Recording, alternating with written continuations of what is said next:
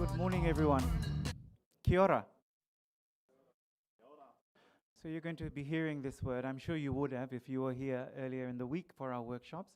So the protocol is when we say kia ora, you got to respond and also say kia ora with a bit more energy. Kia ora, everyone. Kia ora. Very good. Thank you. Thank you as well for bearing with us. It's a very tight squeeze this morning because, as I've mentioned, we also have the delegates of the Oceania Athletes Forum here with us. So thank you for your patience. We did ask everyone to leave. We had some parallel things running, but it was important that we also scan everyone for the logistics of the hotel and our catering today. I would just before we go through the opening protocols, just allow me to go through some housekeeping. So the first is we had the QR code is there. So to be able to follow the proceedings of the meetings, you'll see the agenda and there are reports that are loaded in there. And as the meeting is progressing, we will also start to load additional reports or reference documents. So that's the first one. If you have any issues with accessing the link, our team down the back in the blue uniform from ONOC, please speak to any one of them or our team at the registration, and they can help facilitate your access of the meeting folder.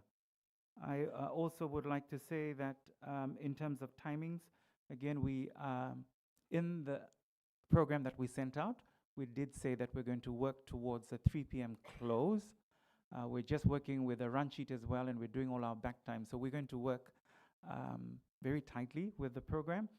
And we've also given our presenters, particularly our program presenters, we've given them some strict time frames, if you like, to work with. And the breaks, if this is your first time to the Hilton Auckland, the breaks are going to be in the pre-function area. That's where we're serving morning tea, which will be served at 10:30. Lunch is served at 1, and it's a standing lunch. And then we also have afternoon tea, just as we break off and close off today. I would also like to welcome our viewers who are joining us through the live stream. Welcome to the Hilton Auckland and to this ONOC Annual General Assembly. And again, I acknowledge our host, NOC, the New Zealand Olympic Committee, Liz, Nikki, and the team, for working with us to deliver this annual assembly here in Auckland. So with those housekeeping notices, there's just two more actually. I'm just going to ask if you can put your phones to silent mode, particularly as we go through the welcome, the traditional welcome. And if there are any emergencies, we've been told that the meeting, there are 2 exits the staff will help us through. There's one down the pre-function area, there's a flight of stairs there, but also through the reception of the hotel. If there are any emergencies, the hotel staff will give us directions. So with those housekeepings, again, I'd like to welcome you all. Thank you, first of all. Welcome to President Coventry, who's joining us this week. Thank you, President, for your presence with us and your delegation. I also would like to make mention and welcome all our presidents and secretaries general, our athletes commission, and as well as the delegates of the Oceania Athletes Forum. Welcome. When we were programming your schedule for the week, we felt it was important that we expose you to the proceedings of the Annual General Assembly. So you're here to observe. So this is day 1 for you. You would have been briefed yesterday.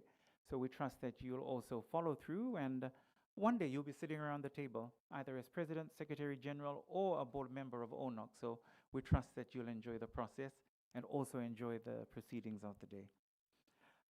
And I also would just like to acknowledge he's here much earlier. We had him scheduled for 11. The President of the Brisbane 2032 Organizing Committee, Mr. Andrew Liveris. I did see him pop in. Thank you. You're here earlier, sir, but we welcome you and we look forward to your presentation as well. And with those salutations, I'm now going to invite Rapera.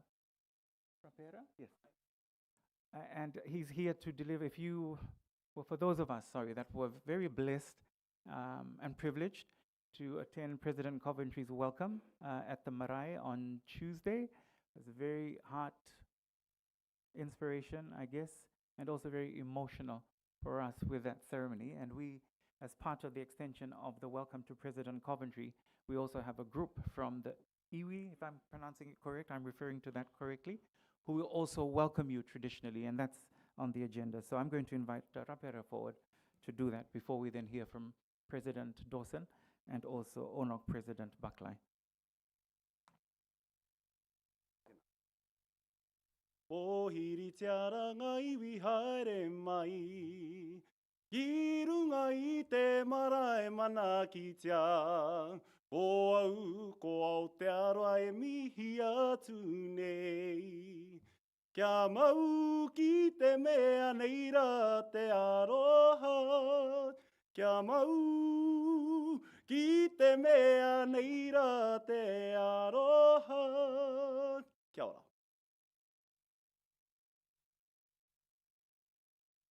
Korihi i te manu o te ata toia mai a tamanu i te rā ki te ao tukupu hei hura i te kahu o te pō. Nau mai e te rā matika i te rua i herea i koe ki te karaki a tapunui a māwi tiki tiki a taranga. Tāwhiri e puritia mai rā te puru o te rangi, te kōmata o te rangi, te pēra o te rangi. Tēnā tāmirotia ko te ranga o te a ki te ao tukupu hei hura, hei araihi o mo tōhā. Miri i te kiri, miri i te whenua, whakangaro tārewa te whetū o te ata. Ko marere o tonga ki te muri tūmata pōngi a koko, uri tūmata pōngi a koko, te ako ngā kaikau hau e te kupua te tupu ua. We tōre hua te ariki o te pō. E rehu matariki e rehu pūanga ngā whetū tapu o te tau. Re rehu te ikanui o te rangi ki te kete o tāne. Re rehu te pūrā toke, piti ki te whenua ngaro atu ko te pō, nau mai ko te ao kā wātea. Ti hei mauri ora ki te whai au ki te ao marama whāno hara mai te toki haumi e hui e i tai ki e. E ngā pauwhakaero, ko aia mai te kōmuri aroha, ki te ākau roa, o manaki tēnei, ko te iwi kāinga, o Ngāti Whātua, e mihi nei, e tangi nei, e whakatau nei a koutou haere mai. Haere mai, I runga i te waitemata. O tēnei wai, I kaurea, e ngā mātua tupuna. Haere mai ki ngā maunga whakahi, ko maunga kie, ko maunga whau tēnā. E tūpōhiri nei ki te whakatau I a koutou. Haere mai, utaina mai ko ngā mate nui, kuhua o te wā. Kia herea mai ngā mate, ki ngā reke o ngā maunga. Kia aha, kia mihia, kia tangihia, kia poroporo a kitia.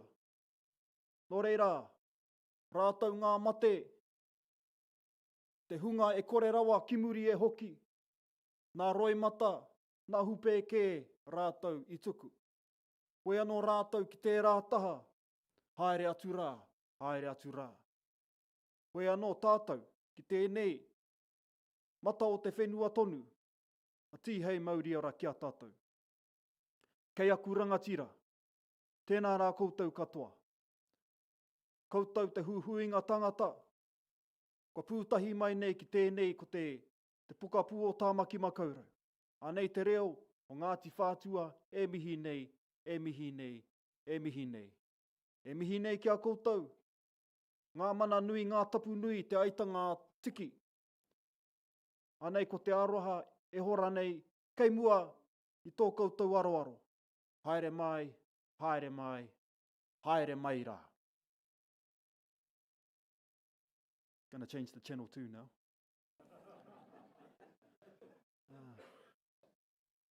Distinguished leaders, esteemed guests, everyone here gathered today for this auspicious occasion.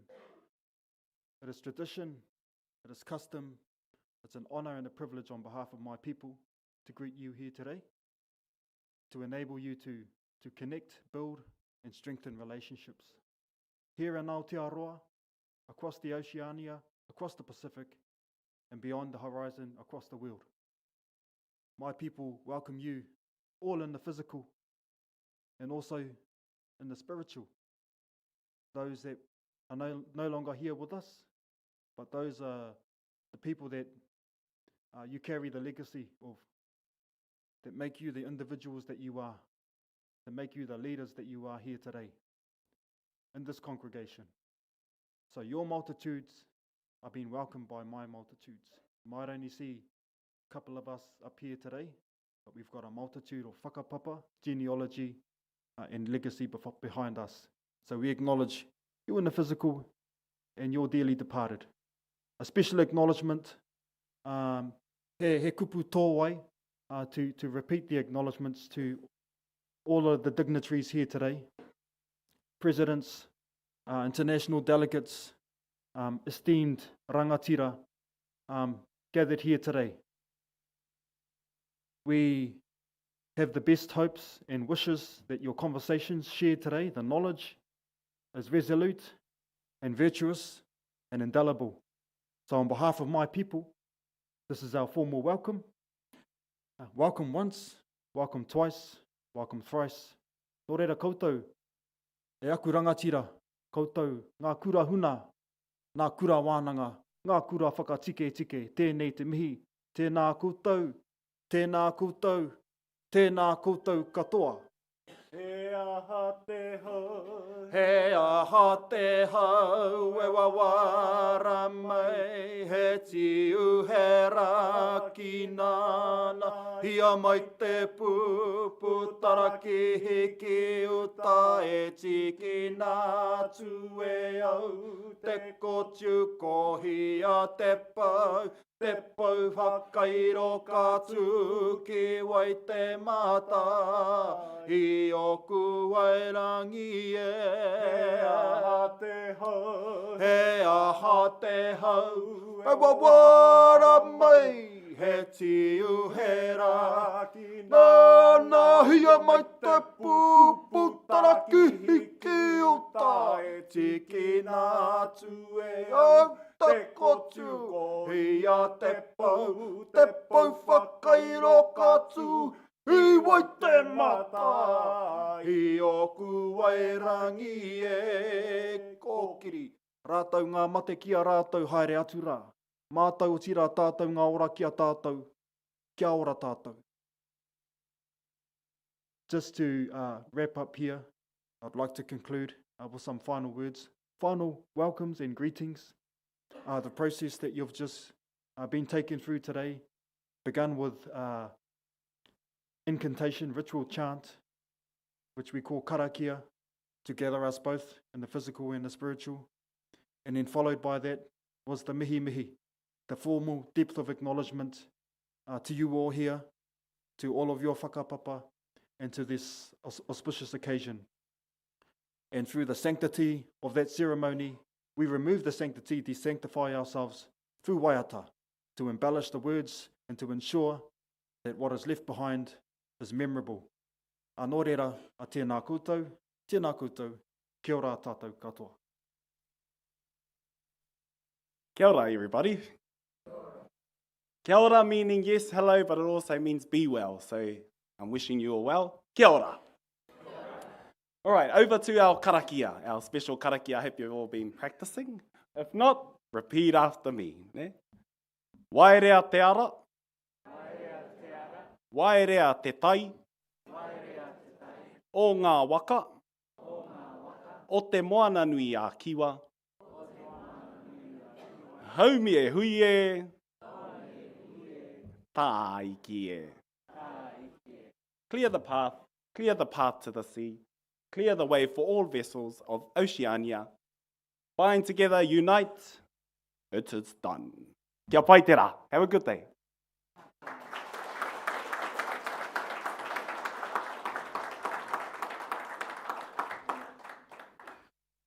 Our leaders, as is tradition in our region, we will also open with a prayer, and I've been asked to do that before we then hear from our President of the NZOC and also ONOC President.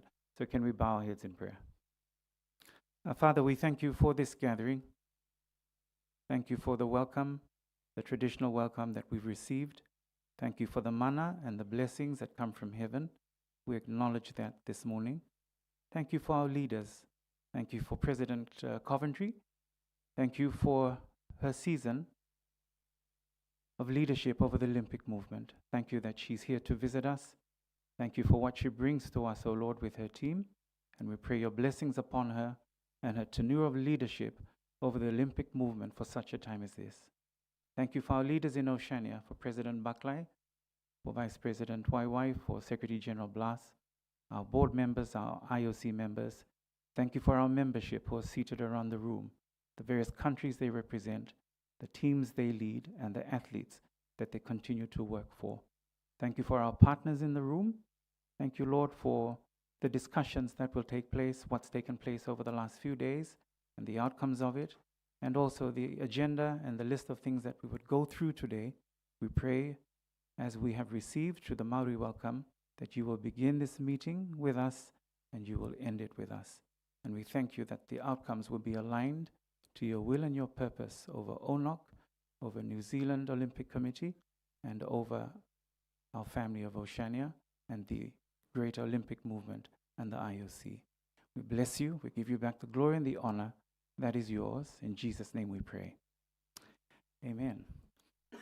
We've had such an exciting 8 months working with the New Zealand Olympic Committee. Thank you, Nikki, for your leadership. Preparing to host you here in New Zealand. And I've been told that the weather here, I think over the last few weeks, hasn't been great, but we've been blessed with good sunshine. And I said, this is the Pacific bringing you the sunshine. So to hear from, in the first remarks, we're going to hear from Liz Dawson, New Zealand Olympic Committee President, but someone who's widely involved in our ONOC program. She's chair of our Equity Commission. She's also has roles with NOC and the IOC. And Liz, thank you for your leadership and for your contributions to ONOC and the various programs that we work with you on, but more so that we've been able to work with you to host this Annual General Assembly. I'm going to invite you forward to address us now. Can we make Liz welcome?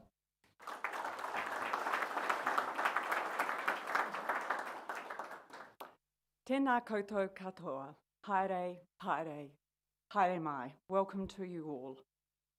And especially welcome to President Coventry, President Beckley, thank you very much. All the dignitaries who are here today. I'm going to make this very short, and I'm the host, so I'm allowed to do that. It's a privilege for the New Zealand Olympic Committee, and we thank you, President Beckley, and your team for trusting us with this event.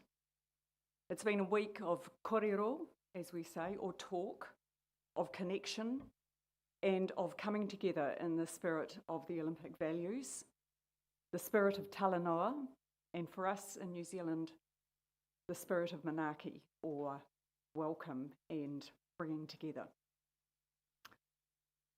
We talk about the athletes at the centre, so let's not forget that. Let's not forget to walk that talk, and we have a very good example of that today where we have the athletes in the room, and you are so welcome because, as Inoki said, you'll be sitting in these seats, and we want you to do that. We want you to step up. And let's not forget that either as we prepare for the games ahead of us over the next period of time where we have games anchored in our region. It's really important. They will be our Pacific Games in the region, both in LA, in Tahiti, in Brisbane, and also as we move towards Tonga in 2031. Thank you all for sharing your cultures with us. President Buckley, your traditional chant at the Ngāti Whātua Ōrākei Marae was heartfelt, extraordinary, and a gift. So thank you for that. And thank you for allowing us to share our ways with you and to make our team and our iwi, Ngāti Whātua Ōrākei, so welcome. I wish everyone a productive meeting. And as we say in Te Reo, he waka I ka noa. We are all in the waka together. We are all paddling in the same direction, stronger together. And if the New Zealanders in the room would like to join with me, I'd like to finish with our New Zealand Olympic Committee karakia. So if the New Zealanders from New Zealand Olympic Committee can stand and say our potangata with me, I'll finish my speech. Potangata tu atu, potangata tu mai, potangata ki ora. Homie, huie, tai kie, ngā mihi nui.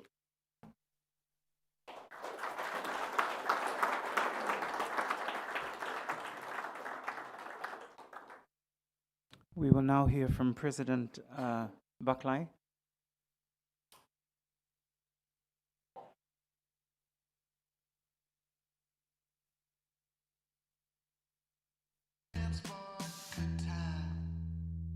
I'm gonna move this. You'll be hearing a lot of that today. Right. Thank you, everyone. Kia ora. And that means be well. Thank you. It's such a beautiful morning, especially to see all the different Oceania colors.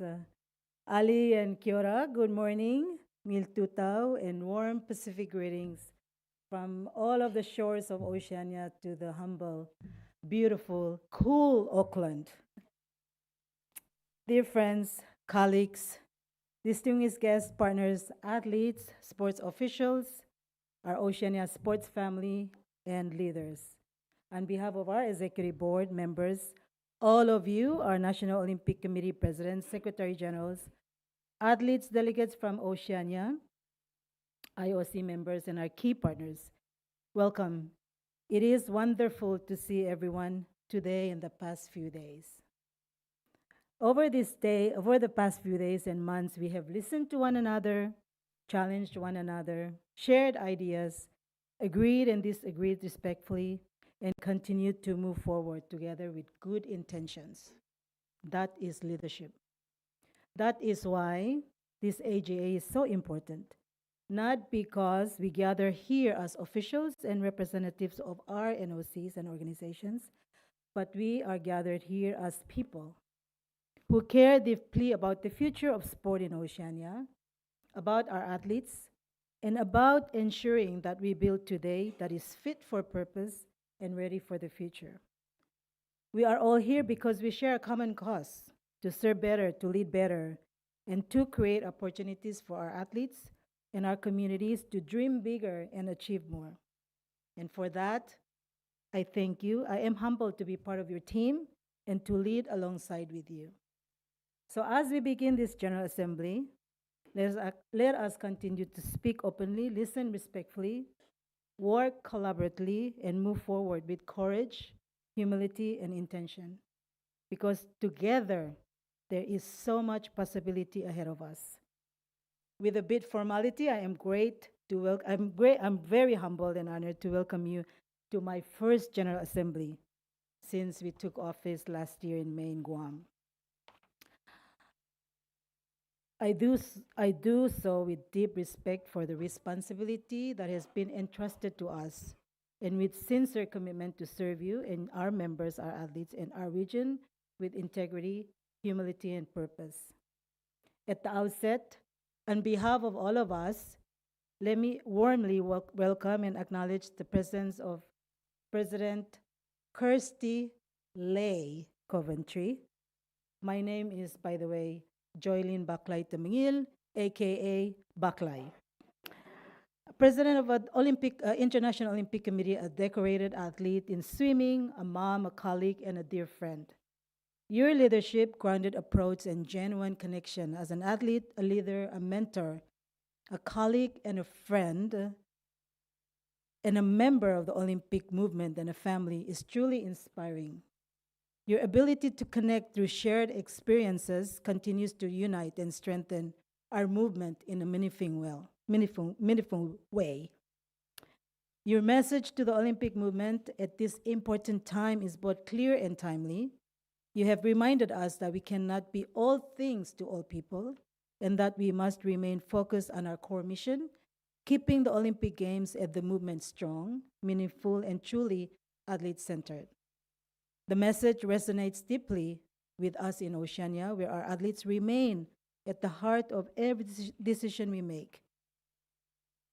We have also been reminded that sport must continue as a neutral ground in an increasingly complex world. As you have said, President, our game is sport.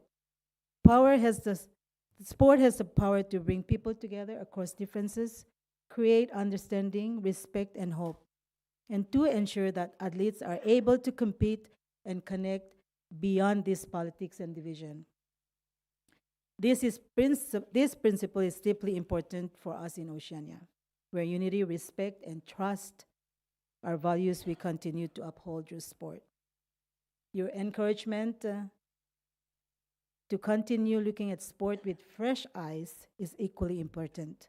As leaders, we must continue to evolve to ensure that we remain inspiring, relevant, and authentic for the younger generations. This message strongly aligns with the work we are undertaking through ONOC, Fit for Purpose and Reset, a reset to refocus, to realign, to become better positioned to serve our NOCs with clear intentions, meaningful partnerships, and real impact. It is about strengthening our foundation, improving how we work together, and ensuring that ONOC remains responsive, relevant, and fit for purpose and for the future. We're very happy that you're here with us today. Not only today, but you have been with us this past few days. Being here is so important. Visibility of our presence is critical to the movement. I also wish to sincerely acknowledge our former ONOC President and IOC member, Dr. Robin Mitchell, a mentor to all of us. Your leadership, guidance, and dedication of service to sport in Oceania is truly at the top. It's a hard shoe to fit, but we thank you for bringing that foundation to a ground that we can continue to contribute. Your contribution to strengthen the Olympic movement across Oceania has laid that important foundation upon which we continue to build today. We thank you for your wisdom, your steady support, and your enduring commitment to our Oceania sporting family. I also wish to sincerely extend our appreciation to New Zealand Olympic Committee for your generous hospitality, warm welcome, traditional welcome, and excellent arrangements that has brought us here to beautiful Auckland. From the moment we arrived, we have felt at home through your kindness, professionalism, and care shown by everyone involved in making our stay comfortable and enjoyable. On behalf of all of us, a special acknowledgement to our athletes who are here as part of the Athletes Forum. Your presence is not symbolic, it is essential. You are not here merely as observers, but as an active contributors to this assembly. You are both mentees and mentors to us as leaders. Your voices, lived experiences, and perspective must help shape the decisions we make together. The Oceania Athlete voice is not separate from governance, it is central to it. When we say athletes are at the heart of the movement, it must be reflected not only in our words, but in how we listen, how we engage, and how we act together. These past few days have been a humbling and enriching experience for all of us, inspiring and aspiring, learning and listening, being reminded again and again why we do what we do. We have shared openly, raised our voices with purpose, been present for one another, and discovered even doing so much more, there is always more to learn. We have met for the first time, reconnected with others after so many years, rekindled stories, exchanged experiences and best practices, and strengthened relationships and partnership across our Oceania family. For these past few days, it's been an open door days, almost like a speed dating, where every conversation found a meaningful match. Because together, we are shaping an ONOC that is fit for purpose and fit for the future. There is great strength in opening our doors to one another, but there is also wisdom in recognizing when a door has been opened for us. Opportunities, partnership, trust, and understanding should never be taken for granted. We cannot assume that door will always remain open. That is why we must be ready, prepared, and willing to step forward when those moments present themselves. When we open our doors, we create space for listening, collaboration, and belonging. And when we recognize the doors others open for us, we honor them with humility, respect, and action. My dear friends, because progress does not come from waiting at closed doors. It comes from being prepared to walk through the ones that are open. Together with purpose, courage, and belief in what we can achieve as a sporting community. What has mattered most is your voice, your engagement, and most importantly, your leadership. And this is the ONOC emblem, our sail to the future together in course and in unison. It is about people, relationship, trust, and shared responsibility for today, tomorrow, the future, and for those who come after us. It is in the motto of the Olympic movement: faster, higher, stronger, together. It's the word together that defines us as Oceania. Together means solidarity. Together means inclusion. Together means no nation, no island, no athlete stands alone. That is why ONOC Fit for Purpose and Reset process matters. The journey to LA 2028 in Brisbane is already accelerating, and it will require more from all of us: stronger collaboration, clear purpose, and courageous leadership. Friends, colleagues, we are here at an important moment for ONOC, not simply to preserve it, but what is most comfortable, but to have the courage to shape what is necessary. Change is never easy. It asks us to reflect honestly, to challenge old ways, and sometimes step into uncertainty. But leadership is it's not about standing still. Leadership is about having the courage to do what is right, what is fair, what is good to our athletes, our members, and the future of Oceania sport. The work we are undertaking through ONOC Fit for Purpose and Reset is grounded in that courage. A courage to listen more, to be more inclusive, to be more transparent, and more accountable, and more connected to the realities and inspirations of our region. We have been a region to lead in aspirations. Our culture perspective gives us that extra skin to be special, to be different, and to always know what is the right thing to do. Our Olympic movement is evolving, and with that evolution comes greater need for clarity, accountability, and effective leadership. This is not simply about structure or processes. It is about ensuring there is clear understanding of our roles, our responsibility, what is relevant to our work today, and what creates a fair and balanced governance going into the future. Strong governance requires trust and respect, and we are ready for that. As the global sporting landscape continues to evolve, we must ensure ONOC remains fit for purpose, credible, responsive, and capable of serving our members and athletes with integrity and impact.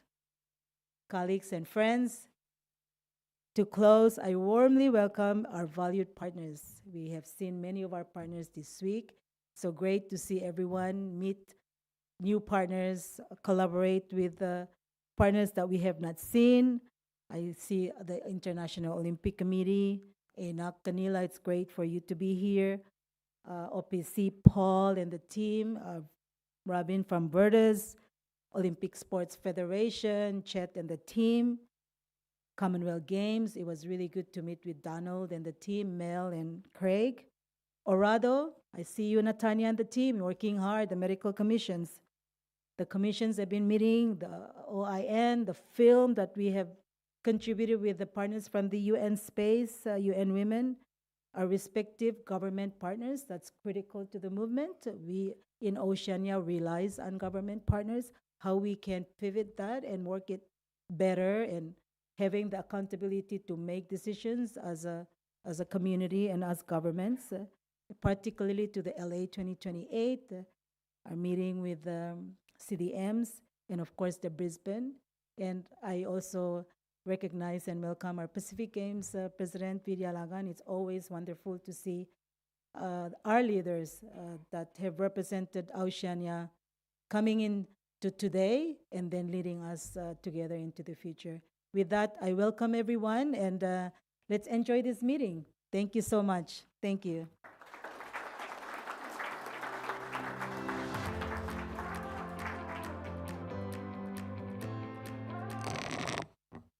So leaders, both President Liz from the New Zealand Olympic Committee and President Buckley have set the tone.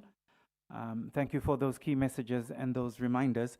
And forgive me, I should have mentioned when I was doing the housekeeping that if you're following the agenda, you'll notice that we don't put specific times to each of the agenda items. It's very fluid, if you like. What we had in the opening was an official group photo and morning tea, but that's going to take place just before we break for morning tea. We'll do the photo, and then we'll break for morning tea. So we've done the opening formalities. We'll now go into the business meeting, and I'm going to hand over to President Buckley, who will then chair the business meeting, and that's all agenda items 2 through to the very end. I would also just give you some heads up that there could be some shift and changes to some of the items on the agenda. Again, if you have the soft copies in front of you, you can follow through. But otherwise, thank you again for our Maori welcome. I think the gentlemen have left, and thank you for those opening remarks. With that, can I now hand over the floor to President Buckley, who will take us through the meeting proper. Thank you.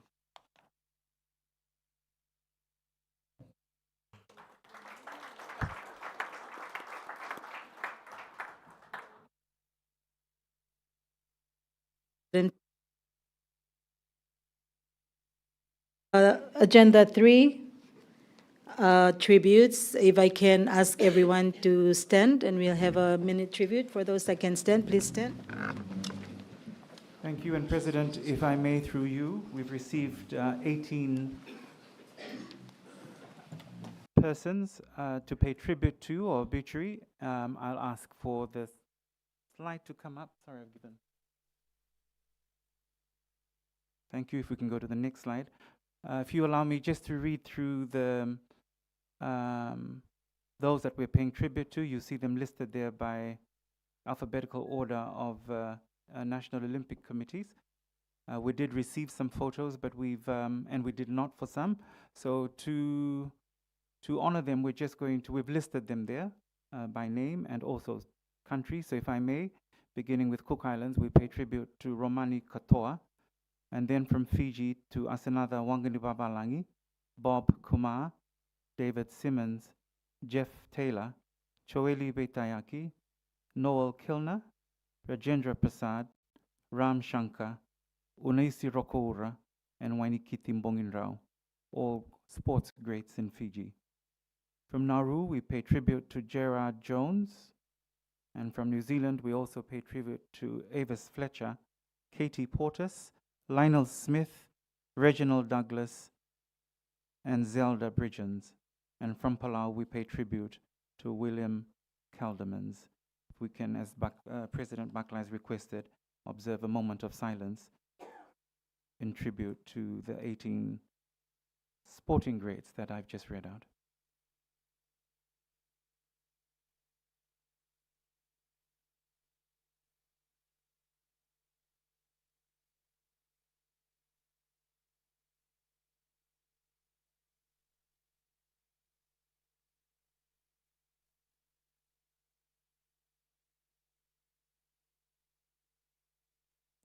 Thank you for your observance, and may this rest in eternal peace.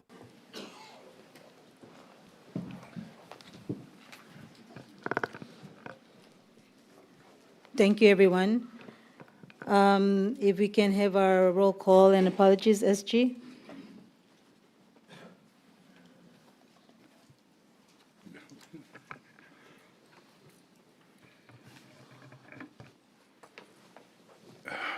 Thank you, President, and good morning to everyone, and welcome to the 46th edition of the General Assembly. I'll just go down by country and the name of the 2 delegates. And we're doing it this time with identifying the delegates as it's required now for the minutes of our General Assembly and the important decision that we will be addressing later on. American Samoa. They'll be represented by Ed Emo and Ethan Lake. Australia, represented by Mark Arbib and Susan O'Neill. Cook Islands, represented by Louisa Peters and Jeffrey Houston. Federated States of Micronesia, represented by Aurelio Job and Jake Scalland. Fiji, represented by AJ Balu and Vanessa Kilner. Guam, represented by Robert Stuffy and Sandra Miller. Kiribati, represented by Katu Temakai and Rota Honorio. Marshall Islands. Okay. Represented by Anthony Mueller and Kevin Harkey. Nauru. Represented by Sean Oppenheimer and Gay Lian Uera. Palau. Oh, my apologies. New Zealand. Represented by Liz Dawson and Nikki and Nicole, and thank you for hosting us. Palau. Okay, represented by Frank Kilta and Marcy Andrew. Papua New Guinea. Yeah, represented by Tony Green and Desmond Kaviagu. Samoa. Represented by Jerry Warwick and Fa'afetai Tuelili, and my apologies if I messed up their pronunciations. You did. Solomon Islands, represented by Martin Rara and Melinda Avosa. Tonga, represented by Mike Bloomfield and Natina Latu. Tuvalu, represented by Mika Elisaya and Mele Mele. And Vanuatu, represented by Antoine Baudier and Cyril Mangui. For the ONOC Executive Board, President Temangil, Vice President Emma Waiwai, myself, Ricardo Blas, Jim Tobin, Marcus Stevens, Kathy Wong, Maureen, your name is too long to pronounce. Chair of the ONOC Athletes Commission, Ken Wallace. Present. Or Kenny. Dr. Robin Mitchell. Present. Avita Rapilla. Sarah Walker. Ian Chesterman. And Marcus Daniel.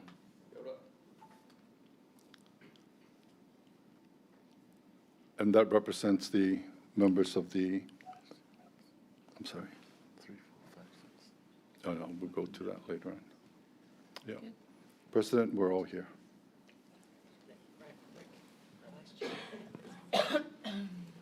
My apologies. Vice Chair of Athletes Commission, Matalita Bodromo? Yeah, apologies. I think I have everyone. We're all here. Thank you, SG. Thank you, everyone, and good morning again. With our agenda, as your president, I'm going to, we go first with the president remarks. We wanted to hear from President Christie, and then immediately after that, go through the business of the day. Thank you, President.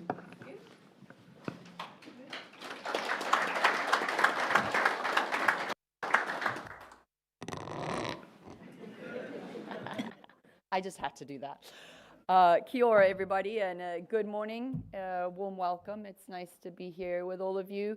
On the official day today, although we've been meeting and greeting over the last few days and been having a lot of laughs here and there, and the Chef de Missions meeting was full of energy, and the last couple of days, the same kind of energy. So it's really nice to be here with all of you. President Jolene Bakai Temangil, aka Baklai. It's really nice to be here with you, and very special to be back in Oceania. This is where my Olympic journey started officially in Sydney in 2000. And I won't share all the fun stories, but it was an incredible games, and I shared a great moment with Susie, of which Susie doesn't remember, but I remember, because we were both swimmers, and at that point in time, our new shark skin swimsuits had just come out, and being a young athlete from Zimbabwe who had their 17th birthday in Sydney, couldn't figure out how to put this thing on, fell over in not, the most elegant way. And Susie, being so graceful, was like, here you go, let me help you. And I will never forget that. So, yes, I've shared this story with her many times, and she's still like, I have no idea what you're talking about. I'm like, I wouldn't think so if you were, focused on your athlete, on swimming. And it was where I have incredible memories, not just from the pool, but in the village. And I'd always wanted to be an Olympic athlete, and that just ignited it.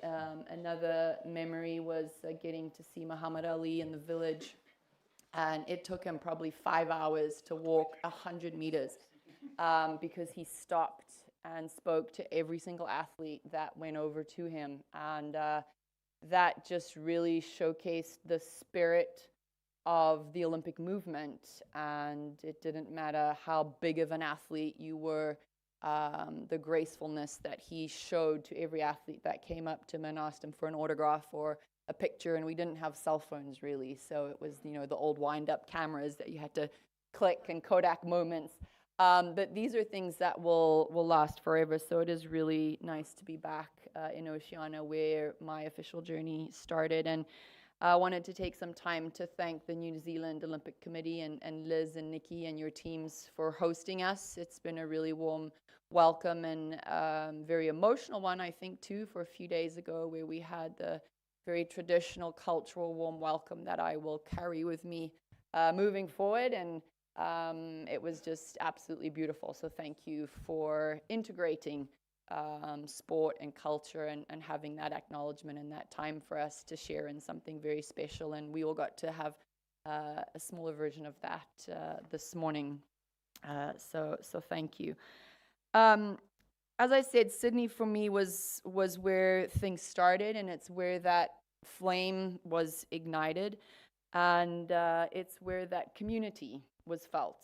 And the Olympic movement is an incredible movement to be a part of.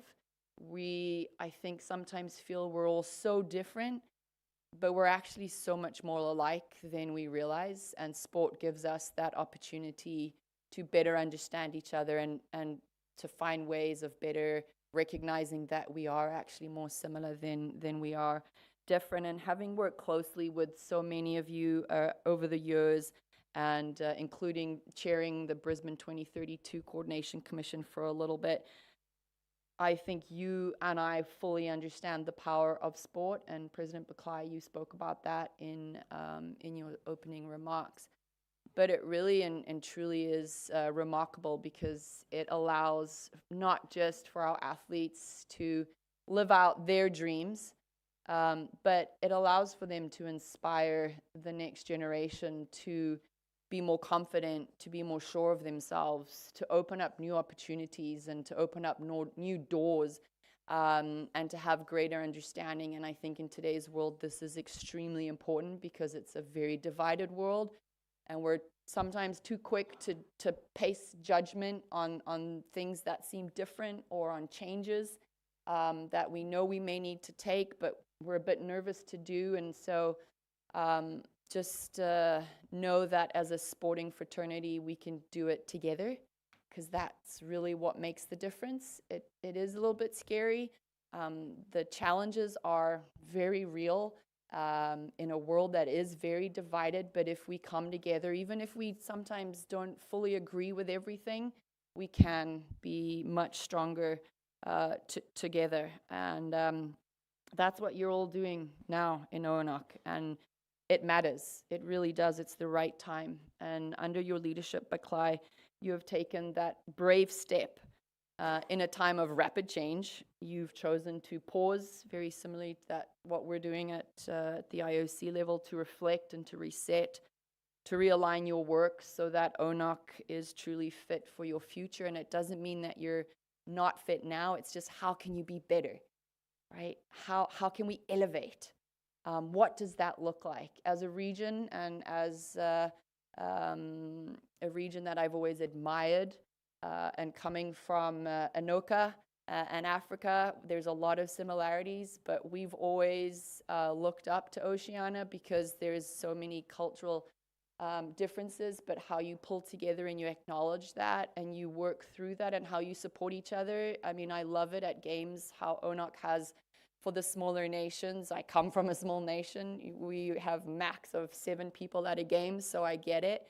That support that you've shown each other is something that we try to replicate. So please keep working together. And sometimes what you're trying to build in the future, it is going to take courage.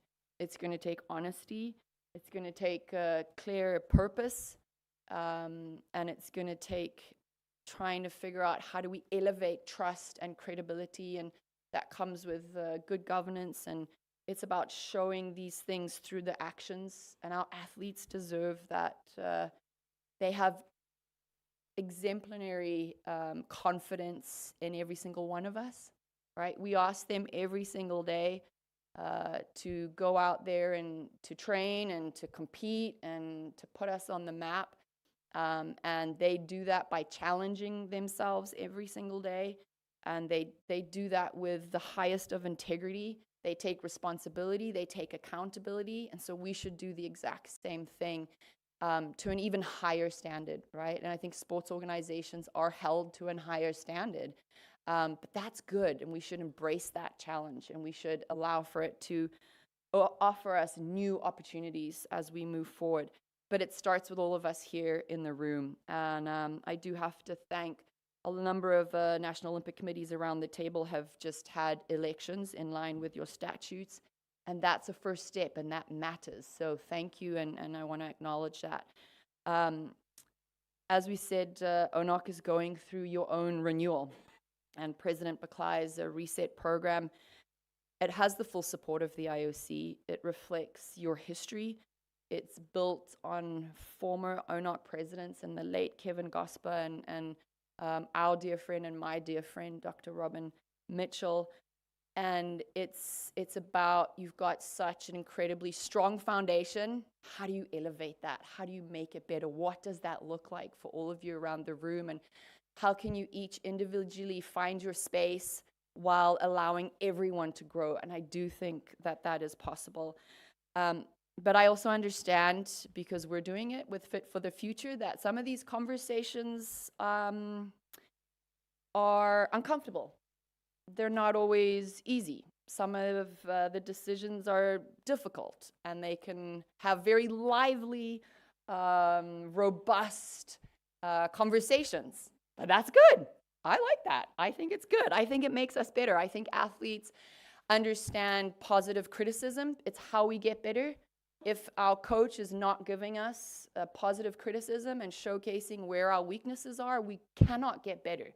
So I think those things, if they're done in a respectful manner, help. I think it allows for us to be stronger organizations, and we can't avoid these conversations, and we have to face them, and we have to listen, and we have to find ways to allow them to elevate all of us around the table. And meaningful change is very rarely easy. And in order to be successful, we need to learn, as I just said, to be comfortable being uncomfortable sometimes. And as I said, athletes, they do this every single day. I want to take the time to really acknowledge every single one of you for playing the role that you are playing in shaping our collective future. Through the IOC's Fit for the Future process, you are helping to reshape and evolve the direction in which we go for the entire movement, and it's so important. So thank you, because you really have been all very active in the number of surveys we've been sending, and I know some of them have been a little long, so I appreciate all the feedback and the time you've taken to do that. And I want to just give a little special acknowledgement to your IOC members.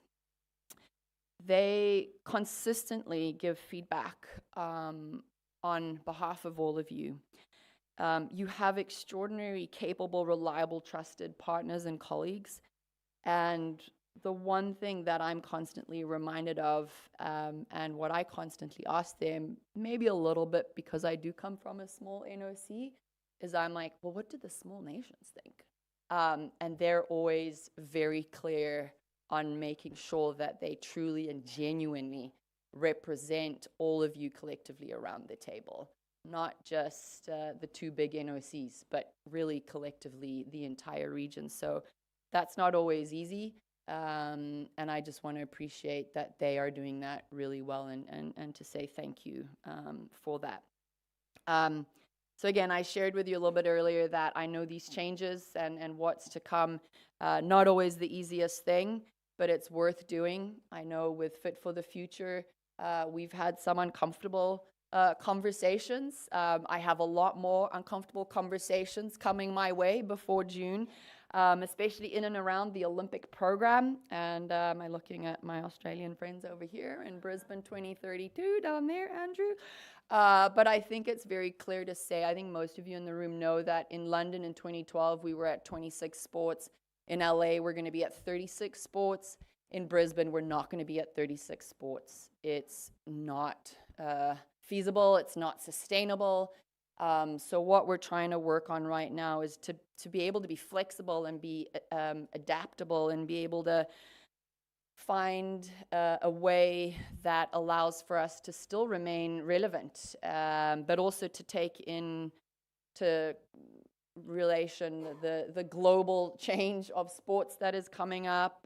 We have to be able to evolve. We have to be more agile, be more flexible. And I understand that especially for the NOCs, we also need to be stable, right? It's not going to help anyone around the table if we're just bringing sports in and out every 4 years. We get that. That's not the goal. But we do need to be able to be a little bit more flexible and in control of the Olympic program for many different reasons. But one of those reasons is to ensure that we can consistently provide an experience for all of our stakeholders, our athletes, our NOCs, our IFs, broadcasters, with the most relevant sports and disciplines and events that we see around us today. So more now than ever, we need to stand together. We need to, at some points, respectfully disagree with each other, but then find a way how to move forward. And you see it around you in your strengthening and your high-performance programs, how you're all bringing together your athlete development, your safeguarding. We've seen it in Palau, building on the success of the approach and the Pacific mini games. You see it in how you're investing in people through Oceania Sport and Education Program and your chef de mission work. You're building stronger teams. You're building people who can then give back to the next generation. You see it in how each other support sharing resources, as I spoke about during games time, opening doors, creating so many more opportunities for athletes and coaches and officials. The work that I witnessed yesterday during my conversations with the leadership group with our young ladies from around the region, it was really incredible. And I shared with them at some point when I came into the movement in 2013, we were still doing a lot of talking, especially as female leaders or sports administrators.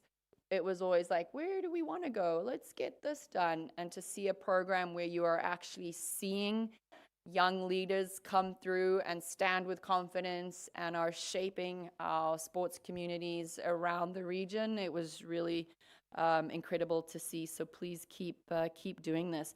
And these are just a few examples around the region of what you're all doing so well. And it comes back to the point that you're not just investing in performance, but you're investing in human capacity and capabilities. And that's the difference that I see and that I recognize when you look globally. And that speaks volumes for just who you are as a region. And this is all going to bring us very quickly to LA, but also to Brisbane 2032, where we're going to see an excellent team coming together. both the organizing committee and Australia Olympic Committee for being really good partners to the entire region. These are not just games for one city and one country, and they're really for the entire region, and a moment where Oceania is going to be the center of the world and of the sporting world, and the movement where your athletes can truly feel a little bit of that sense of a home games. So take advantage of that, and know that we're all here to support that. It's a chance to support more young people on their journey in sport. It's a chance to bring our communities even closer together. It's a chance to make sure the impact of the games is felt far beyond the competition. For everything that I've seen, you're on the right path to do exactly that. And that's really and truly exciting. So we know that sport has a unique role in our world, and it brings people together. It builds bridges. It creates understanding, even at times when our world feels very divided. And this is why it's so important that we protect the space, that we keep sport free from political interference, so that every athlete can compete based on merit, so that sport remains a beacon of hope and a place of excellence and friendship and respect, and a place where we can all belong. Ultimately, this is what allows for our athletes to inspire us. And that brings me back to where I sort of started, here in Oceania, where there's a young athlete watching, dreaming, and wondering if they will belong in our environment and in our movement. And just like I did once, it's our responsibility to make sure that when we step onto that field of play, that they know that they do feel a part of that community, and that they are supported, that they're given a fair chance, that they are part of something much bigger than themselves as an individual. And many of you know that I, through my campaign and more recently, I've carried with me a little bit of my heart and soul and my continent through a philosophy of Ubuntu, which is I am because we are. And it's the belief that I cannot take any individual action without that having a ripple effect everywhere around me.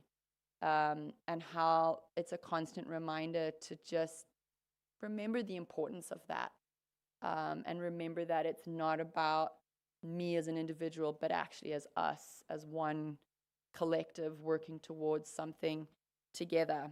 And I see that spirit here in Oceania, in the way that you support each other, in the way that you care for each other, and in the way that you can decide to come together. So hold on to that spirit.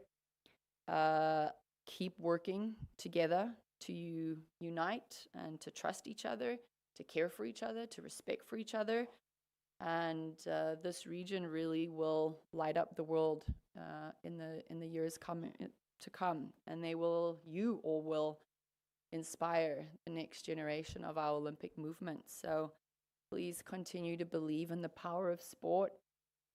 Give recognition to the power that you all have to make those changes, and to elevate in a already very strong organization that you already are and you already have, and build on that momentum.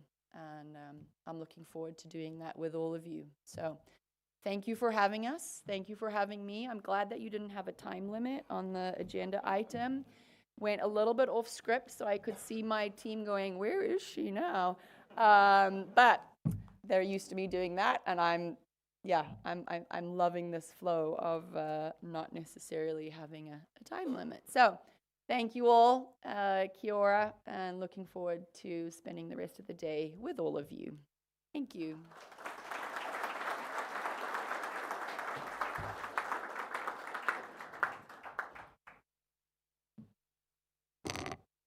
President Buckler, if I may, through you, first of all, acknowledge and thank you again, President Coventry, for your inspiring remarks and for taking the time to join this Oceania family here in Auckland. Your message reinforces the importance of unity, athlete-centered leadership, and the collective responsibility we all share in strengthening the Olympic movement across our region. We deeply value the IOC's continued support and your partnership with ONOC in our reset and our National Olympic Committees as we work together towards LA and obviously Brisbane, which we've been saying is in our backyard. So we've got a strategy to take us there and even beyond Brisbane. If I may, on behalf of President Baklai, the ONOC Executive Board, our members and partners, thank you for your leadership, your encouragement, and your commitment to Oceania. Again, we're honored to welcome you to our assembly. And in your words, I say Ubuntu.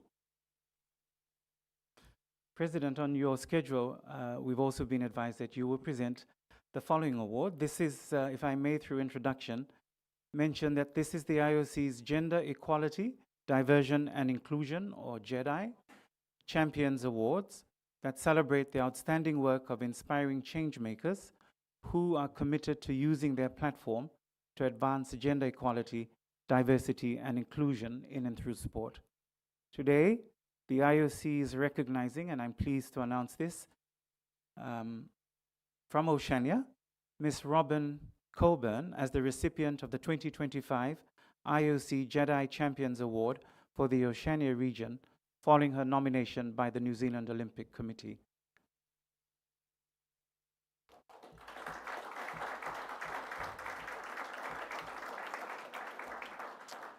If I may, before I invite President Coventry forward to present this, just mention that Robin is not new to Oceania, particularly through her work with our ONOC Equity Commission, but she has advanced gender equality and inclusion in sport for more than 3 decades through sustained leadership, research, and system-level change in New Zealand and across Oceania.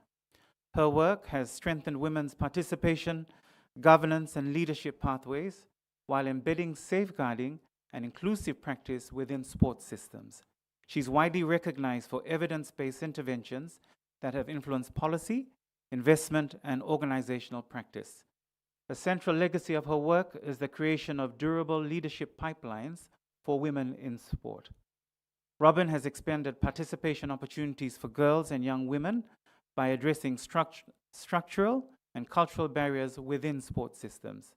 And as chair of the Shift Foundation, a young women's well-being program, she has supported initiatives that link physical activity, confidence, and well-being.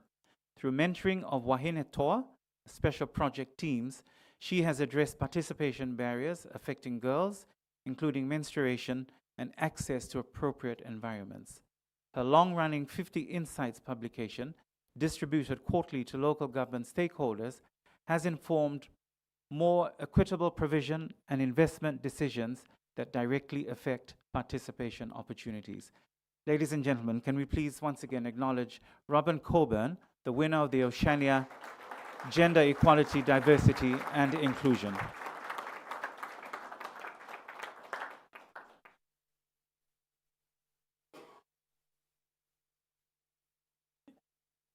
So I'm going to steal the microphone back. I got to spend a little bit of time with Robin yesterday, and it was incredible, Robin, to see all the young ladies that you are impacting in such a positive way, to see also how they interact with you. That's always very telling, I think, when you see people interacting together. You can see the respect and the admiration that they all had for you and the gratitude.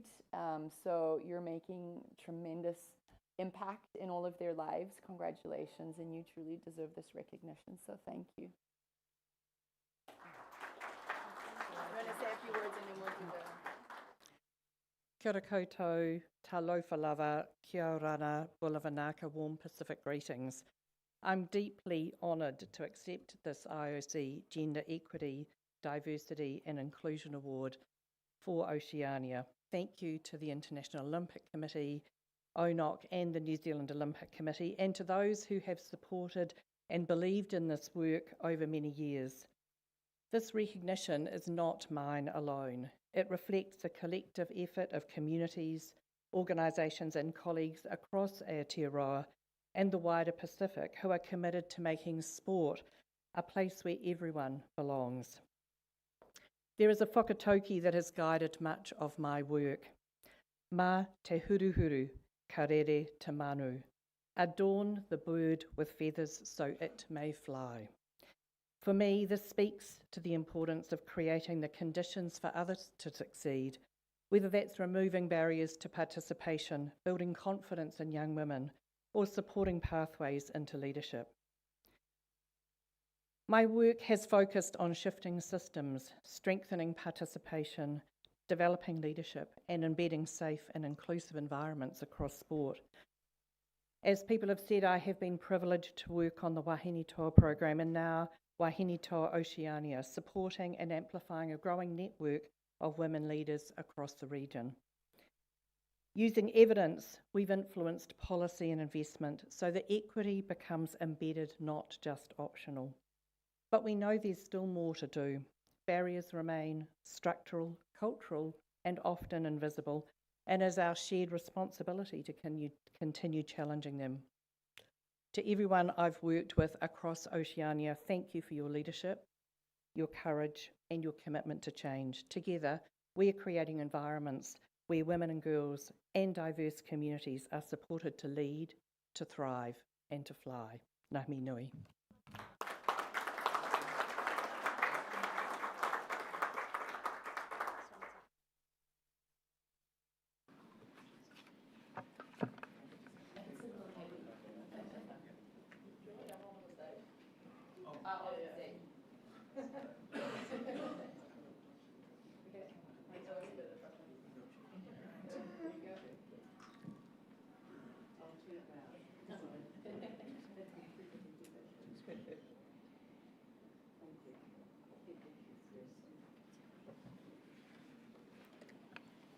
Thank you, President. Let's give a big hand. Congratulations, Robin. Thank you for being a mentor to many young women and making a difference, not just in New Zealand, but across Oceania. If I may ask SG Blas, have some further protocols? Yes, again, my apologies because I was reading off a script from, that's not mine. I just wanted to also welcome and recognize the associate members from Oceania and the Pacific members of the Games Council. Northern Marianas, Niue. I just want to go back to Northern Marianas because they were supposed to be here, and if you guys were following the weather conditions up in the northern area where Guam, Rota, Tinian, and Saipan, including the Federated States island of Chuuk, were hit by a super typhoon all at one time. And that typhoon that basically journeyed from the island of Chuuk, hit Guam, Rota, Tinian, and 72 hours, whipped winds of up to 200 miles an hour into that small island. So they're quite devastated, and they're still attempting to recover. Lost both power and water, and they're still in a struggle. So I just wanted to mention their current situation. And then we go on to Niue, Norfolk Islands, New Caledonia, Tahiti, Wallis and Futuna, and I'm not sure if Tokelau is here. No, but welcome everyone. Thank you. Thank you, SG. Before we go to the next item in agenda, I just wanted to highlight again the warm and the great messages from President Kirsty, and the messages that reminds us of the things that we must do together as Oceania family, but also a member of the Olympic movement. And with that, I can only cannot ask your permission to allow our elder president. When I mean elder, it's not by age. It's by, if I can ask our former president and to just say something this morning and the remarks to the president. Thank you. Thank you very much, President Buckley. I wanted just to show that Kirsty is really part of the family. As she mentioned, she was part of the ASP 2000 program, which is a program that was set up by the Australian government and ONOC to run this program that was based in Canberra. And welcome, fellow coconut. But as you know, the program was run by Dr. Jean Roberts and Will Glenwright. Jean passed away a couple of years ago, but Will was supposed to be based in Fiji after the 2000 Games, but different things happened in Fiji that didn't keep the Australian government happy. But Will, I think, was based in Dubai. At an Olympic Council of Asia meeting, we had to have a few drinks up 44-story building, but that's another story. But the ASP 2000 and the ONOC program used to go with the Prime Minister's meetings. In the meeting that was held in the Cook Islands, we had ONOC hosted a cocktail party, and John Howard was so excited that he agreed to have the Olympic torch travel to all of the NOCs. So this is just a plug, President and Andrew. But thank you. Yeah. Welcome back. Yes, the message. Yeah. Thank you, Dr. Mitchell. Yes, ASP, we have had great experience in Canberra. I think that was also our first training opportunity for sport through ASP. I know that the SG and many other members, Jim Tobin, we attended that sports workshop in many years ago. But anyway, thank you, everyone. We'll continue with our agenda. So we go to item 5, approval of minutes of the 2025 Annual General Assembly that we had in Guam. And I trust you all have received a copy of the minutes and you have read the minutes.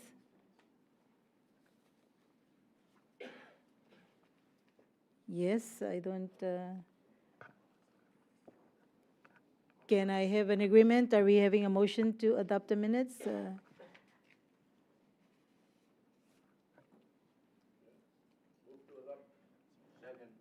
Palau move and second by RMI. Agreed by everyone? Yes. Thank you so much. Madam Chair, Yeah. Vanuatu would like to oppose on the fact that did not follow the good governance. As we know, it's been 3 consecutive AGM that I have put that pause that the minutes should be circulated in 60 days. I'm not questioning the content. I'm questioning the fact that we are not following due process. Thank you. Okay. I kindly ask SG to. Okay. Thank you so much. Noted. Thank you, Vanuatu.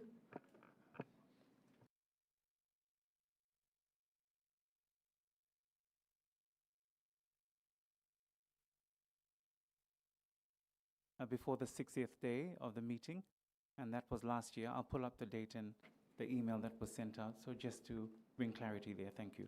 Thank you, Enoke. Thank you, Inoke. Thank you. With that, we move, the minutes have been passed by everyone. We move to item 7, the ONOC President's report. My report has been circulated to the members' pack, but I just wanted to briefly highlight just a few things I wanted to just share with all of you this morning, particularly when we finished our meetings in May in Guam. We all went straight through to the mini games, and I really congratulate all of you for the impact and the presence that we all made a commitment to bring our athletes. I think that was, not that I think, I know Andrew and Vidya, that was the biggest mini games ever, and I thank you for that. And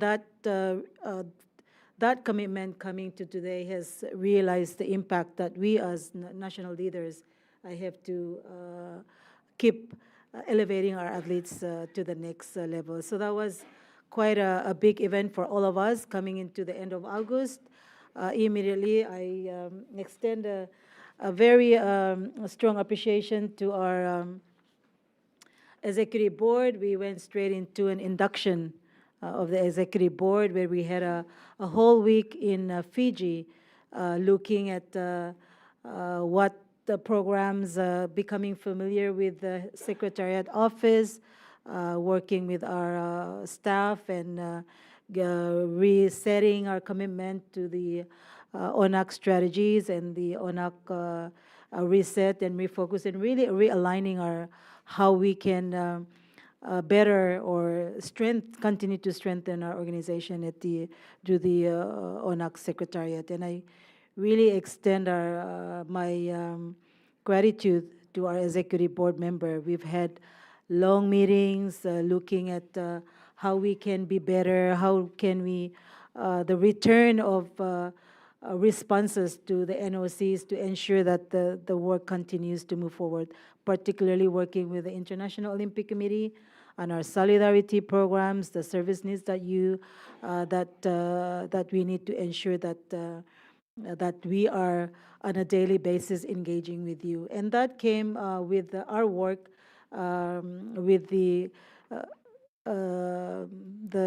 working committee of your executive board. We have a ONOC Solidarity Committee that I chair with key members that sit in the executive board, where we work with the IOC on the Solidarity world programs, the continental programs, and looking at what's available and what are that have not been tapped into, that we can maximize the resources available to us and really engage with the NOCs.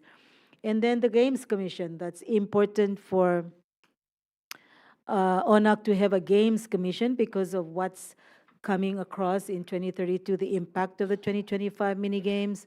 What are we doing in many of the championships that's across the region? I congratulate weightlifting.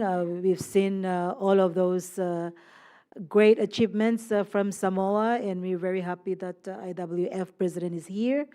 These are conversations and practical arrangement that we as members have to continue discussing and making decisions that truly impact our vision for a higher performance at 2032. That is what we aim for. And when we aim for a very focused target, I know we can achieve it together because we have our key partners in the room with us. So a lot of very close meetings and engagement with you. That has been our work in the past year. And I really appreciate the frank engagement and you calling up and saying, look, I think this is how we can best do it, because we are not here to design a pathway for us alone. We are here to design a pathway that's practical, that's realistic, that's open for flexibility to allow us to strengthen the work that we're doing from the ground to where we need to go in 2028 LA and then 2032. But even before that, the Pacific Games, the GAPS program, the Commonwealth Games that's coming to Glasgow this year, those are the steps that we can say, look, today and tomorrow can really pivot our outcome for those particular games. So I thank you for that. The specific on my report is in the packet.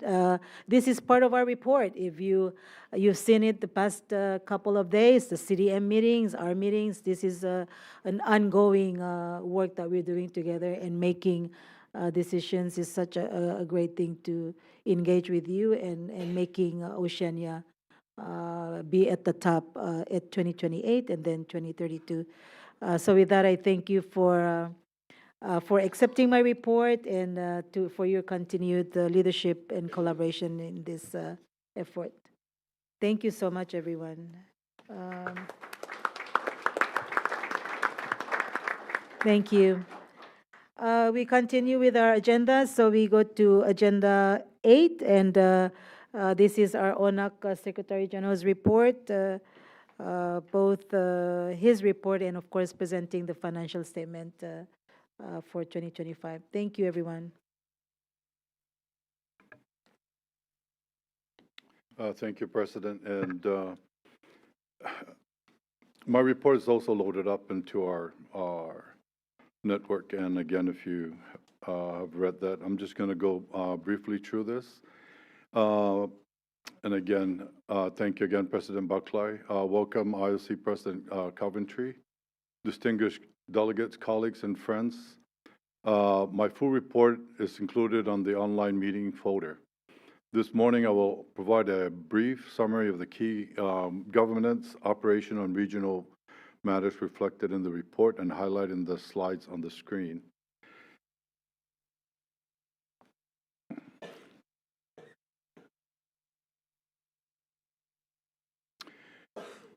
Uh, 2025 was a significant year for governance reflection and institutional reform within ONOC. Following the 2024 AGM, a formal review panel was established to examine possible amendments to the Articles of Association. 3 major governance teams emerged: the IOC member representation on the executive board, the possible transition towards a CEO governance model, and the introduction of term limits for senior office bearers. It is important to acknowledge that these discussions were raised legitimately through the National Olympic Committee of Vanuatu and reflected broader conversations around transparency, fairness, and balanced representation. The extraordinary general meeting, January 2025, demonstrated the strength and members' engagement within ONOC. While the amendments were not adopted, the discussion provided valuable guidance on consultation process and communication moving forward. The experience reinforced that governance reform within the Pacific must be consultative, respectful, and member-driven. While governance discussions shaped much of our institutional focus, the year was equally defined by major regional events and leadership transition. On the Guam AGA and the Pacific Mini Games, the Guam Elective General Assembly represented an important milestone for ONOC and the region. Working closely with the Guam National Olympic Committee, we ensured the Assembly was delivered to the standard expected of our membership and partners. The Assembly marked the election of a new executive board and the beginning of a new leadership chapter for ONOC. It was also an honor to host IOC President Thomas Bach for his final ONOC General Assembly as IOC President. The cultural representation from the 3 Pacific sub-regions, the green turtle, dolphin, and the manta ray, reflected the unity and the identity of Oceania within the Olympic movement. Immediately following the Guam AGM, many NOCs transitioned directly into preparation for the Pacific Mini Games in Palau. ONOC worked closely with several NOCs facing travel funding, logistical challenge to ensure participation remained possible. And these challenges also highlighted the growing importance of sustainable funding pathway for athletes' participation across the Pacific. Alongside these major regional events, ONOC also continued strengthening operational support, Olympic solidarity compliance, and internal governance system. I also wanted to make a special note, and as it relates to our program with the support of NOCs at the Games, ONOC has engaged with a medical support group that was formed initially for the Tokyo 2020, who continues to provide service, and it's the Oceania Sports Medical Group based out of Japan. And they were very helpful and continue to provide medical service to many of the NOCs at the time of the Games, whether it be the Pacific Mini Games, Pacific Games, and also at the Olympic Games. And more importantly is to highlight ANOC's media support group that came to Palau for the Pacific Mini Games. And if you were following the contents of the lives and activities of the athletes in Palau, it was quite a substantial update on all the athletes' involvement, the NOC, the community in Palau, highlighting the beauty of Palau and the Rock Islands. And I'm not sure if that was supposed to be part of that, but it is now because of the footage that's in there. the entire scenario, and I wanted to thank President Mitchell and SG Gunilla Lindberg from ANOC for listening to our plea for such assistance on a media coverage that really benefited the Pacific region and Palau. On operations and Olympic solidarity, ONOC continued to deliver game support services across the Olympic, Pacific, and Pacific Mini Games environment. This program remains one of the most practical examples of regional solidarity, allowing NOCs to focus directly on athletes and team performance, while ONOC assists operationally within the games environment. A major operational priority throughout the year was Olympic solidarity, reporting compliance and the proper use of the NAP funds through the Relay platform. Again, the ONOC team out of Suva and Mike from Guam worked closely with Olympic solidarity in terms of making all the necessary arrangement to ensure that none of the NOCs lost their funding due to the timelines imposed by OS Lausanne, and this was prior to the Paris Olympic Games. And so up until, I think, early January of this year, we finally received a response from Sheila and Florian that I guess we're all safe in terms of any funding funds to be returned. So thank you, Solidarity. I also wish to acknowledge the support of Olympic Solidarity team in Lausanne, and also recognize the dedicated work of ONOC Secretariat staff who assisted NOCs across the region to close outstanding reporting requirements. So these efforts successfully supported the closure of the Olympic Solidarity quadrennial cycle and safeguarded important program funding for Oceania. In August 2025, the new elected board participated in an orientation program focused on the governance responsibility and strategic priorities. Discussions from that orientation again highlighted the importance of continuing throughout the governance dialogue as ONOC evolves into the future. Throughout all this, ONOC has remained committed to working collaboratively with the member NOCs to strengthen governance, operational efficiency, and athletes' support across Oceania. In closing, I wish to thank our member NOCs, Executive Board, IOC partners, Olympic Solidarity, and the ONOC Secretariat staff for their commitment throughout what has been a significant and time-challenging year. The strength of ONOC continues to lie in our Pacific solidarity, our shared purpose, our commitments to ensuring that athletes across Oceania are supported to succeed. Thank you.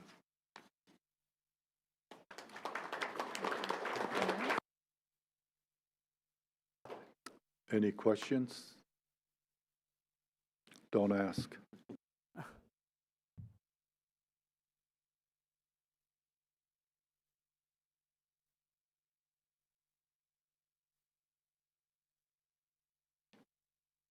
Thank you, SG. I just wanted to, if I can have everyone's attention, I just wanted to thank SG for that report. It has been a good year for us, and I wanted to just, I have been reminded that we are working on our ONOC Fit for Purpose and Reset, and I wanted to just recognize the support of the IOC President that provided financial assistance in this whole new reform that we're doing with the interim CEO, Anthony, and Inoke and the team, of course, with the Executive Board and SG. So it has been a good year for us to continue to strengthen everything that we need to do to evolve, and with the guidance and the reminders of SG, and of course, Dr. Robin Mitchell has been a very good year with the staff and all of you. So I thank you for that. I see Inoke on the podium. Chair, through you, we are doing good with time. I'm going to request, because morning tea is served at 10:30, if we can adjourn and if we can take the photo with President Coventry, and then come up for morning tea in the pre-function area, and if we can reconvene at 11 a.m., where we'll then hear from Mr. Andrew Liveris. So the photo, given the size and then the number, we are going to ask you. So if you go out and turn left, there is in the pre-function area, you'll go down the stairs, and the staff have set up a location just in front of the hotel for the photo to be taken. We have ONOC staff that will usher you through there. So if we can do that in the next 15 minutes, come up for morning tea, and then we reconvene here at 11. Is that outside? It is, Chair. Where? So you go down the stairs, you come out, the ONOC staff are there and will direct. Okay, great. Yes. Thank you, everyone. Thank you If I so can have much. everyone move very quickly to the photo area, and then we'll come up for morning tea. Can I have the staff open the doors, please? Thank you.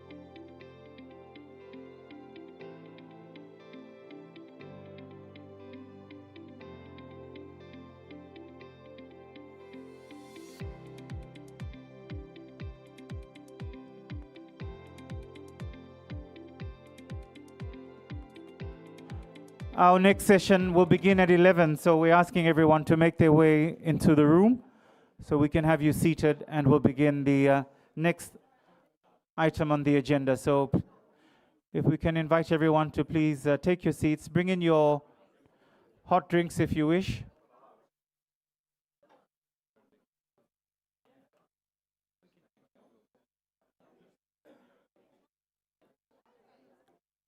If I can have the staff on standby to close the doors.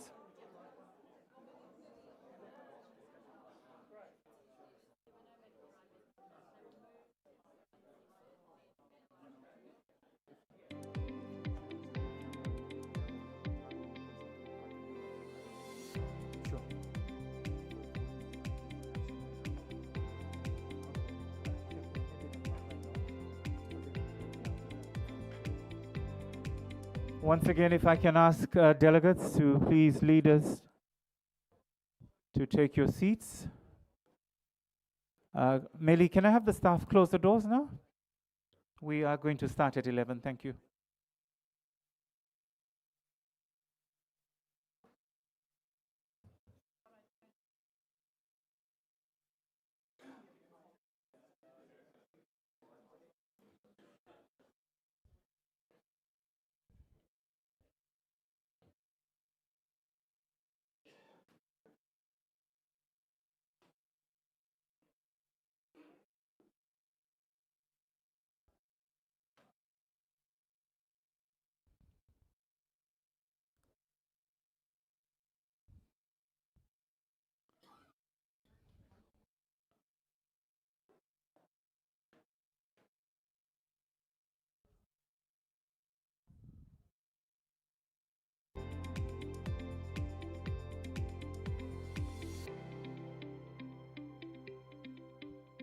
We just wait for President Coventry to join us.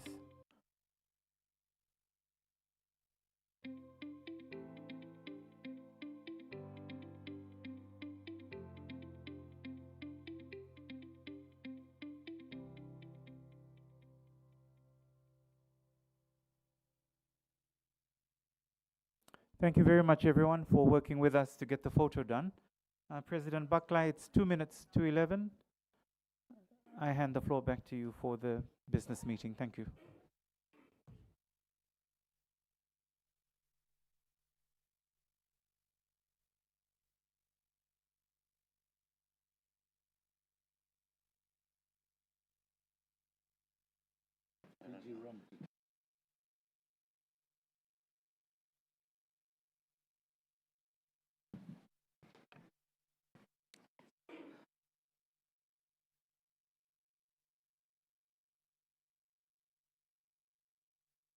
Okay, let's start.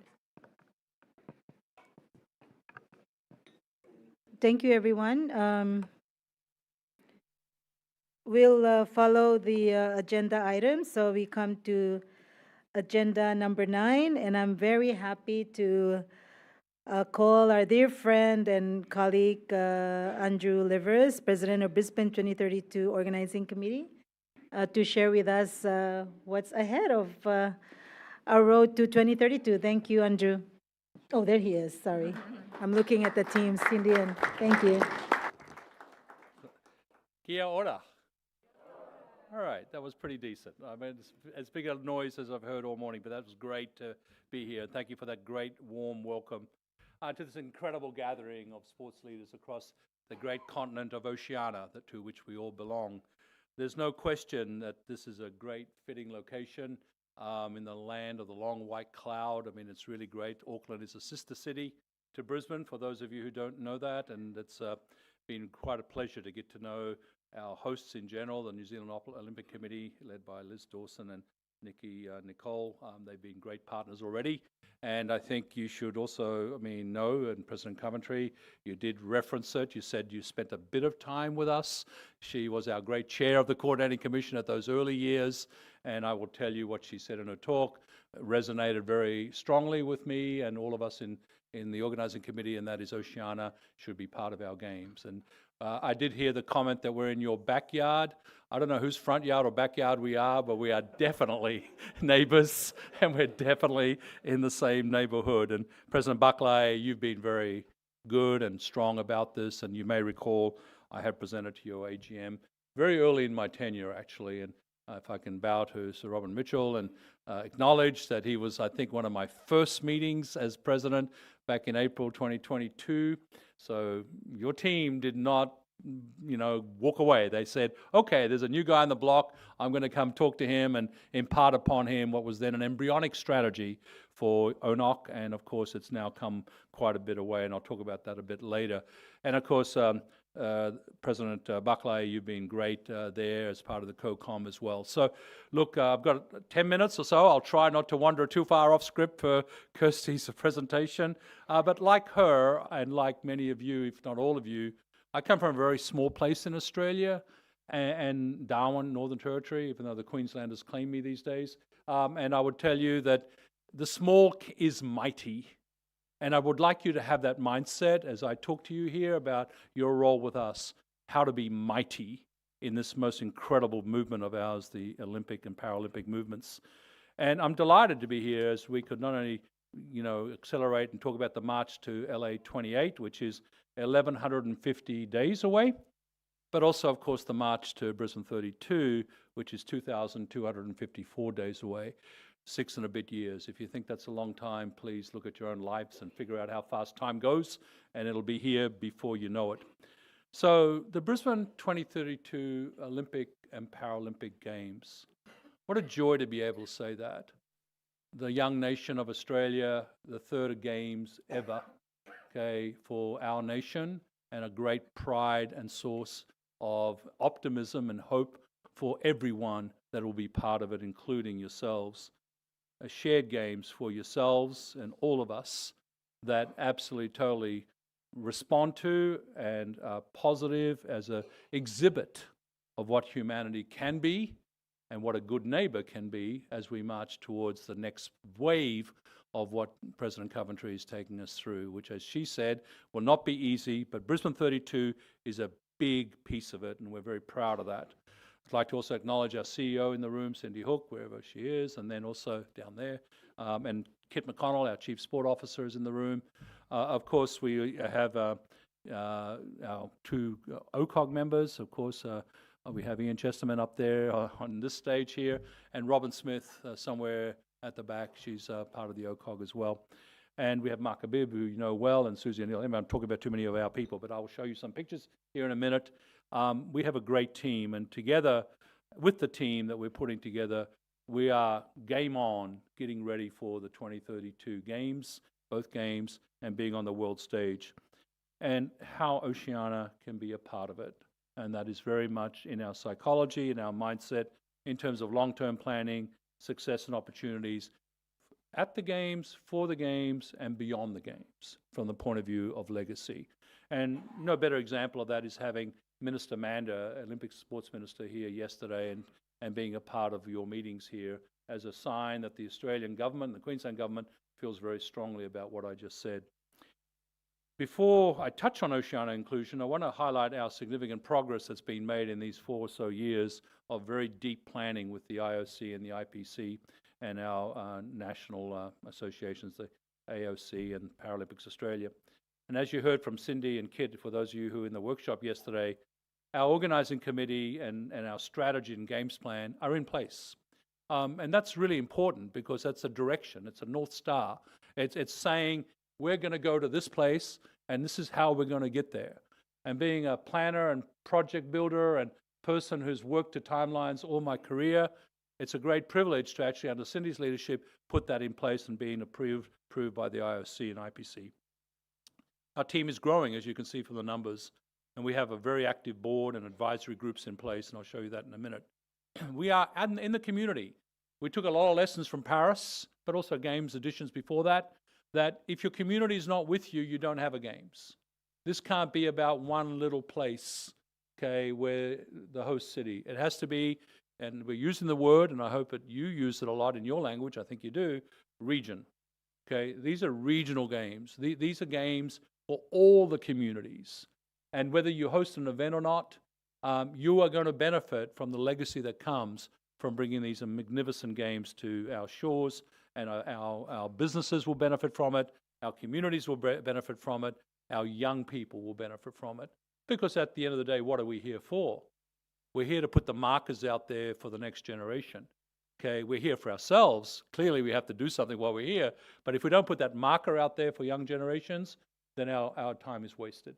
And that is a very big part of our mindset as we build our programs and launch all the things we've launched. And what have we launched? I'll touch upon this. Our procurement portal, which means we're open for business. Our games vision, which I hope you get excited about, and we are certainly there. Our founding partner on that slide, and of course Australia House in Los Angeles, and our venues are progressing. I'm going to touch upon all of that here in a few slides. So overseeing the planning, and of course the board is very important to this. We have our major stakeholders on the board that consist of government, business, and sporting leaders, a wealth of experience, and of course knowledge and excitement on how to deliver an incredible games. We also have advisory groups. These advisory groups, there's 4 of them. We believe in the collective. The collective means that not everyone knows everything all the time, and there's so much that can be learned from people of deep expertise. And of course, the 4 advisory groups you can see there, our Athlete and Sports Advisory Group, a commercial group, a host nation, a mayor's group, and our Aboriginal and Torres Strait Islanders group. I'm delighted that 2 of our advisory group chairs, Australian Olympic great Susie O'Neill, who's sitting right here over to my right, who's with us here today as a representative of the AOC, and she leads the Athlete and Sports Advisory Group, and Patrick Johnson, our storied athlete, and up until recently our fastest man ever, but I think he got beaten, or is that questionable? He still is? Still is, okay, so I can still say that. He's watching that very carefully.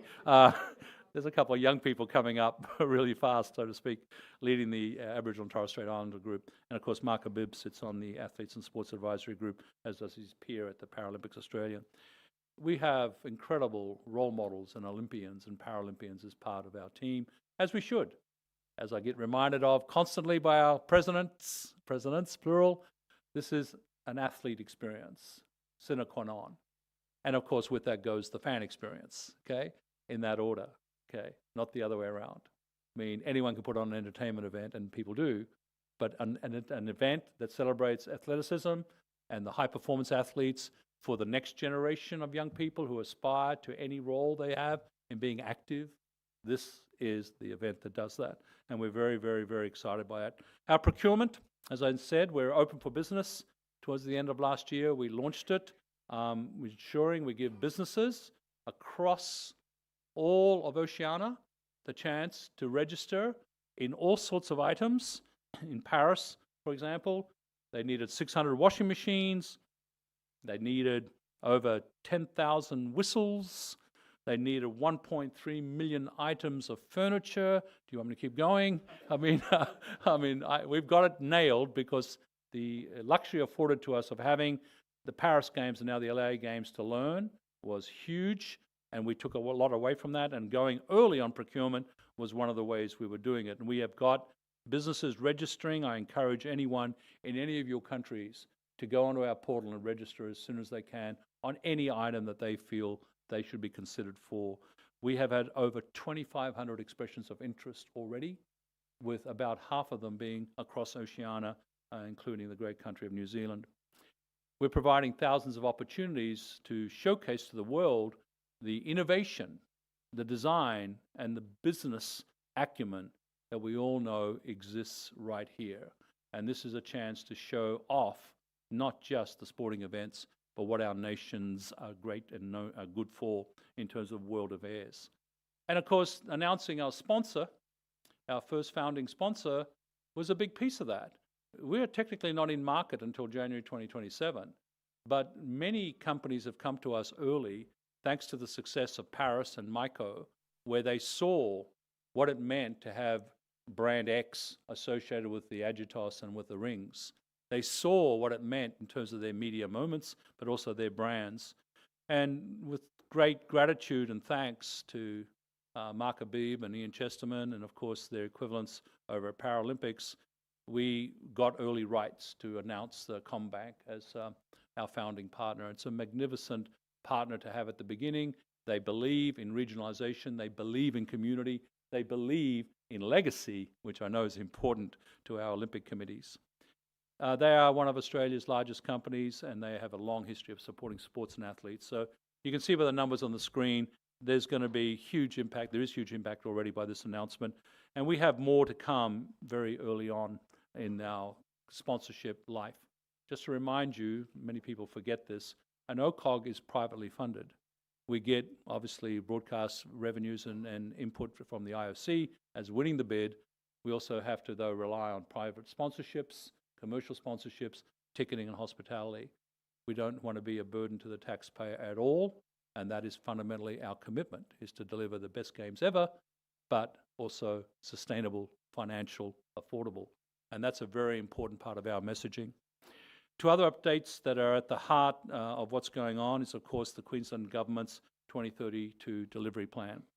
This was an important and amazing announcement that came out about a year ago to create intergenerational infrastructure that will be used during the games, the two sets of games, but beyond, in really legacy mode.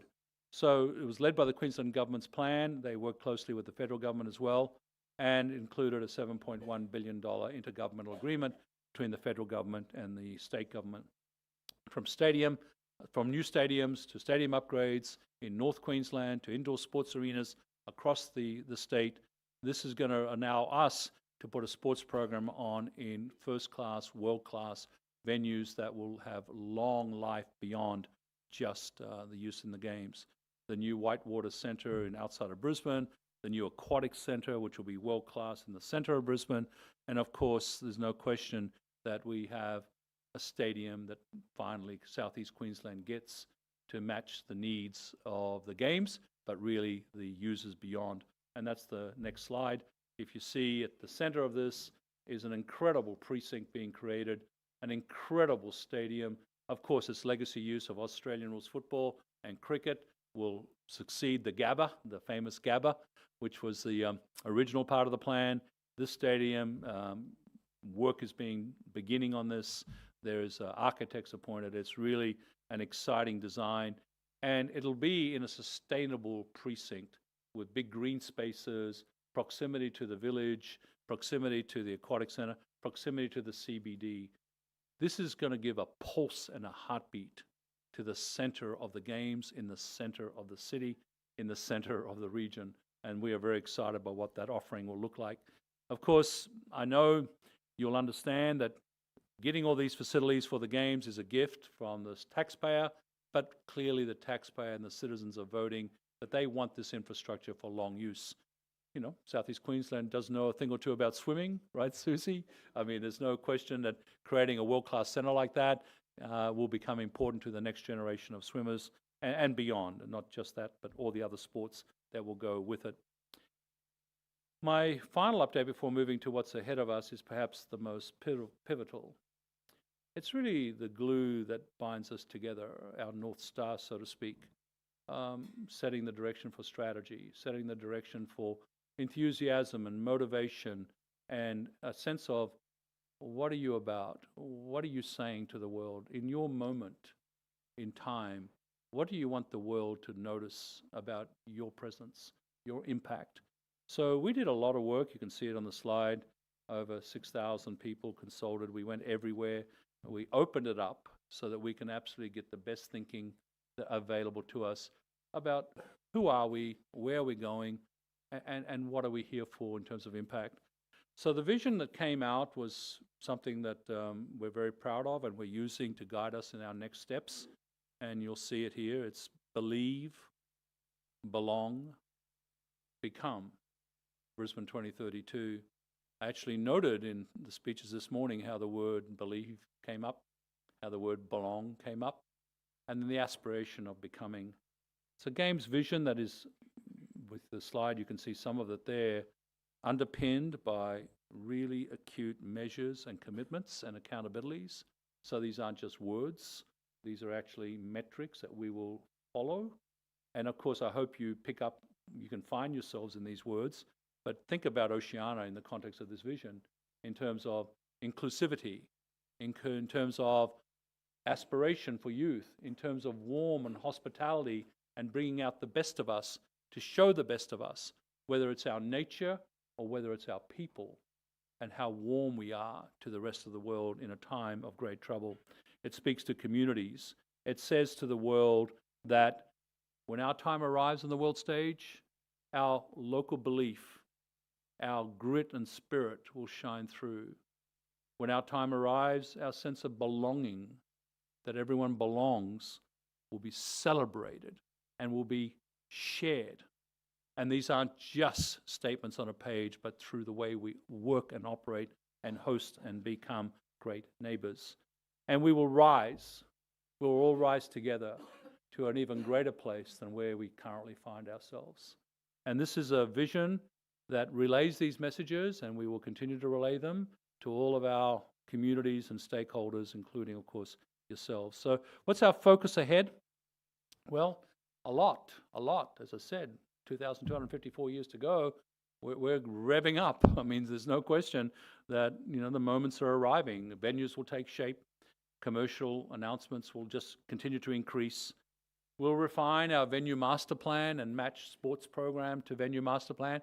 You heard from President Coventry this morning about Fit for the Future, and we are certainly dovetailing into that. Clearly, there's a lot about Fit for the Future that fits our future, and modernizing and updating the movement to become relevant for the next generation is something which, of course, the President has taken very dearly on.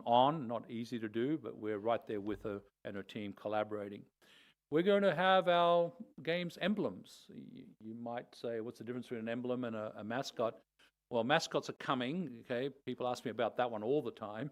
But emblems is branding. Branding is, again, who are we? What's our presentation to the world? How do we want people to see us? Us being the collective us. So that'll come later this year. And we're also preparing for the time in Los Angeles. It's such a great gift to have LA ahead of us.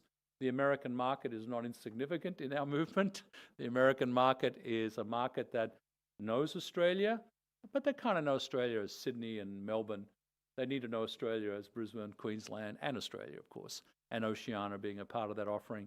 We will definitely work closely with you about how you can be part of our offering in LA at Australia House, which will be a very big presentation of who we are. And that's something that we're working closely with our games delivery partners like the AOC. So this is an official invitation, opening the door to engage us on that, so you can be part of who we are as we present to the world and have our moment in that handover ceremony as LA hands over to us, which will be an exciting moment. So lastly, on Oceania engagement, I said the word region. We are operationalizing that word. I know Milan Cortina had their shot at it as a Winter Games, and Winter Games have their special challenges. Of course, region for us, it's nothing surprising to all of you, is great distances, great areas of a country, a large country. Australia in its own right, huge continent. Queensland, a large state, okay? Oceania, massive continent. We're going to make distances feel like that neighbor's fence between the front yard and the backyard. That's our job, okay? Mentally, digitally, practically, okay? We're going to make that feel happen.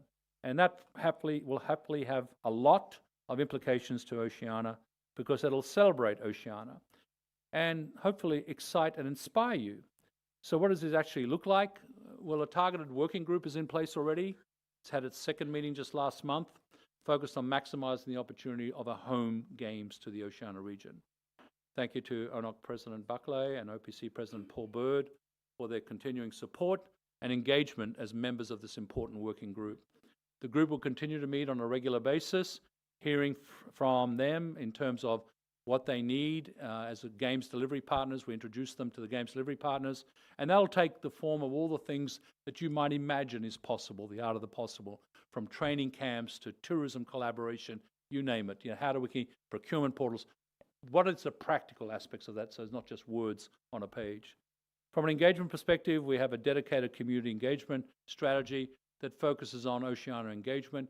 We want to roll it out beyond Queensland. Right now it's in Queensland. We're being very controlled on the rollout because we're resource limited, But as we add resources, as we ride the back of our Olympic Committee, not just here, but of course in New Zealand and beyond in Oceania, we would like to roll it out to yourselves, okay? And that can take the form of being piggybacking on meetings like this, for example. So we are definitely very interested in helping the communication side of the conversation. We know that when millions travel for the Games, they're going to engage our region more broadly. So like Sydney, people came to the Games, but then they went on. They spent 2 or so weeks seeing the region, the country. We want that to be this region too, okay? We want you to have that flight stop over, in or out, to do what your country needs, your countries need to benefit from the economic privileges of hosting the Games. And finally, I'm delighted to announce today that we're going to ramp up a little bit on the engagement. We're going to invite a member of your team to be an observer at our Olympic and Sports Advisory and Sports Athletic and Sports Advisory Group, chaired by Susie, to attend to learn more about what we're doing. It's something that we think is a good statement to come in and sit in as per Susie's agenda, to learn what we're doing on the athletic side of it. Because at the end of the day, it's an athletic event. And if your people don't benefit from the athletic event as potential athletes, then what is there? Okay, so we've got to keep reminding ourselves from that. But we will definitely engage you on other things, whether they be trade and investment, tourism, sporting scholarships. The power of the Pacific and its people is not lost on us at all. The aura of Oceania as a complete, amazing region is not lost on us. It'll be pivotal to the success of our Games, and we commit to you that we will be your best partner so that you come along for us as we believe, belong, and become the best Games ever, which is my aspiration for President Coventry when she closes us in 2032. But we'll leave that for another day. Let me finish with a hype reel. Thank you for indulging me. I do appreciate the opportunity to present, but just a little bit of buzz if you can indulge me for a second.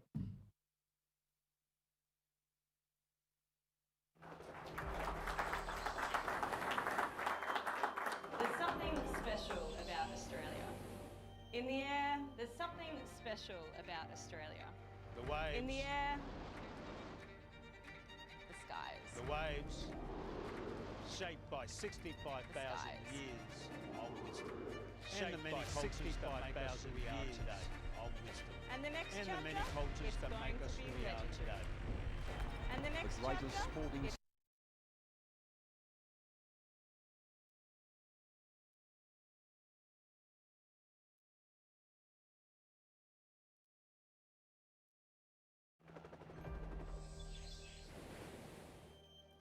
There's something special about Australia. In the air, The waves,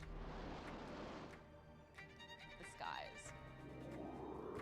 shaped by 65,000.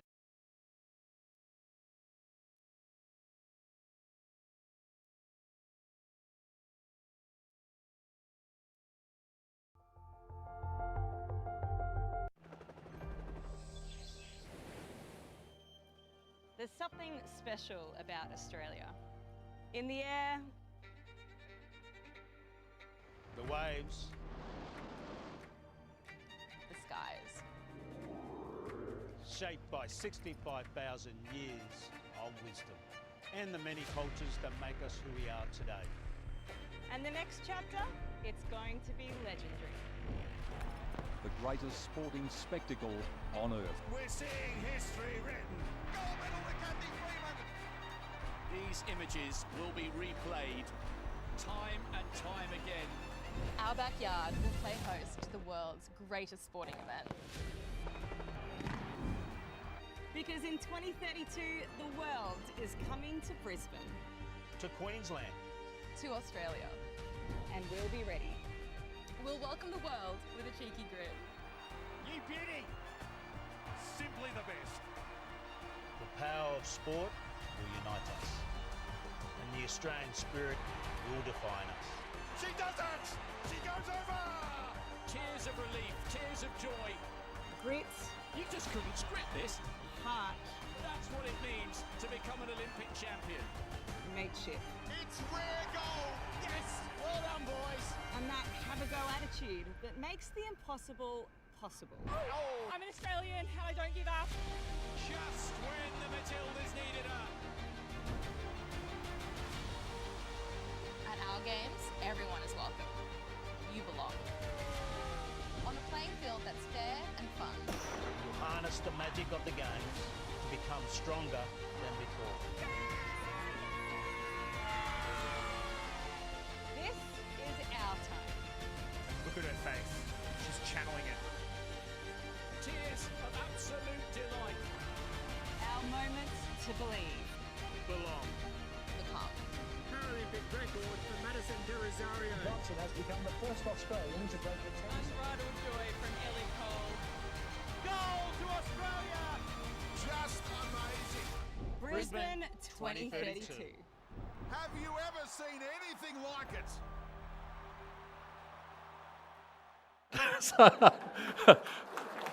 Thank you.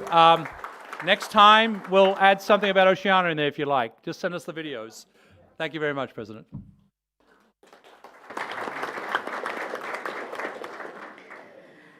Thank you very much, Andrew. We look forward to the opening ceremony when we all meet in Brisbane 2032, where we believe, belong, and we become. So thank you for that. Really inspiring for many of us to see great things coming our way. So with that, we continue with our agenda. We come to... Oh. Yeah. Not yet.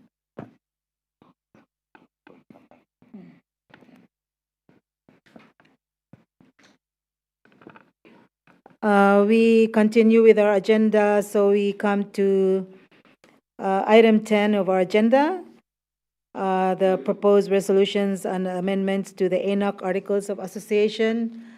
I wanted to thank President Kirsty. She has a lot of meetings ahead of her this morning, so she will leave us for this item of the agenda, and then she'll join us this afternoon. Let's give a big hand to President Kirsty and her team.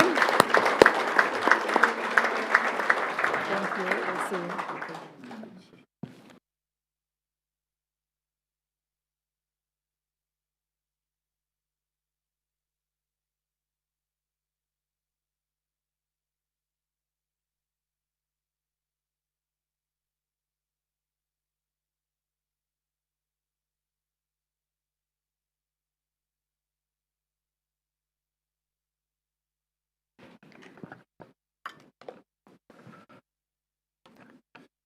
Thank you, everyone. The item 10 proposed for resolutions and amendments. As per our articles of association, we have the secretariat that have prepared settings for the agenda this morning. I just wanted to thank everyone for all the contributions and all the discussions we've had the past 2 days. And with that, I want to mention that as per our Articles of Association, the amendments for voting, it's show by hand. I wanted to bring that up now, and I see it's show by hand unless there's a request from the floor, and I see Vanuatu Antoine. Madam Chairlady, I would like to propose a motion that the votes be conducted by secret ballot in order to respect the view and position of our leaders. Furthermore, Vanuatu would propose that a person from the Pacific Games Council could be the scrutineer to show transparency. Thank you. Okay, thank you, Vanuatu. It's second by American Samoa. The mandate for the motion is to have the vote by secret ballot, made by Vanuatu, second by American Samoa. And for those that we just raise our hands in agreement, it's mandates 50% of the present present members to vote to carry that motion. So if I can see hands say yes for secret ballot, so the staff can count to make sure. For secret, that includes everybody. even the executive board. Yes. For secret ballot, please raise your hands. If I can have Inoke, just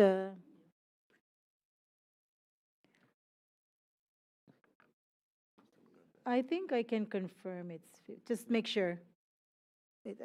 All the NOC is 70. Oh, you have two hands. Okay. Okay, it has been confirmed by Inoke, our secretariat, that it is 50%.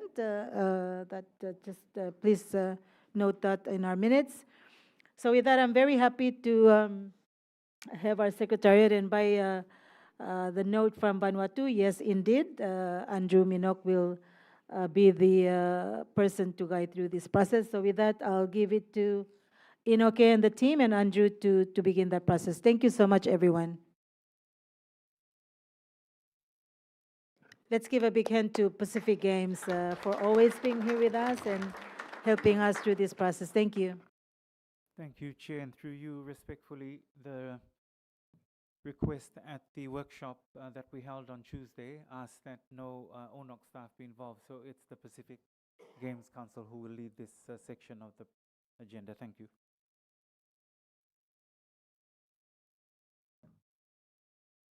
Thank you, Inoke. Thank you, Buckley. Kia ora and good morning, everybody. I'm Andrew Minogue, CEO of the Pacific Games Council. I've been asked as an independent and neutral partner of ONOC to oversee today's voting process.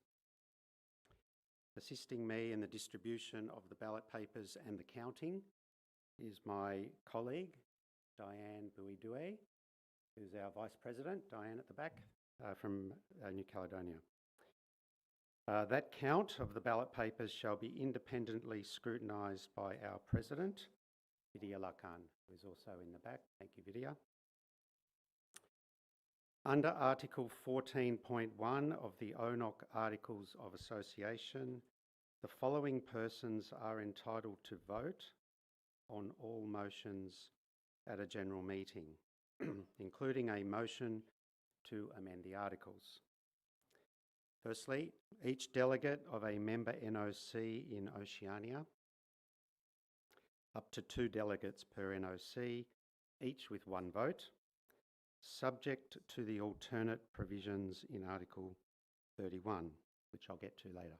Secondly, each IOC member who is a citizen of a country within Oceania. Thirdly, each member of the executive. And finally, the chair and deputy chair of the Athletes Commission. Any NOC in Oceania that does not have IOC approved statutes and a compliant Athletes Commission is subject to the alternate provisions of Article 31. Under Article 31 of the ONOC Articles of Association, I can now announce that there are a total of 48 voters on the roll. 34 NOC representatives, 7 elected ONOC Executive Board members, 5 IOC members, and the 2 ONOC Athletes Commission members being the chair and deputy chair. For noting, IOC Athletes Commission member Jessica Fox is an apology, and as such the IOC members' number of votes is reduced to 5 instead of 6. For further noting, Article 14.4 of the Articles of Association prevents any individual from holding more than 1 vote, even where they qualify under multiple criteria. As per the current ONOC Articles of Association, Article 28.1c requires the resolution to be passed by a majority of 3/4 of the persons present and entitled to vote. 3/4 of 48 is 36. I note for your information that the ONOC Constitution is silent on abstentions. As such, it is recommended that the meeting apply Rule 18.4 of the Olympic Charter used for the IOC meetings, which states abstentions and blank or spoiled votes are not taken into consideration in the calculation of the required majority. By adopting this approach, abstentions would not be counted in the calculation of the required majority. If James or Jerome or anybody from the IOC cares to comment on that, please do so before we go forward.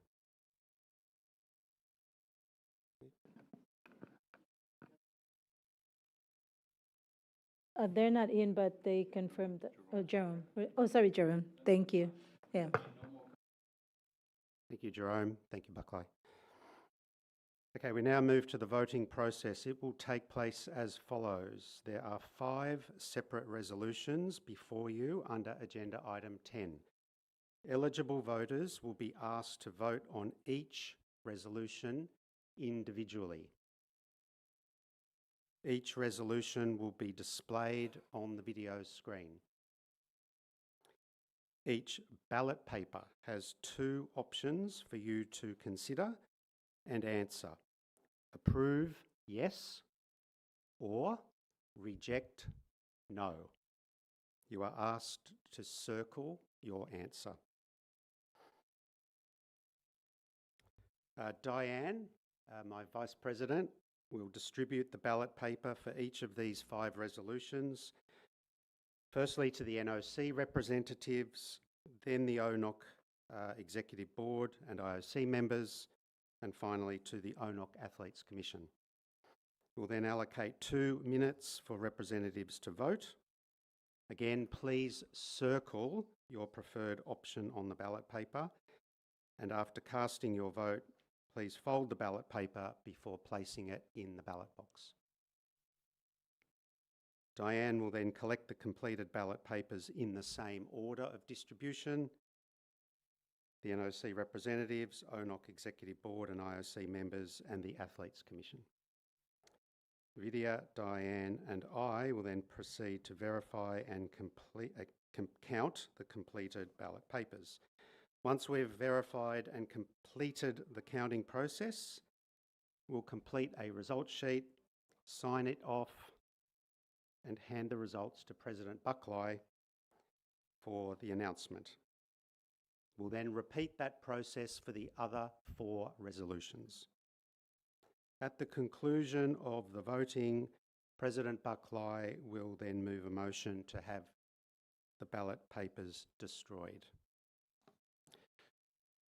Do I need to repeat any of those? Did anybody not hear or follow any of those processes?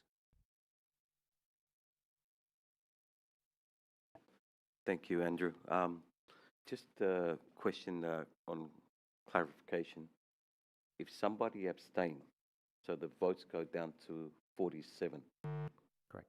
Does the 75% also goes down, or it's taken as a negative? The 75% would go down.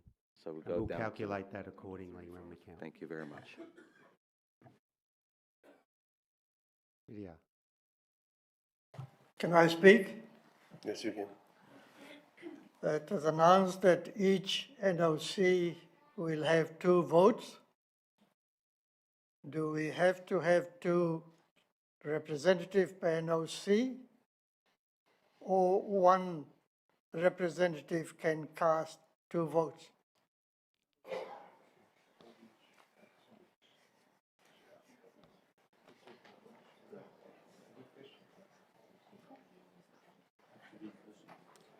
I'll just read Article 14.1 again, as I mentioned at the very beginning.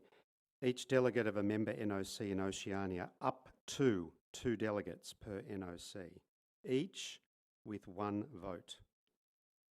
I would interpret that, President, as to have 2 votes, you'd need 2 people.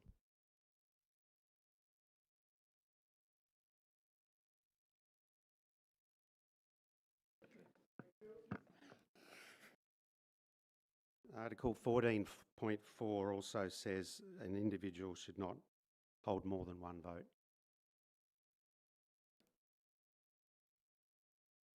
Any other questions or comments before we proceed to handing out the ballot papers? Thank you. Diane. Okay, we're going to start with the NOCs and I'll read them out. American Samoa. Back here to Australia. Cook Islands. Federated States of Micronesia. Fiji.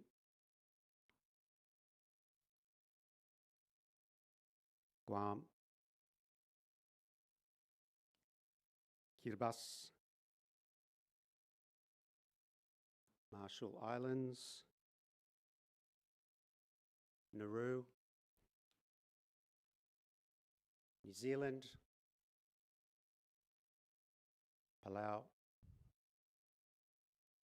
Papua New Guinea, Samoa, Solomon Islands, Tonga, Tuvalu, and Vanuatu.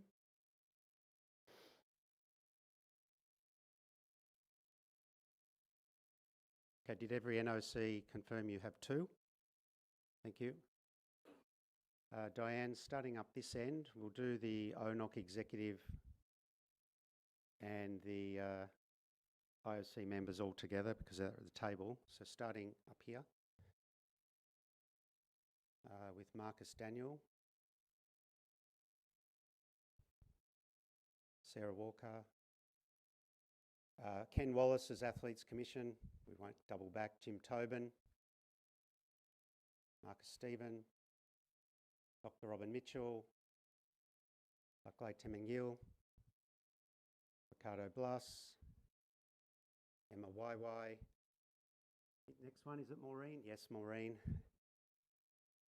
Kathy Wong, Orvita Rapilla, Ian Chesterman, and there should be Matalita, the second athletes representative.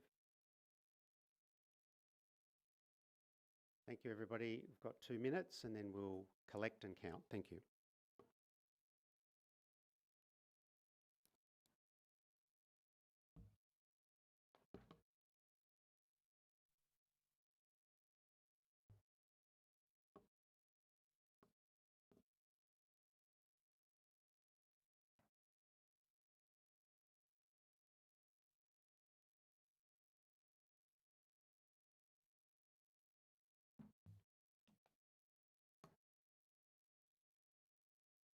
I think we can start collecting because these guys have had it. So American Samoa. Thank you. Australia. Cook Islands. Federated States of Micronesia. Fiji. Guam. Kiribati. Marshall Islands. Nauru. New Zealand. Palau, Papua New Guinea, Samoa, Solomon Islands, Tonga, Tuvalu, Vanuatu. And back up to the top table. This end, Marcus. Sarah, Ken, Jim, Marcus, Robin, Buckley, Rick, Emma, Maureen, Kathy, Orvita, Ian, thank you, and then to Matalita. Thank you, everyone.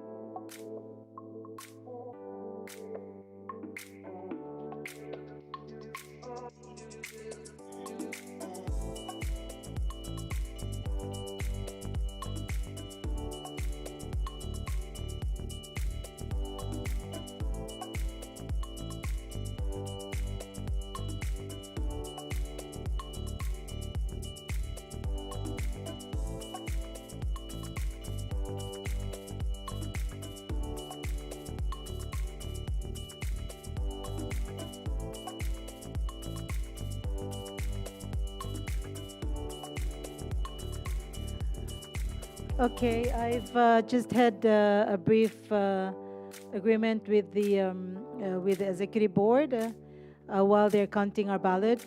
And then we can have the commission report. They have about 5 minutes for each report, so we'll just go to the commission's report. And then when they finish counting the ballot for the first resolution, we can make that announcement and go to the. Agreed with everyone? Okay, so with that, I ask Athletes Commission Ken to present us the Athletes Commission's report. Thank you.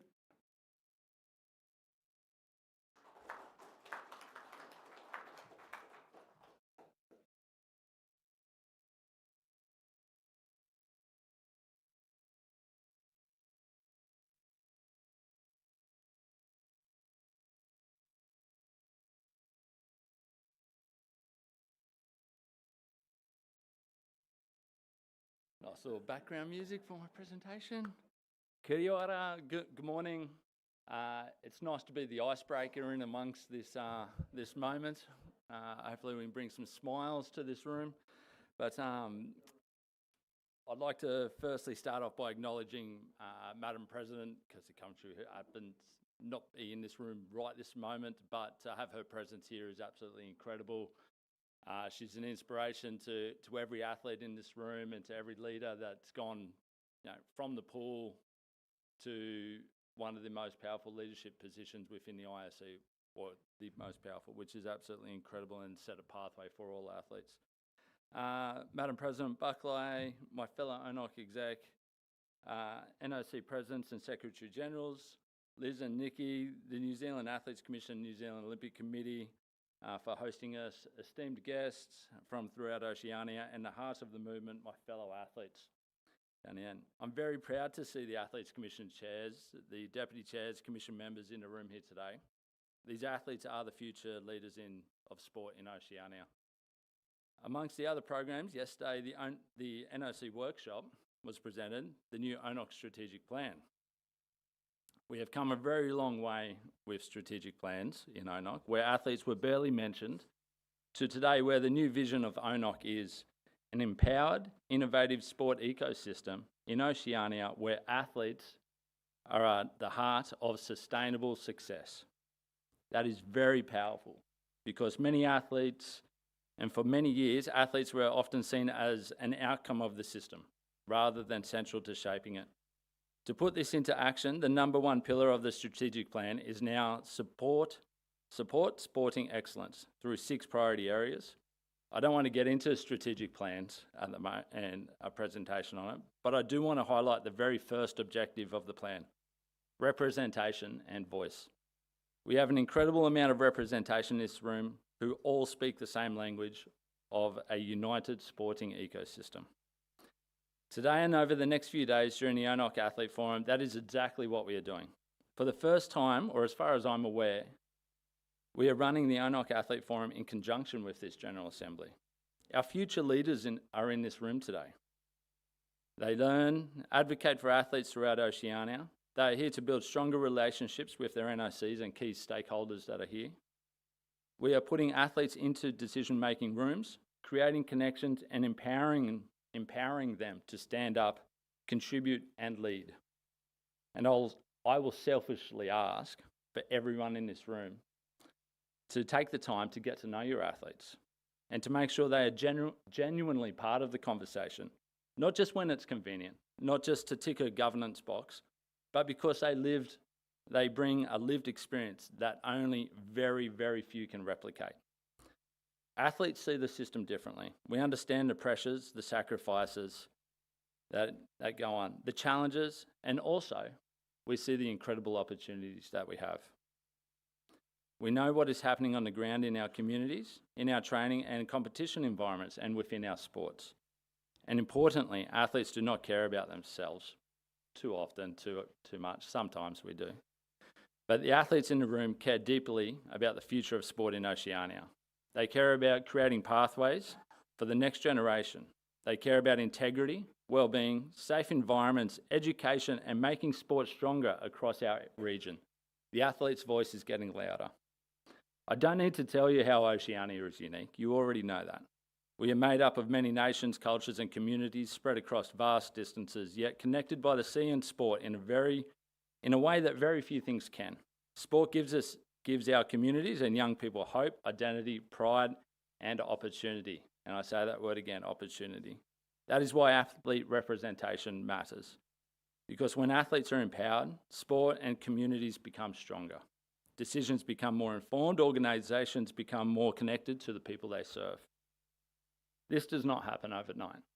It takes trust, it takes investment, it takes giving athletes opportunities to sit at tables like this, to listen, to learn, to contribute and to eventually lead. I also want to acknowledge the support from the ONOC leadership and the NOCs across the region who have embraced athlete commissions and athlete representation. The progress we are seeing today would not happen without that support of athlete commissions, and to note, we are the only continent with 100% compliance within IOC guidelines of athlete commissions. That alone is an incredible achievement.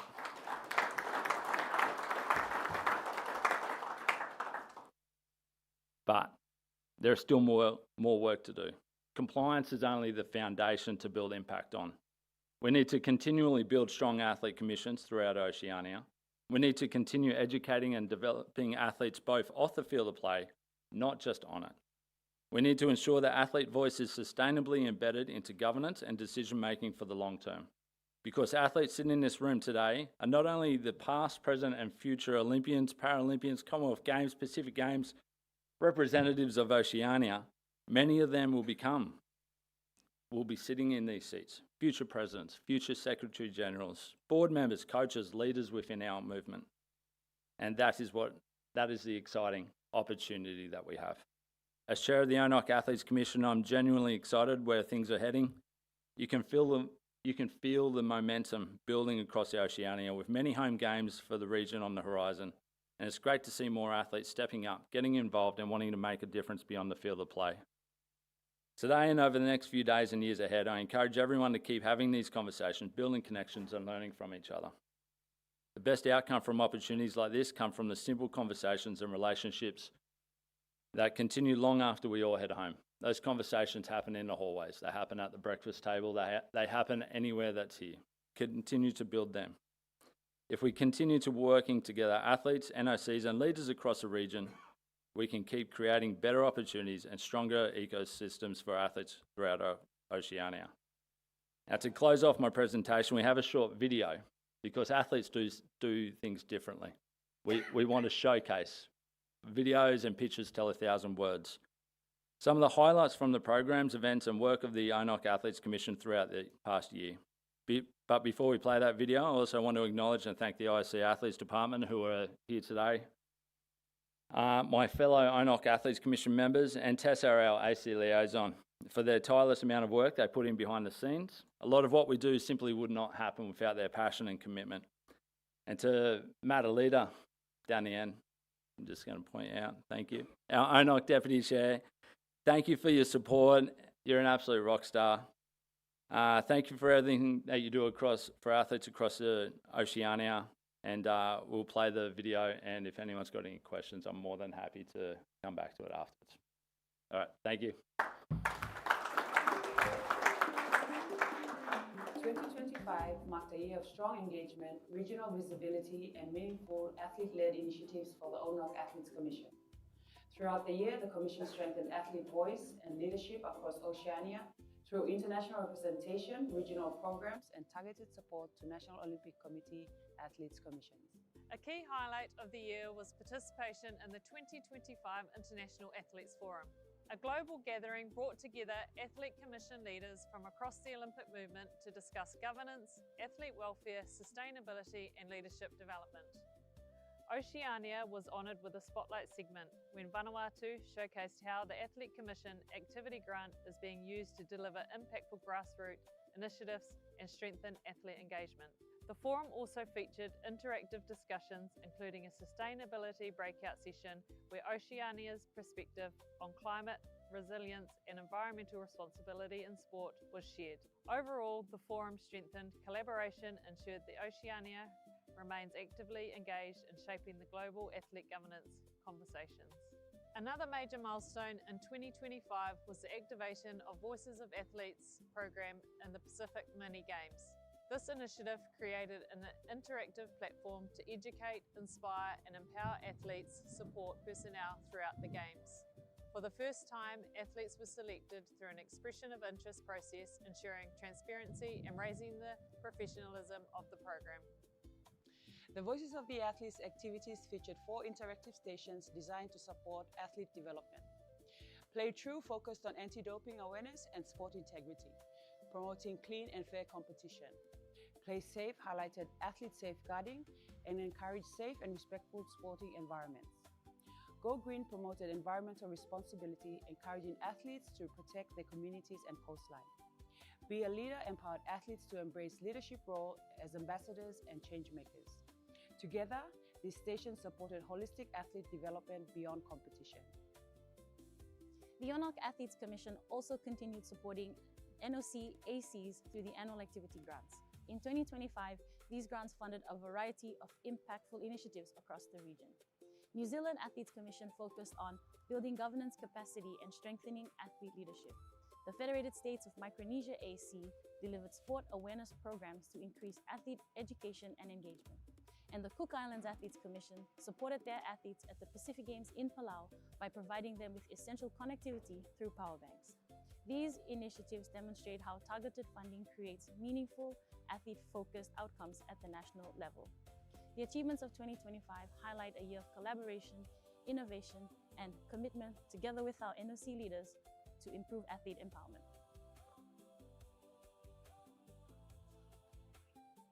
Through the ONOC Athletes Forum over the last 5 years, we have seen a continuous increase of OSAC activity grant applications. In 2025, we had 10 NOC ACs apply, and we hope to get 100% in the future.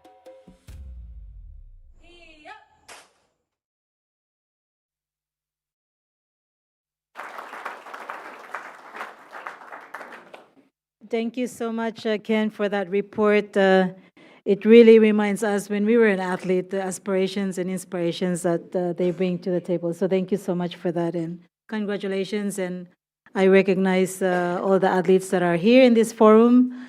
Continue to speak to your leaders. You are a leader. You make a difference every day, and you shape the future that we're going ahead together. Thank you.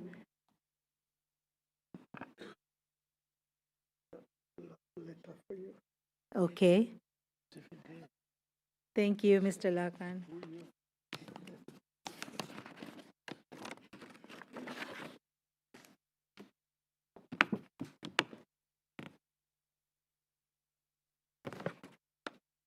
Do I announce it? Okay. Okay, so the 2026 ONOC AGA, Agenda Item 10, proposed resolutions and the amendments. Resolution 1, IOC members, membership and executive composition. Yes, 45, no, 3, 75% threshold have met. Yes, signed by the scrutineers. Thank you, everyone.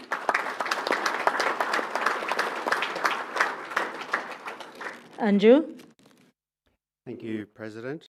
We'll now repeat the process for resolution number 2, Chief Executive Officer and Secretary General Transitional Reform.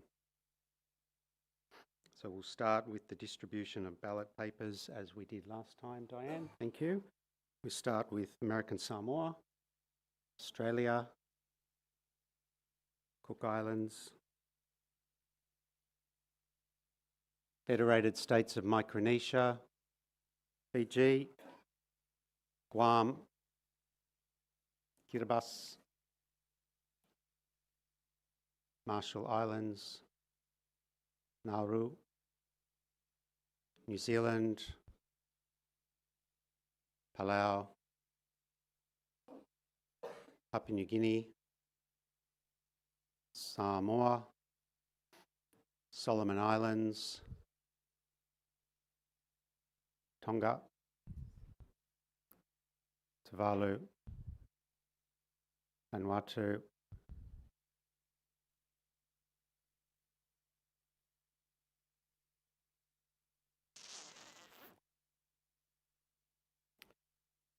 Okay, Marcus, Sarah, Ken, Jim, Marcus, Robin, Buckley, Rick, Emma, Maureen, Kathy, Ovita, Ian, and Matalita.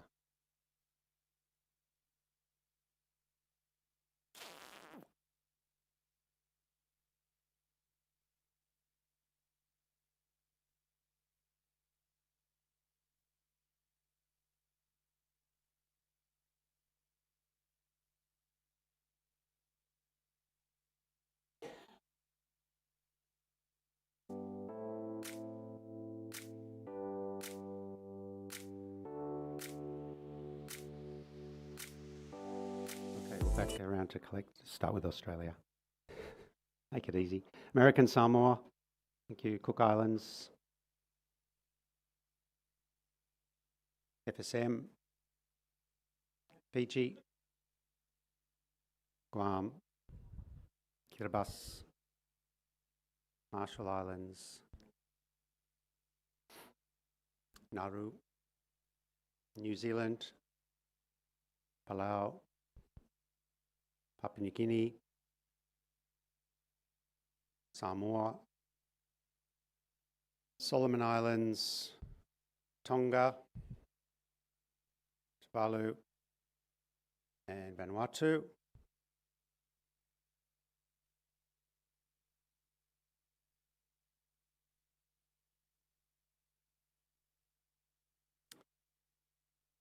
Marcus, Sarah, Ken, Jim, Marcus, Robin, Buckley, Rick, Emma, Maureen, Kathy, Ovita, Ian, and Matalita. Thank you.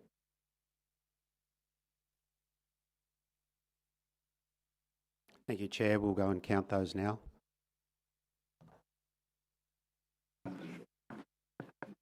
Thank you, Andrew. While they're counting the second resolution, if I can ask the Medical Commission, following our order of business, to present the Commission's update and report. Thank you, Dr. Chris.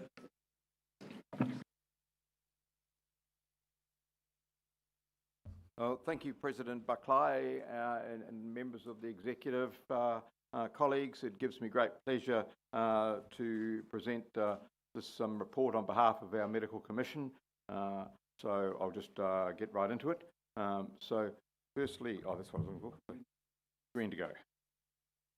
So we go through and describe the membership of our commission, which has undergone a bit of transition in the last year or so. We talk about what we got up to last year and the initiatives. We've had some challenges that I won't beat about the bush and will describe to you, and then our future plans, which since this PowerPoint was composed, have had some modification, and I'll just describe that to you in some detail because it's got potential for all of our NOCs to benefit in terms of upskilling their clinical staff, both doctors, physiotherapists, other allied health professionals. So the membership as of 2025, you can see on the slide there, and we pay due tribute to people's contribution to our work. Then moving on to the membership this year after the confirmation by the incoming executive. So we welcome onto our team Mr. Matthew Natush from Papua New Guinea. It's lovely to have Papua New Guinea as a significant NOC represented around the table. We also have Saroti from Fiji, who has stepped into Kathy's rather big shoes in that sense. And I can confirm that Ken Wallace has been involved with our commission for some time, and it's lovely to have the continuity from the chair of the Athletes Commission. We're lucky to have a strong relationship with them. And then finally, as an ex officio member, we have Natanya Patoy, who is known to all of you as the Orado representative. So last year, when it came to organising Palau, we were able to co-opt Dr. Rachel Anarang from Palau, and she was instrumental because of her local knowledge in making things work as well as they did. As of this point, we're yet to have confirmation of a representative of Tahiti 2027, but hopefully we'll get that confirmed and work together with the Tahiti Organising Committee to maximise the athlete welfare in those games. So what did we get up to last year? Well, obviously we ran a pre-games training camp, and we also had the coverage during the event itself to support the athletes. I'm very grateful to Dr. Donna Patoy from Samoa, Dr. Cruz from Guam, and Dr. Tiriki Puni from the Cook Islands, and physiotherapist Ebony Rio from Australia, and Ali Paragas provide the clinical care to the athletes. And that is in addition to the roles provided by various team doctors and physios. So really grateful for that. And then Rachel and Jason Nolan were local representatives, and they gave an additional clinical input. So the other activities, we had our Medical Commission meeting in Nandi just before the General Assembly. We've had obviously the ongoing liaison with Orado because anti-doping and clean athletes are a big part of our focus. And then also on a wider framework, I have been involved as chair of the ANOC Medical Commission. So we've had interactions with people outside our continent, and I think that's exceptionally valuable because we're a small continent in terms of numbers, even though we're big in geography. And so to stay in touch with colleagues from the other 4 continents has been really valuable, and bringing those lessons back to Oceania. We've also had liaison with the IOC and Olympic Solidarity regarding some future initiatives, and I'll describe those to you in a minute. So what did we achieve last year? Well, obviously the upskilling of the local Palau clinicians, building capacity so that they can then continue to provide care for the athletes in Palau. We had the support during the games themselves and the anti-doping advice to Orado, plus provision of a TUE committee so that those appropriate TUEs can be issued. I would put in a plug, if you have athletes who are going to need a TUE, please don't leave it till the last minute because obviously the TUE committee is involved with athlete care as well, and the ideal is to try and have people's ducks in a row a month or so beforehand so that these things can be gone through. That's certainly the way things work at Olympics, and we'd like to try and aspire to those standards with our regional games. So in terms of the milestones that were achieved, well, we obviously had that provision of services during the Palau mini games. We had the contact with the agencies that I've mentioned, and we've also, as I say, benefited from the linkages that I have with the ANOC Medical Commission. In terms of the challenges we faced last year, there were particular issues with regard to the lead up to the Palau mini games where there was a bit of a siloed approach from the Pacific Games Council, we felt, and the other issue was Japanese physiotherapy people were appointed, but they had not actually gained registration from the local Palau authorities, and so that's a major sort of thing that needs to be looked at in future. The medical manual ideally is available 3 months before the event, but in this case it was only 6 weeks before the event, and I think we all are aware of the challenges with logistics these days with transport. So just a plug for future multi-event organisers to make sure that these things happen in good time. We had a shortage of AEDs at the Games because, again, of transport issues, and I'm very glad to report that the family sort of cohesiveness of Oceania came to the fore, and various NOCs were able to share their AEDs for the greater good, and I really commend that.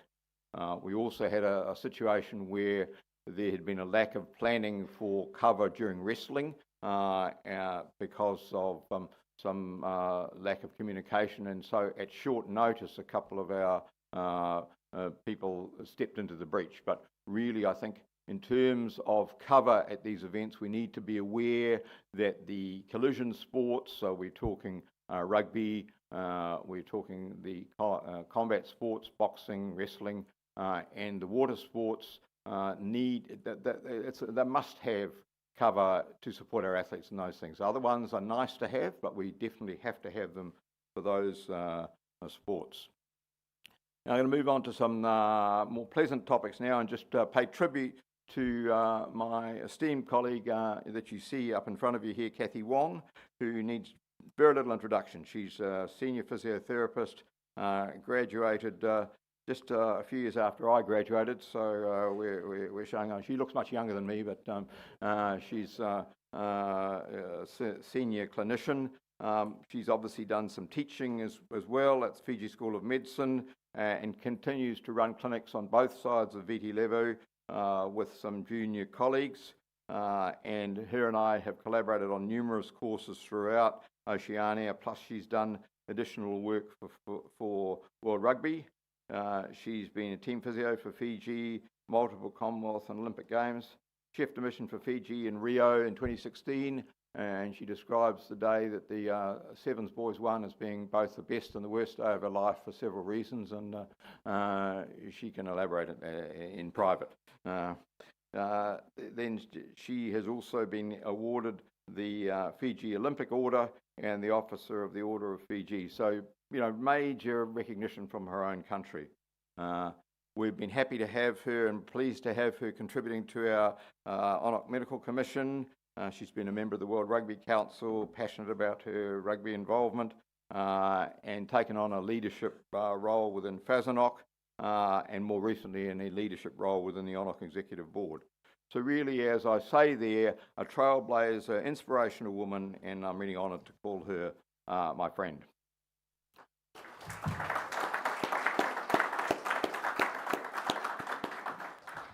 Second retiring member who's not present in the room today, but I just want to pay due respect to Dr. Teriki Puni, who is from the Cook Islands. He also graduated from the Fiji School of Medicine and completed a postgraduate diploma of general practice in Chile, Otago, back in 2015. He's worked both in New Zealand and in Samoa and has a major interest in the prevention of NCDs, which, as we all know, play a huge part in adverse health for people around the Pacific. He's been team doctor for the Cook Islands team.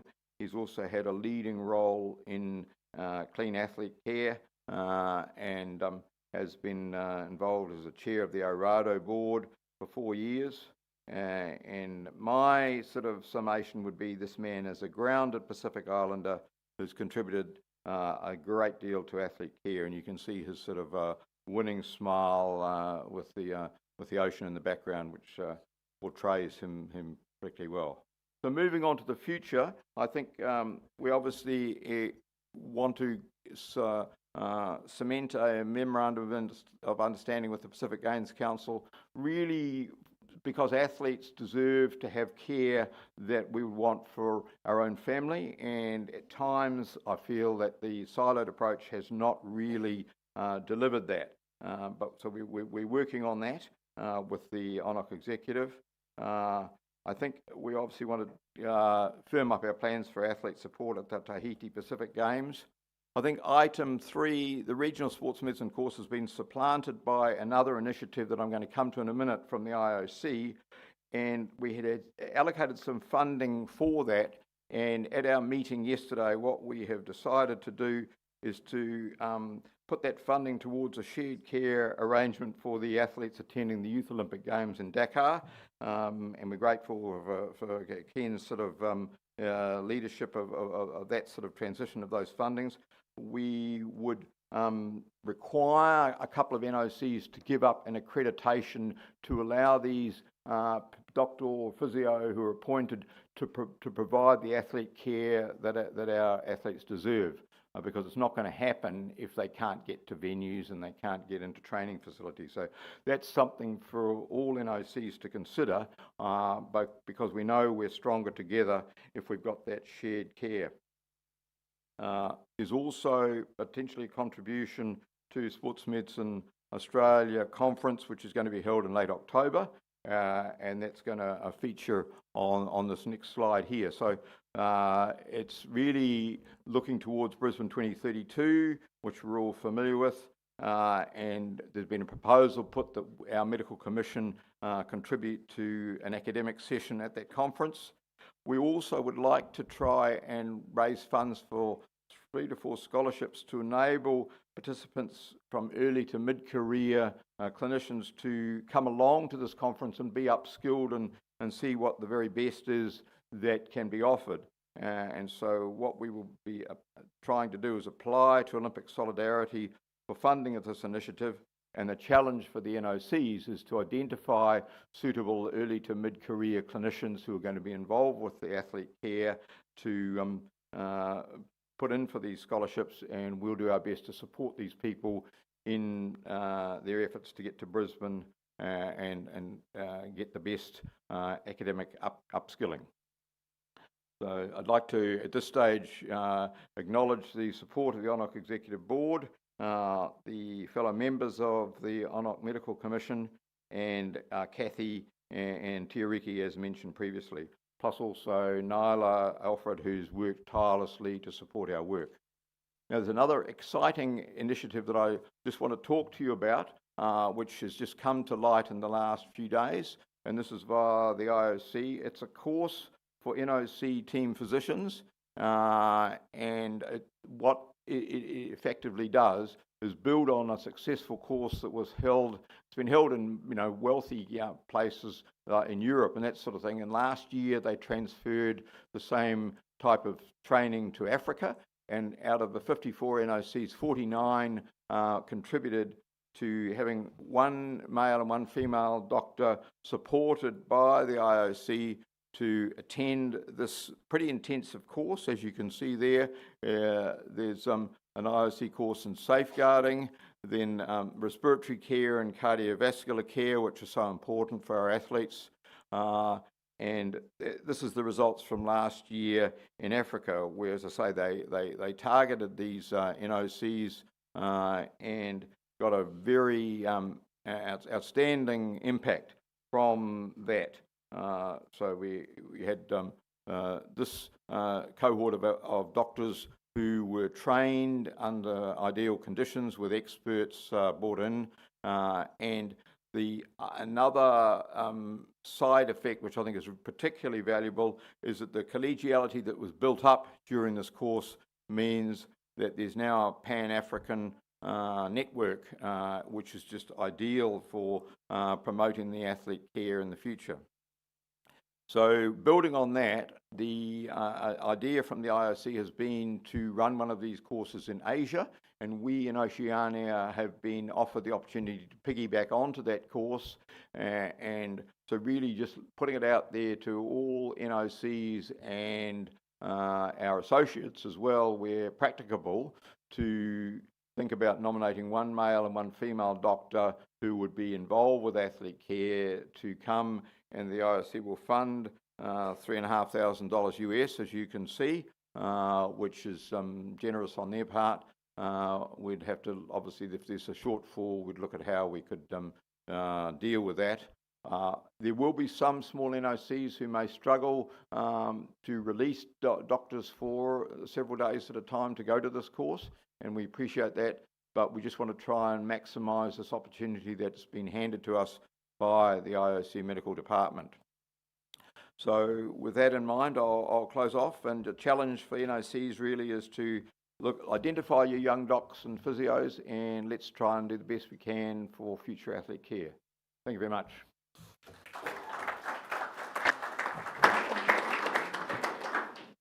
Thank you, Dr. Chris, for that report and the good things that's happened last year and the challenges that we have to make sure that we're on top of it for athletes care. So thank you, and I encourage the National Olympic Committees to please apply for that course. It's important for us to continue to engage and take the opportunities for the athletes development. Thank you so much.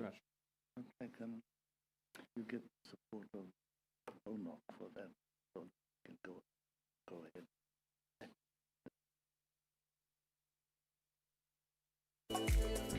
I will ask Dr. Mitchell just to elaborate more on the program.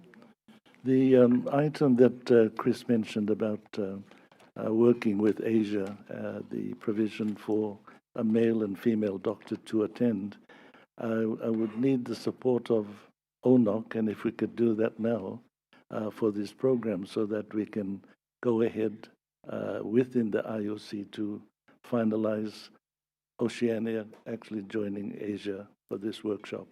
And it's being held before the ONOC General Assembly in Hong Kong. So if, Baklai, we can get a show of hands support from ONOC, we can get that going in Switzerland. Can we have a show of hand to support the yes, so we can, yes, show of hands. Yep, it's good.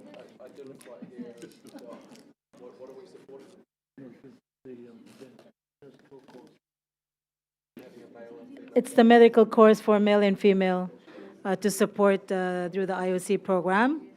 With the ONOC support, we can make that proposal and confirm so we can take advantage of that medical training. Yes?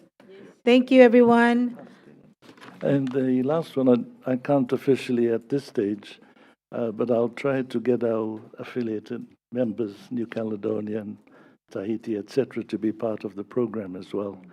And so I have to wear my Solidarity hat. I finish from Solidarity next month, and then make sure that all of us have that opportunity to get training. Thank you.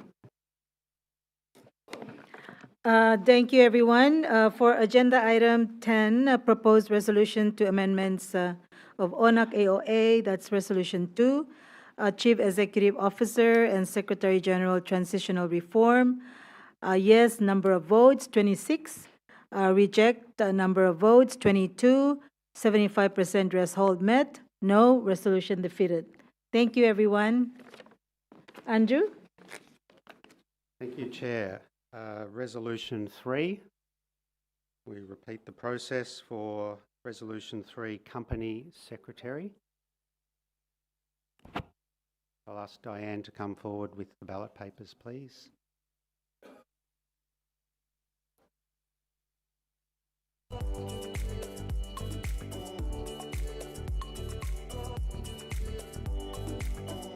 Thanks, Diane. Australia.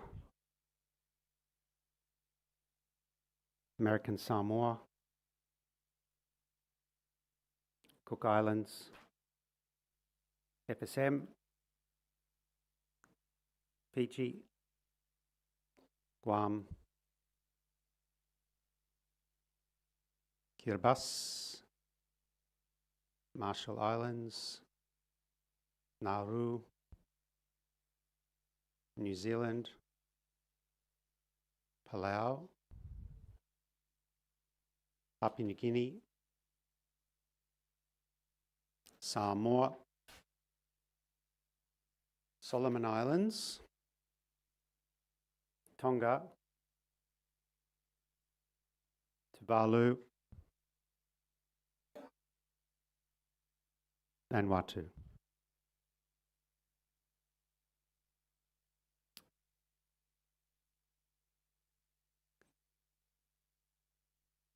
We have Marcus, Sarah, Ken, Jim, Marcus, Robin, Buckley, Rick, Emma, Maureen, Kathy, Ovita, Ian, and Matalita.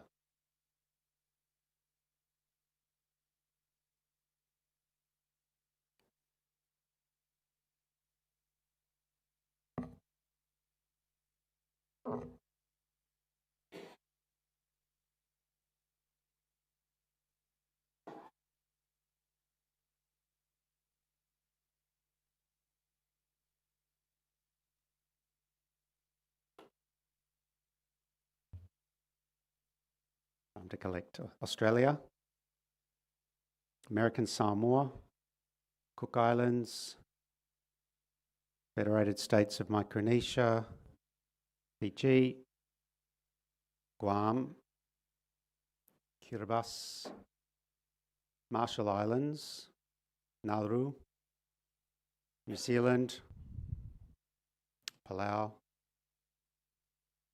Papua New Guinea, Samoa, Solomon Islands, Tonga, Tuvalu, Vanuatu.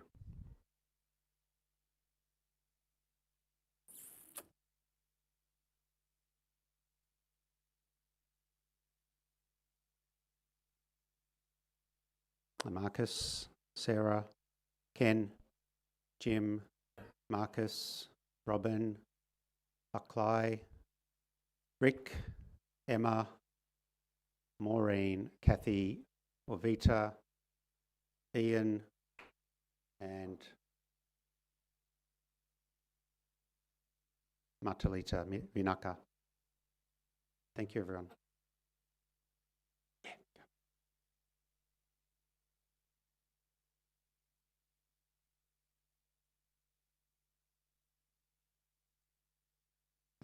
Thank you, Andrew. While they're counting the votes, I kindly ask Liz from the Equity Commission to present the report for the Equity Commission, please. Thank you. Let's give a welcome and a big hand to Liz and her team.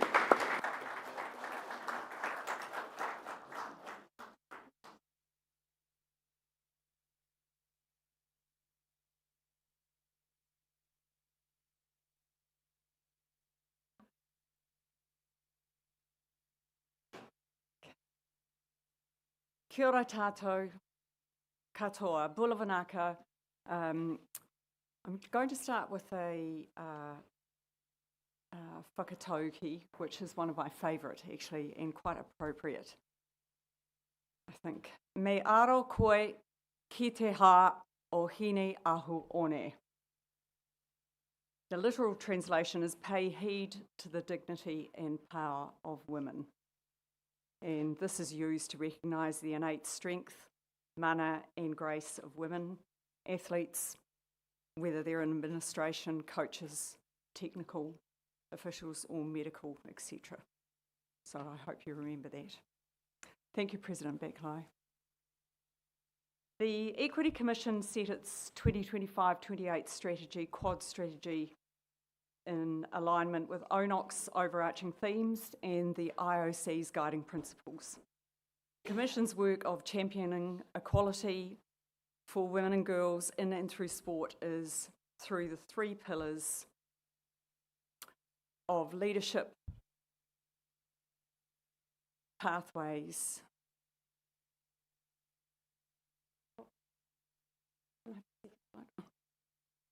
this again. Thank you. Of leadership, safeguarding and pathways. And we cannot do this alone.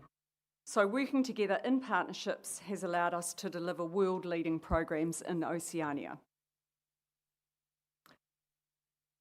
Over the past 12 months, most in this room will have heard of the Wahine Toa pilot program, co-funded by MFAT and Olympic Solidarity and designed and delivered through the New Zealand Olympic Committee, and we recognise Robin Coburn, who was awarded the IOC's Gender Equality, Diversity and Inclusion Award. It isn't a leadership program for all. It is specific to our purpose of athletes at the core. 7 young women from Tonga, Samoa, Fiji and the Cook Islands graduated after a 9 months program, and we have 2. I think we've got 2. We've definitely got 1 I've seen today in the room today. Cheyenne, do you want to stand up so we can all see you, please? Cheyenne from Fiji, thank you very much. And Kalina, are you here today? Kalina Panave, she's not here, from Tonga, who was with us yesterday. The work they are now doing is making such a difference to their sporting communities. And there should be a video and we can hear from our participants. Let's hope it goes. I might have to have 3 goes at it. Today's graduation was so inspiring, actually, to see the way that these wahine toa have grown in confidence, in their impactfulness, the work that they've been doing in their special projects, how committed they are to seeing those projects through, and how committed they are to their own leadership development, not only for themselves, but actually so they can go out and collectively grow. It's just been such a privilege to be part of. And that was Sarah Cowley-Ross, who is with us in the room today, and Sarah has been facilitating that program and also has been facilitating the Athletes Forum. I'd also like to acknowledge Sinead from Olympic Solidarity. Sinead, where are you? Somewhere outside. MFAT and the New Zealand Olympic Committee and Olympic Solidarity are in the planning stages to launch a bigger program of Wahine Toa Oceania over the coming months. And we very much invite all of you, NOCs, you are invited along with your sports to identify deserving female athletes to take part in this program, the next stage of this program. 3 years ago, we started talking about the values of ensuring our sports in Oceania are safe spaces for women and girls to participate and for boys and men to recognise and support that right. Through the Oceania Olympic Network, Tonga, Tuvalu and most recently the Marshall Islands have worked with Team Up experts supported by Olympic Solidarity and UN Women. And I think Rashika Deo, some of you will know, there she is. Would you like to stand, Rashika, please? Rashika Deo from Team Up, most of you will know, who has worked tirelessly with the team of Team Up and through ONOC to deliver these programs. And Rashika and her team are available, supported by Olympic Solidarity, to help NOCs with their safeguarding policy and education and training work. Also, we had the Pacific Mini Games in Palau for the first time, had a safeguarding unit. Thank you, President Backlai, as Secretary General for Palau for allowing that to happen. And also, as we move towards Tahiti next year, we hope that the Pacific Games Council will support and develop this further.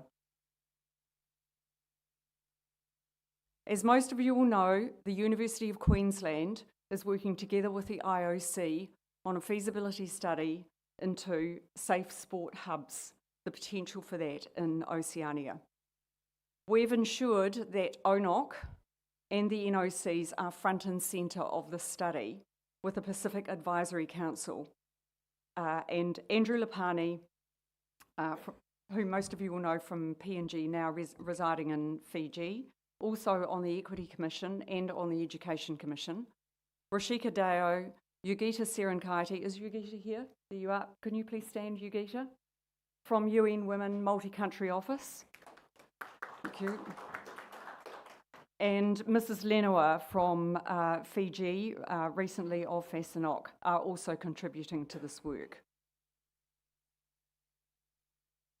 Our third pillar of pathways, we have ensured that NOCs have access to and sports groups to the Play for Equity Fund, which is part of the Australian Aid Sport for Development Fund.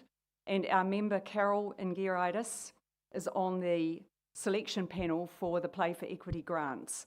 And I'd like to acknowledge Barbara Schweitzer. Barbara, are you in the room? No, Barbara Schweitzer, who most of you will know from Olympism 365, Sport for a Better World, has been working very hard with us on that. And for those of you who were at the Breaking Ground movie last night, highlighting the journey of the Fijiana women and the Drua women and the value and pride that they have been brought to Fiji as a nation, and the inspiration for young women, girls and boys for the future.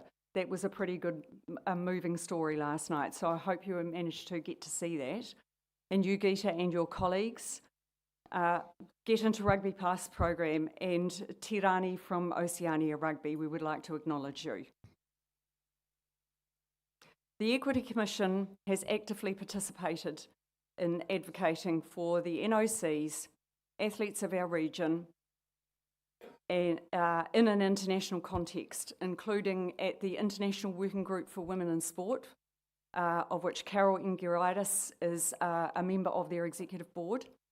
The OCA's Olympic Council of Asia, their General Gender Equity Forum in Brunei last year, the IOC Sport for a Better World Summit in Lausanne, the OIN, and the work of the Commission was highlighted in panels and by guest speakers at this summit last year. And the IOC's Good Practices case study, you will see that's on the slide there, that's a view of the case study from VASNOC. Thank you, VASNOC, for supporting that. And also the IOC and UN Women's Toolkit, of which there is a QR code floating around somewhere, and I'm sure Ala will have that for you later in the day.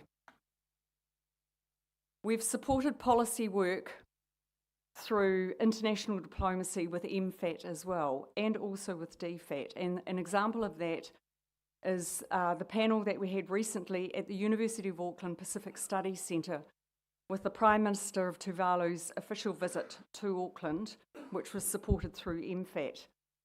Now, he is a champion of gender equality in his country and also gender-based violence against women and girls. So it was an opportunity for me to advocate for the Tuvalu NOC as well, and the work that we do in Oceania.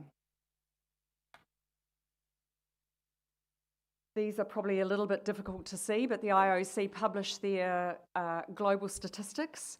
The red line, so that's Oceania, the number of women who attend General Assemblies and the number of percentage of women who are on the executive boards of their countries in the NOCs.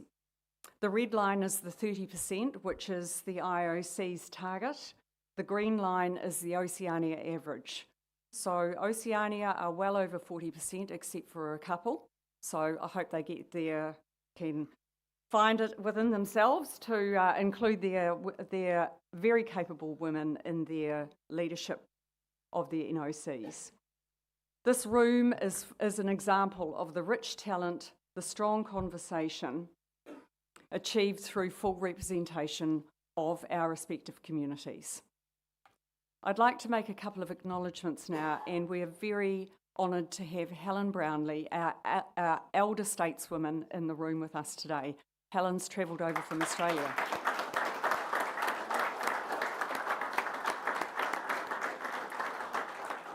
Helen is here for a couple of days, and obviously many of you know her, and she would love to spend some time connecting in with you all. Helen has given 21 years of service to the Equity Commission and retired last year, and we acknowledge and honour her today. Thank you, Helen.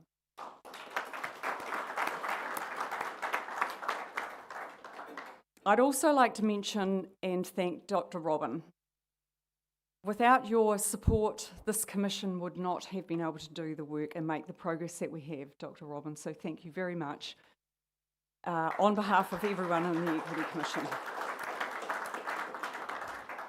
I'd like to acknowledge the members of the Equity Commission, Gai Uera, who's in the room with a very close colleague, who's in the room with us today, Andrew Lapani, who's not with us, Mrs. Mahiroa Mitchell-John from the Cook Islands, Michael Wolfe from Samoa, Joey Miranda from Guam, Carol Ingiritis from Palau, Emma Waiwai, thank you, from PNG, and Liddy Peterson-Visser from Vanuatu, and supported by the OIN Secretariat Coordinator, Ala Cassandra, and very much by our Executive Director, Inoki, and your ONOC staff, so thank you very much. I'd like to ask Alexandra now to come and read out the bio of Justine Wilson-Utter, who's with us today.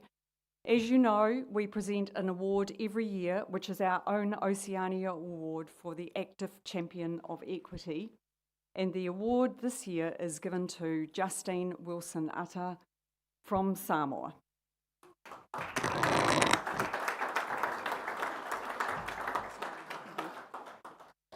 So before we invite Justine up, again with the cracking, Bula vinaka everyone, good afternoon and kia ora.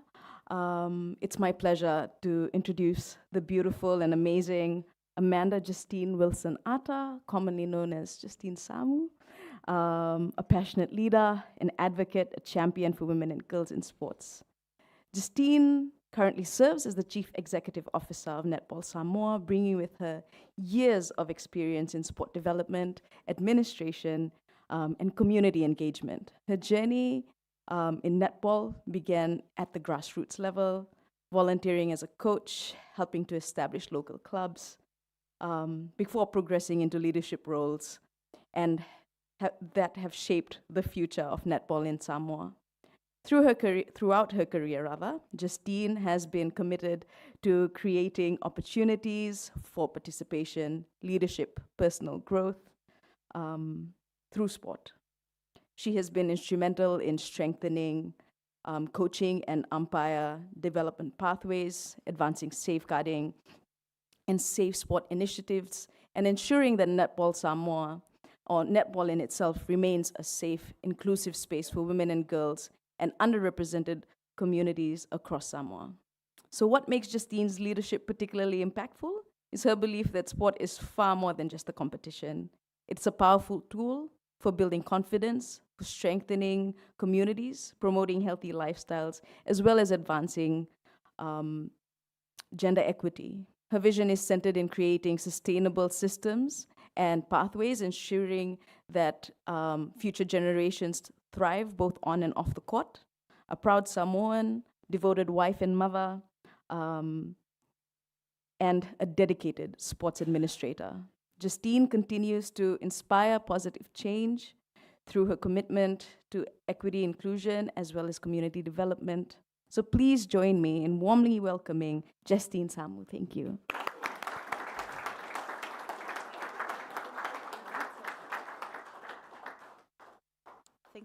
Thank you, Ala and Liz. I didn't prepare, to be honest. I didn't prepare anything, but I do just want to share a bit with you. I did meet Liz. I just shared with her. I met her in 2023 at a safeguarding skills workshop, where I can honestly say that where you presented has helped shape how I run things for netball. And also thank you to Rashika. She's been instrumental in just my understanding of what equity truly is and the context that it is for the Pacific. Something that's kind of helped me, guide me through my pathway is this Samoan proverb, "Ole ala I le pole, ole tautua," which translates to the pathway to leadership is through service. That's been ingrained from me from a young age, and it's not an easy pathway. And I can tell you, I'm not an athlete. I'm grateful that sometimes people think I am an athlete, but I'm not. But what I am is I'm a mother to two strong young girls who love sport, and that's actually what has driven me in this pathway is to see my daughters become confident. And I'm just grateful to be in this space where I can meet people and learn just how to further grow the opportunities for not just netball, but for all sport in Samoa. And I do look forward to netball being in the Brisbane Olympics. Thank you.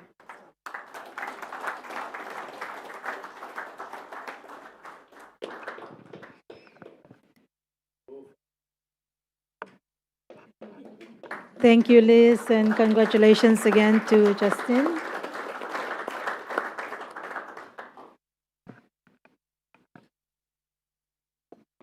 Like a queen. Thank you. Okay, I think we've got one more slide. Oh.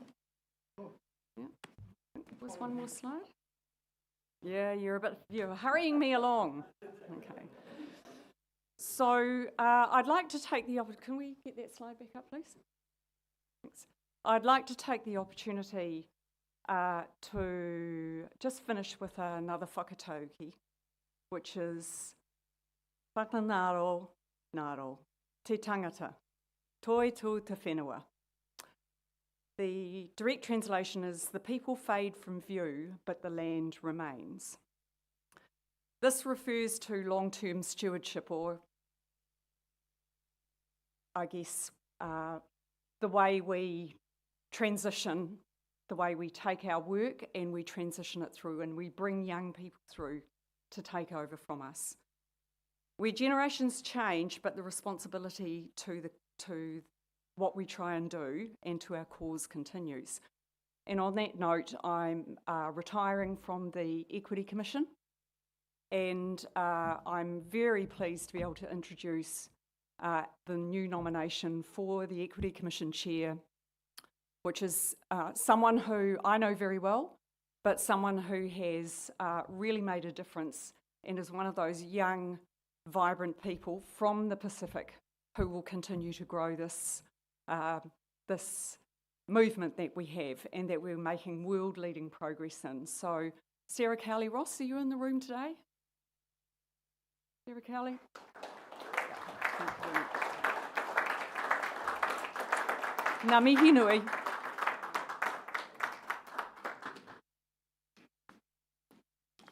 Thank you, Liz, and thank you so much for all the work that you've done and the contribution that you have contributed through our commission and giving greater opportunity for young women leaders to the ONOC space. So we thank you for that. We have our voting ballots outcome. Resolution 3 on company secretary on the agenda item 10. Yes 42, no 6, 75% result yes, and resolution approved. Confirmed by the scrutineers. Thank you, Andrew. Next. Thank you, President. We move to resolution number 4, which is entitled Executive Structure and Terms of Office. So once again, we'll go around the ballot papers: Australia, American Samoa, Cook Islands, Federated States of Micronesia, Fiji, Guam, Kiribati, Marshall Islands, Nauru, New Zealand, Palau, Papua New Guinea, Samoa, Solomon Islands, Tonga, Tuvalu, and Vanuatu.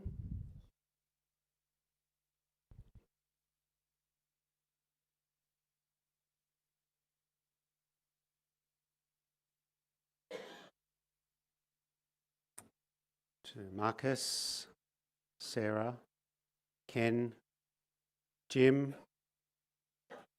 Marcus, Robin, Buckley, Rick, Emma, Maureen, Kathy, Orvita, and Ian,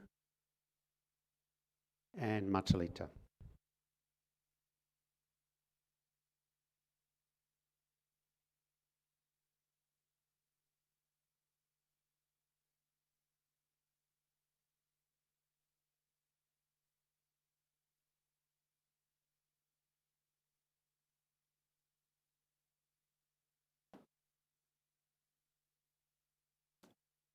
Okay, Diane will collect these now, starting with Australia, American Samoa, Cook Islands, Federated States of Micronesia, Fiji, Guam, Kiribati, Marshall Islands, Nauru, New Zealand, Palau, Papua New Guinea, Samoa, Solomon Islands, Tonga, Tuvalu, Vanuatu.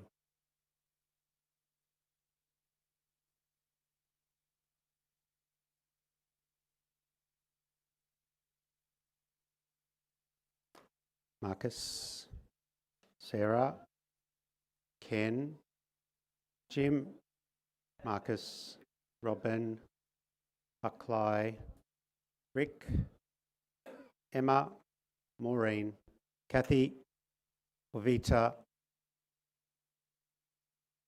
Ian, and Matalita Vinaka.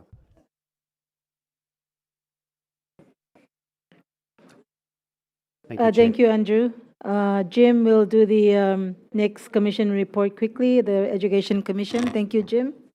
Yep.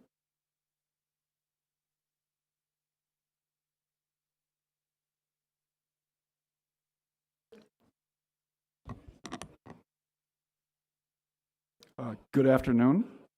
Casa Lilia, that's the greeting from our home island of Pohnpei for our Federated States of Micronesia. Casa Lilia, President Buckley and the ONOC Executive, NOC Leaders and our observers, including ONOC partners, as well as representatives of the Oceania Athletes Commission. A very special welcome to President Coventry and the ILC staff from the International Olympic Committee, as well as ANOC President Dr. Robin Mitchell and Secretary General Gunilla Lindberg. On behalf of the ONOC Education Commission, it is my pleasure to present a brief update on the work of the Commission, including recent meetings, governance developments, strategic priorities, and the Commission's direction for 2025 to 28 quadrennium. This presentation will be brief and will cover the composition of the previous Commission, key outcomes from last year's meetings, the composition of the new Commission for 2025 to 2028, outcomes from our Q1 and Q2 meetings held this year, outcomes of Q3 and Q4 meetings to come. These areas reflect the Commission's ongoing commitment to strengthening sport education and workforce capability across Oceania. I would first like to acknowledge the Commission members in the last quadrennium. Their contributions helped advance important discussions around education pathways, partnerships, governance, and workforce development in Oceania sport. On behalf of ONOC, I sincerely thank all former members for their service, commitment, and contribution.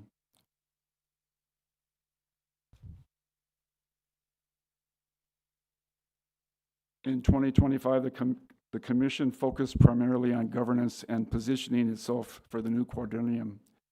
Key areas of work included reviewing and endorsing the proposed 2026 Commission budget, recommending adjustments to the composition of the Commission, particularly in the inclusion of partner representatives to strengthen regional collaboration, and commencing a review of the Commission's terms of reference through a dedicated working group process. This work was important in ensuring the Commission remains relevant, collaborative, aligned with the current ONOC strategic plan and the reset direction.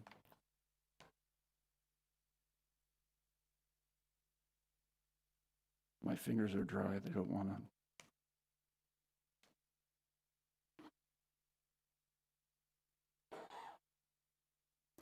Commission members for 2025 to 2028, I am pleased to present a new composition of the ONOC Education Commission for 2025 to 2028. allow me to acknowledge the members of the Commission: Jill Gemming, Vice Chair, Oceania Sport Representative, Team Sports; Metalita from the ONOC Athletes Commission. She's the representative. She's the Vice Chair of the ONOC Athletes Commission. Anna Reedy, NOC representative from Polynesia, from New Zealand. Reagan Kama, Oceania Sport representative for individual sports. Manani, Pacific Island Forum Secretariat representative. Kenny Cairo, NOC representative from Melanesia from PNG. Dr. Jeremy, University of the South Pacific representative. Rajendra, Pacific Community representative. Andrew Lapani, Team Up representative. And Dr. Dean Dudley, University Alliance representative.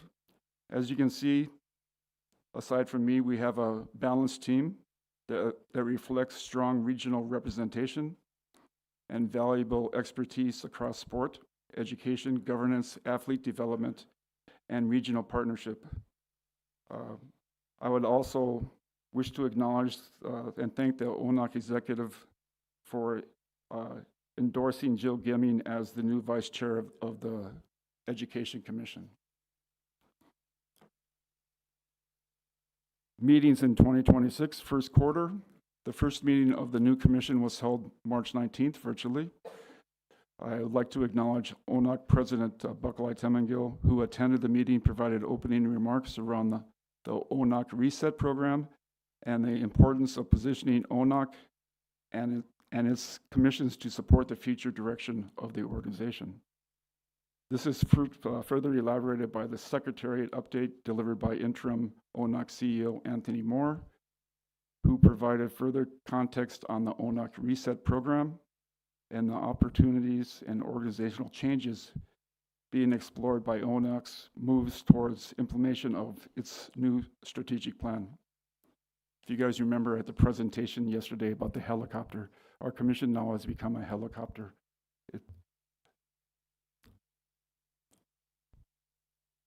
During the meeting, the commission also acknowledged appointment letters of the members, reviewed and approved the revised terms of reference, received Secretariat updates, considered members' submissions regarding priorities and areas of focus, and endorsed the appointment of Jill as the Vice Chair. The meeting provided an important opportunity for our members to discuss how the Commission can support ONOC's strategic plan and the reset priorities moving forward.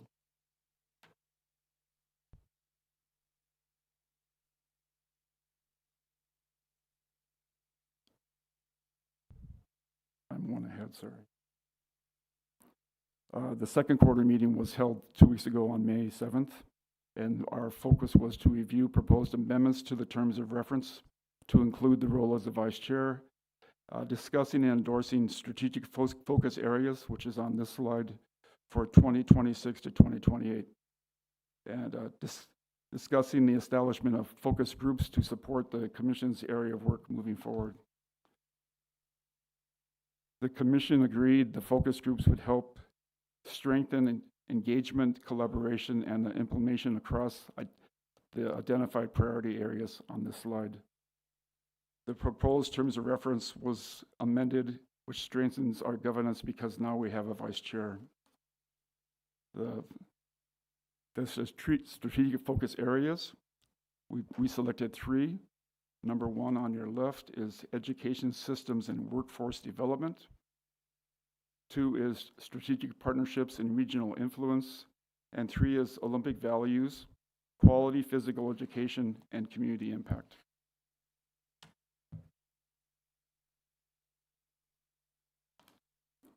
Together, these 3 strategic focus areas would help guide the Commission's work and contribution to ONOC's strategic plan over the next this quadrennium. Note the alignment of the ONOC strategic plan to row 2 of the matrix on this slide. For example, our strategic focus area number 1 aligns to the strategic plan's core function 2, primary area 7 and 8, and core function 4, priority area 17. As you see, we're one of the commissions now that are aligning ourselves to the new strategic plan through our focus areas. I'm happy to report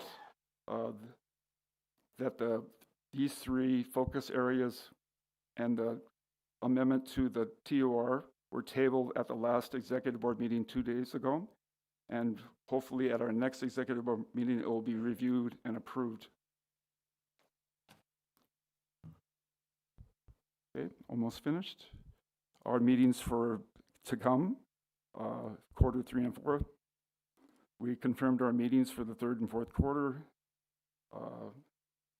These meetings will allow the Commission to continue progressing its work, including the development of focus groups, partnerships, and implementation priorities linked to the strategic focus area.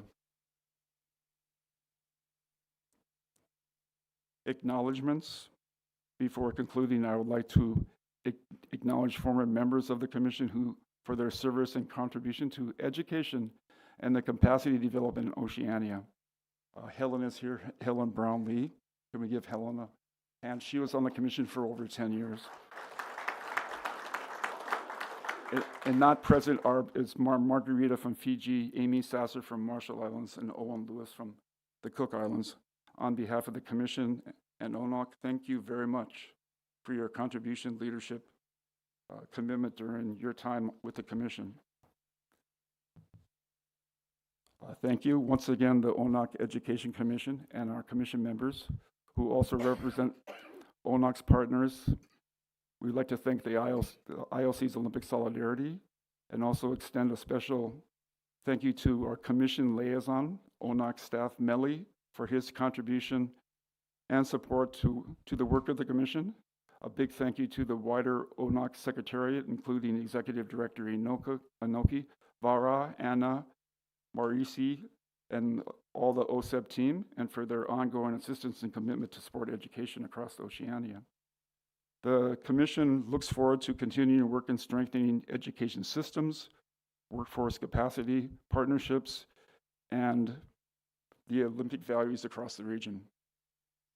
Thank you. Before I conclude, this is an exciting day for me as the Secretary General of the Federated States of Micronesia, NOC.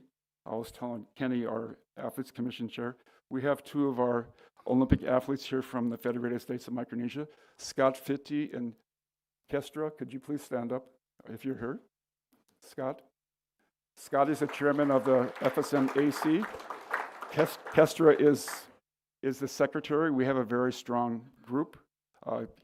Scott carried the flag for our country at the Tokyo Olympics opening ceremony. Kestra carried our flag at the Paris opening ceremony. So they're true Olympians and very excited that they're here today. Madam President, that concludes my presentation. Thank you.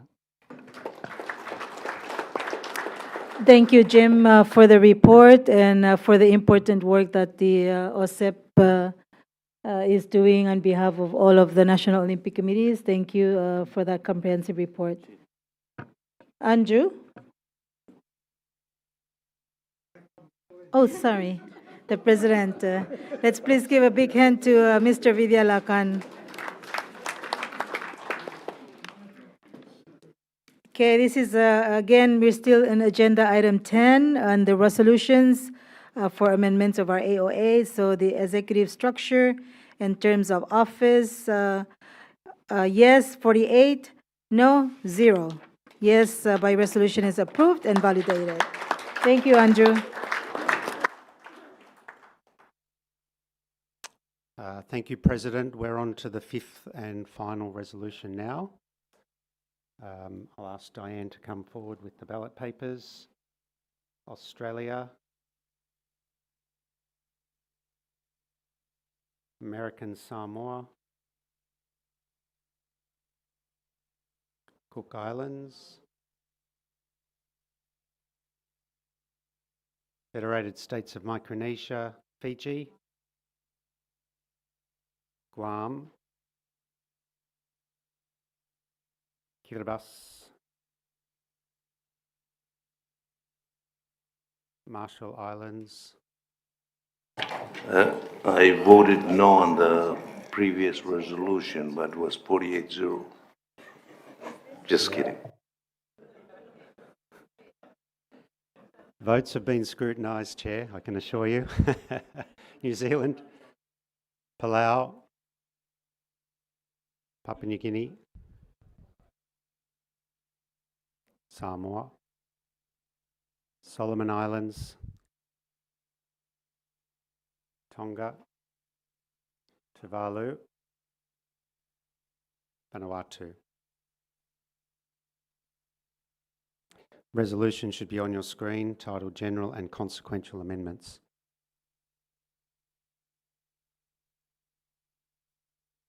Now, Marcus, Sarah, Ken, Jim, Marcus, Robin, Buckley, Rick, Emma, Maureen, Kathy, Ovita, Ian, and Matalita.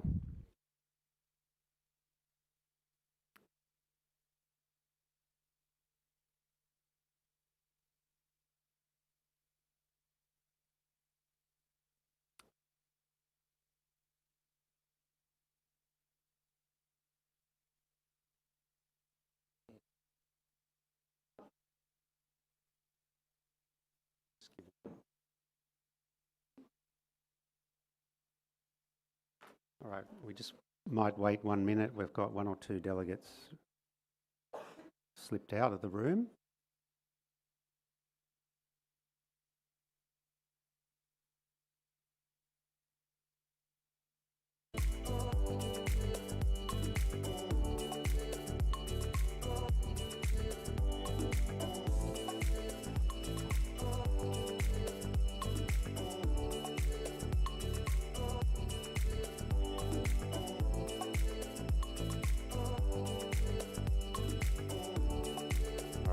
Start collecting Australia. American Samoa, I didn't see Ethan at all during this, so just 1 vote. 1.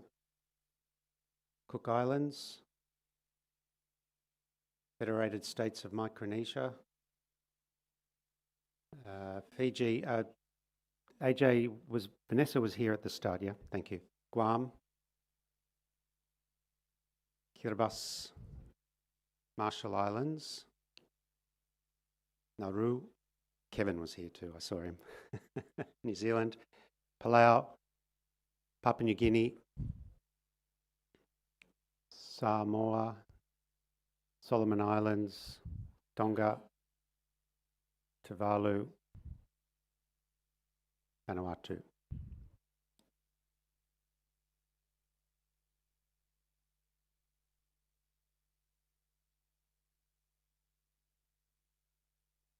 Thank you. Marcus, Sarah, Ken, Jim, Marcus, Robin, Buckley, Rick, Emma, Maureen, Kathy, Ovita, Ian, and Matalita Vinaka. Thank you. Thanks, everybody.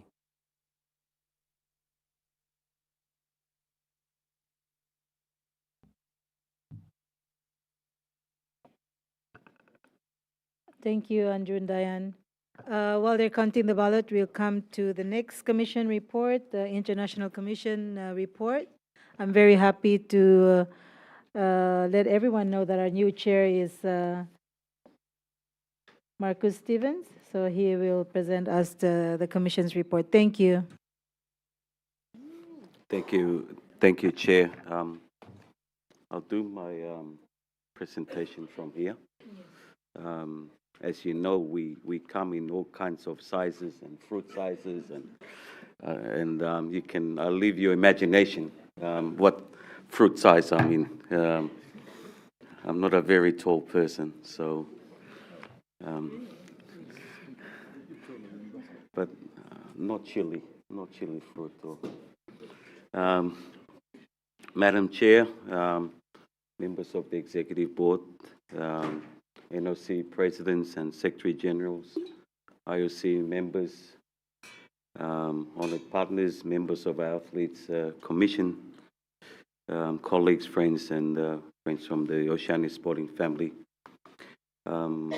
I have very big shoes to fill in. The former chair, of course, is our president, Barclay, and Ovita was assisting her. And and really this report as incoming chair is really the work that they have done for 2025, and I would like to thank them and hopefully continue to support as the new incoming chair. Does this work? Okay. Since the Commission was established in 2019, as you all know, it's become a very important platform to strengthen and contribute to sport, to sustainable development throughout the region, and connected ONOC with governments, regional organisations, UN agencies, partners, universities, and strategic partners, not only in Oceania but beyond Oceania. The Commission continued to align its work across 4 key thematic priorities. As you all know, the Brisbane 2032 legacy, sport integrity, sport diplomacy, and sport and human rights. These areas provide an important framework for strengthening our partnership and advancing strategic dialogue and positioning Oceania within key international sport and development frameworks. As part of the ONOC Reset project, the Commission terms of reference are underway to ensure alignment with ONOC strategic plan for 25 to 28, of course, Brisbane 2032 legacy priorities and emerging regional and global sport diplomacy.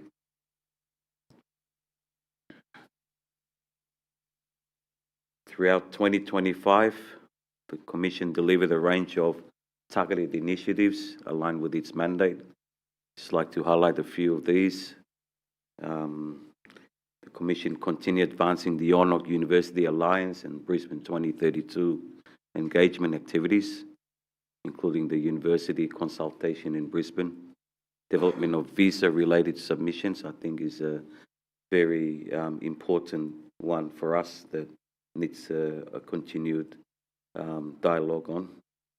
And formulation of partnership propositions links to Games legacy outcome.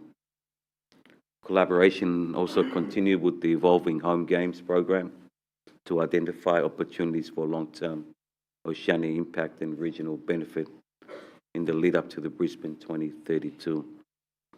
I'm pleased to see this initiative evolving and ramping up at this pivotal time.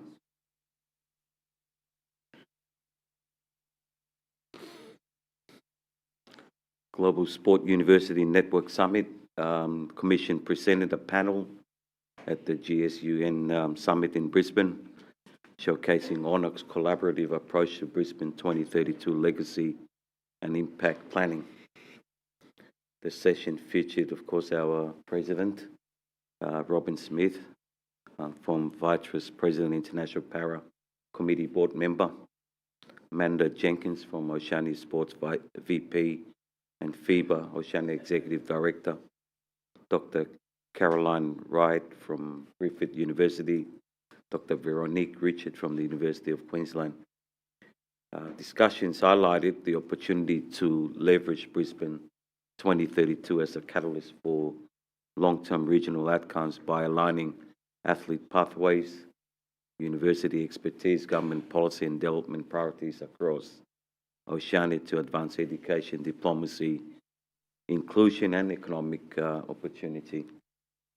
The panel was facilitated by Commission Implementing Partner Jackie Love.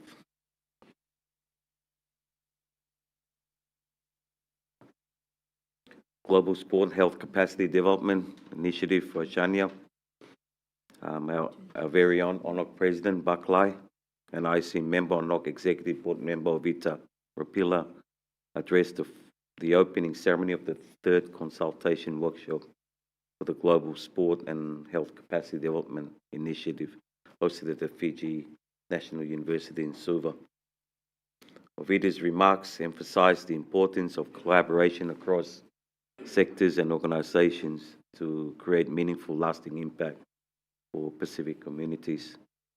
She held how the partnership between the IOC WHO, International Council of Sport, Science and Physical Education, and the University of West Indies reflected the Olympism 365 approach to collective action and recognized that for the Pacific, I quote, for the Pacific, it is particularly meaningful as it supports the capacity to address the growing burden of non-communicable diseases as a major challenge, while building on the region's strong community and cultural ties to sport to foster well-being and resilience. The Commission continued to strengthen the evidence base for sport sustainable development through the Pacific Regional Sports Research Scholarship Initiative in partnership with Research Office at the University of the South Pacific. Commission also participated in bilateral engagements with the UN agency, conducted planning meetings with key regional partners in Fiji, and delivered an update and presentation to the ONOC Executive Board induction workshop in Suva. Commission membership, of course, as I mentioned with my opening remarks, I'd like to acknowledge the outstanding leadership of President Buckley in her capacity as inaugural Commission Chair, and the commitment of Commission members across Oceania since 2009. Their vision, connectivity and dedication have strengthened ONOC's position as a respected regional voice and a driver of change, strengthening regional coordination, collaboration, action through sports. Commission membership from the previous quadrennial was carried forward into 2025, and as part of the ONOC Reset project was subsequently reviewed and refreshed to strengthen regional representation, expertise and strategic alignment moving forward. My appointment as the incoming chair was formalised during the ONOC EB in August, and it is my pleasure to formally acknowledge the incoming membership of the International Relations Commission, myself as chair, Kayla Whitelock as athlete representative, Matthew Vaya, Polynesia representative, Kumara Gorua from PNG as Melanesia rep, Kelly Blas Laraj from Guam as Micronesia rep, of course Eddie Moore from Australia as a member, and Jackie Love as a partner representative. I also acknowledge there are 2 partner vacancies currently being finalised with representation from the USB and the Pacific Island Forum Secretariat in Fiji. Again, I'd like to acknowledge the leadership of the ONOC Executive, contribution from the ONOC Members, Commission and strategic partners. In particular, as we gather here in Auckland, I'd like to acknowledge the Commission collaboration in Auckland with the New Zealand Olympic Committee, President Liz and her team on hosting a radiant and resilient reception in Paris at the New Zealand House in conjunction with the Paris 2024 Olympic Games. Special appreciation also extended to Ms. Jackie Luff and Mr. Atma Maharaj, how's his name? Maharaj, for their technical leadership and program delivery, and to members of the ONOC Secretariat for their continued coordination and support to the Commission. Looking ahead, Commission has identified several priority actions for 26 and beyond, building on the strong foundation already established. Importantly, the Commission will continue to explore the opportunities for co-investments with governments, regional organisations, universities, development partners to deliver tangible outcomes for Oceania. There are very strong synergies and intersection across ONOC commissions, particularly in areas of games legacy and high-performance athlete representation, sustainability, gender equity, education, safeguarding and integrity.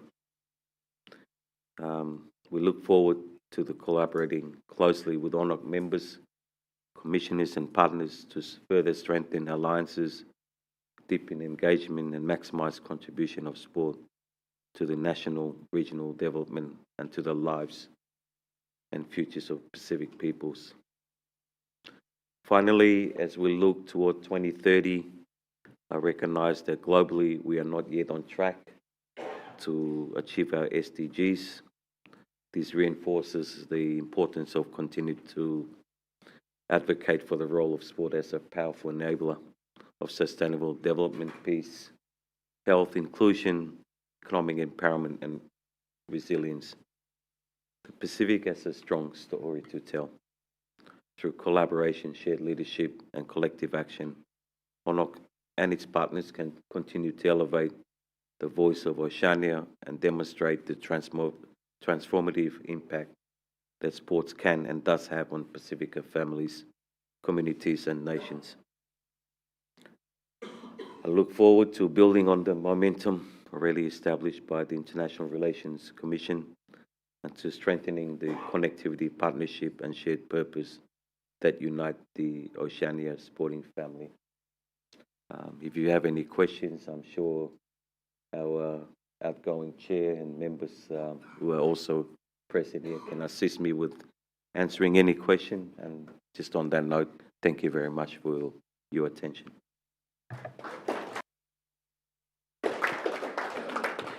Thank you, Chair Marcus, for that a report from the International Relations Commission, an important commission for us, particularly in Oceania, like the rest of the commission.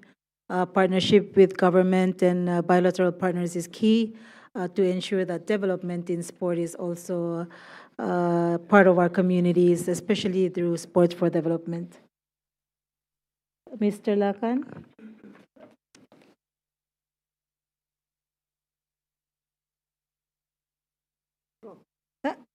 What happened? Oh, my name. Sorry. This one is a little bit different. Okay. We have only 47 votes.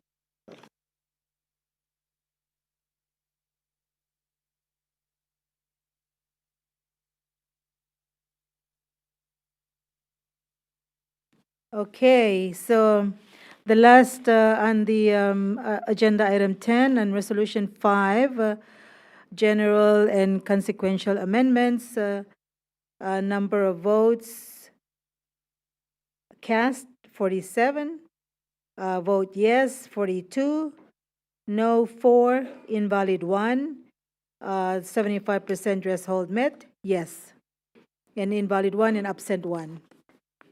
Confirm. Thank you, Andrew. Thank you, President. Ladies and gentlemen, that concludes the voting process. And thank you very much for following the procedures that were outlined and for your patience throughout the process. We now ask President Buckley to move a motion for the destruction of the ballot papers, which you can see Anthony has them in his hand in the box. So, President, over to you for the motion to destroy the ballot papers. Okay, I make the motion that we destroy all of your ballot votes in the container that's at the table to my right. Oh, I see a lot of people raising their hands. I think it's confirmed. Everybody said yes. Thank you, everyone, so much. If I can just have a little bit, thank you, Andrew. Can we give a big hand to the Pacific Games Council? Thank you. Thank you, Chair. Andrew and, of course, President Lakan for, and Diane, the whole executive board for helping us through this process. With that, I know everyone are hungry, but I am your president, so I will ask for your patience, and then we move on to agenda item 10. That is the proposed resolutions and amendments to ONOC articles from Vanuatu resolution. And if I can ask the President. Madam Chair Lady, I do believe that I'm currently standing between those members that are very starving in my resolution, so I'll try to do my best. Vanuatu would like to thank your leadership, President Buckley, for your excellent leaderships and recognitions of the rights of the Vanuatu members of ONOC to have a resolution included on the agenda. We have been trying for many years and have this resolution table, but it was repeatedly pushed aside, breaching our rights as a member. And despite the urgency of aligning ONOC with the IOC charters and ensuring a strong future of the organizations. Following the outcome of the first resolution presented by ONOC, of which I had the pleasure to be a member of the working group, Vanuatu is satisfied with the outcome of the vote, and therefore, Vanuatu will withdraw our resolutions. We would like to wish ONOC and the Olympic movements a very success for the future, and wish you all bon appétit. Thank you, President Antoine, and that please, for the record, Vanuatu National Olympic Committee has withdrawn their resolution as per item 11 of our agenda, and I thank you on behalf of all of us here at the General Assembly. And I have been asked, as your president, I'm going to allow some time with our chair, Maureen, from the Governance Committee, to just give her a short remark, I guess, before we go to lunch. Thank you, Madam President. Thank you for the opportunity to say thank you all, National Olympic Committee, presidents and secretaries and delegates for the great contribution that you shared with us in facilitating these amendments. And of course, we continue these Talanoa sessions and engagement. It will strengthen our articles of association. And of course, Oceania sails together, no one is left behind. I leave you with this famous quote: "You were my strength when I was weak, my voice when I couldn't speak, eyes when I couldn't see. You saw the best that was in me." So I borrowed that from Celine Dion. Thank you.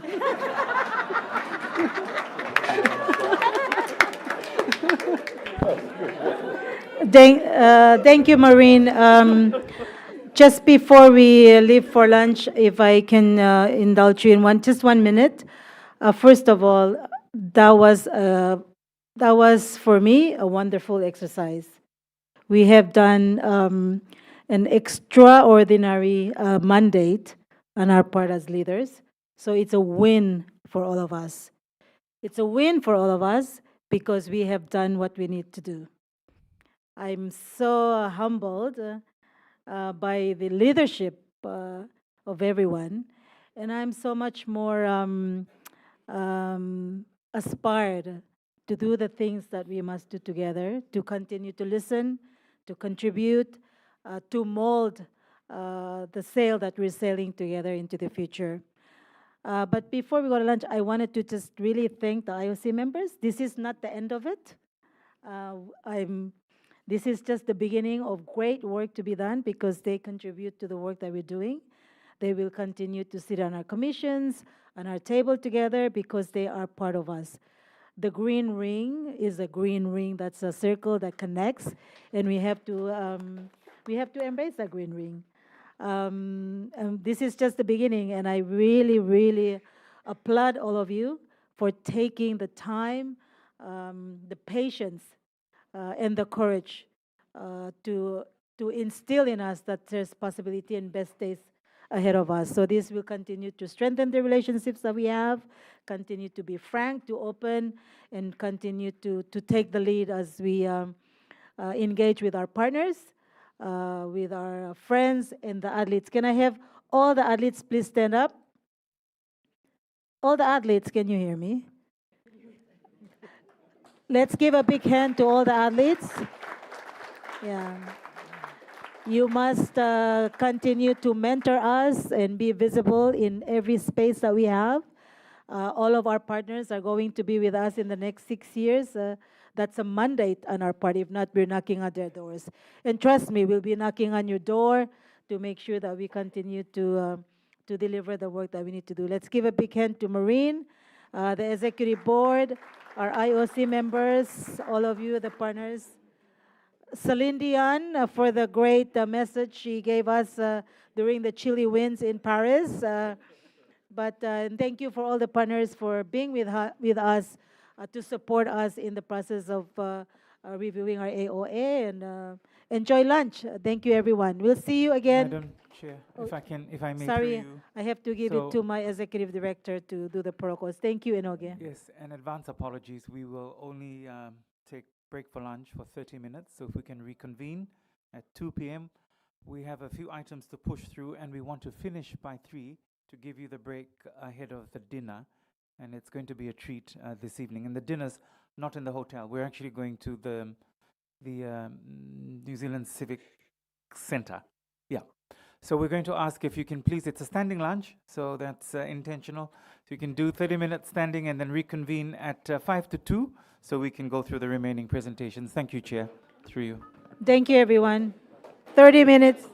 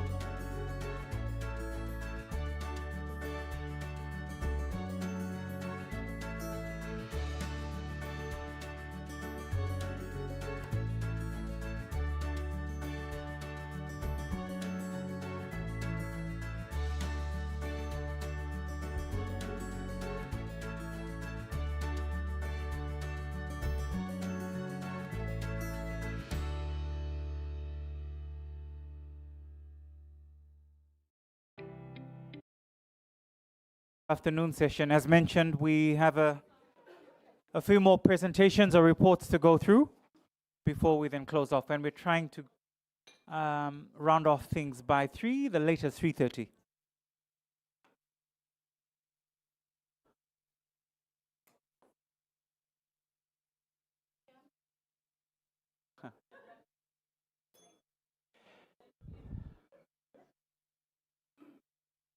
So just while we're waiting for everyone to settle in, for leaders around the room, we're going to hand out, we've finally got the signed copies of our 2025 financial statements.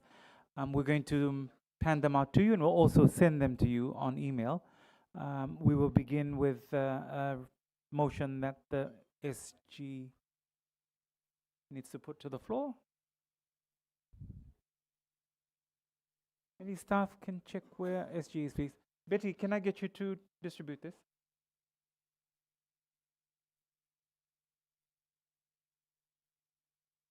You just go around. That's alphabetical order. Can someone check where Rick is?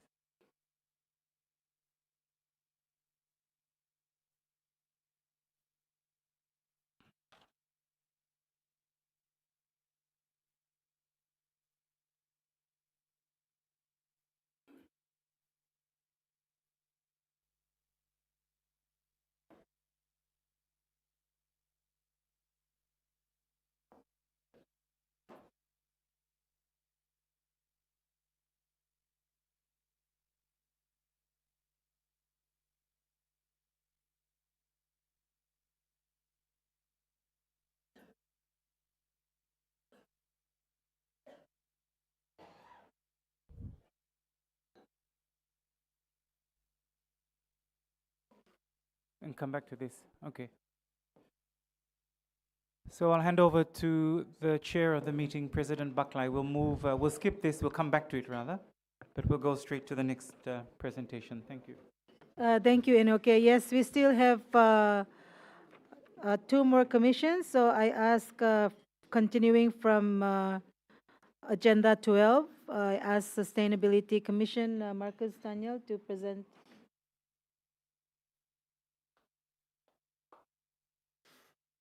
Kia ora tātou. Hello, everyone. You've got a different size Marcus to listen to now. And I want to thank President Buckley for letting me talk after lunch, because this would have been a lot scarier 30 minutes ago. I'm going to keep mine very, very brief. I don't really need the slides, but we could get them up there for members. So, Sustainability Commission. Very little to report. We've not had any meetings since I was elected chair, but there has been a lot of work done internally. There's been an action plan drafted, and we were waiting on the vote from the AGA and to see if there was a change in leadership of the Sustainability Commission before we started putting any of the plan into action. So we've been working closely behind the scenes with Julie Duffus, who's the head of sustainability at the IOC. She's a fantastic woman, and we have things ready to go. So I predict that after this AGA is concluded, over the rest of 2026, we'll have some meetings and get some things on the go.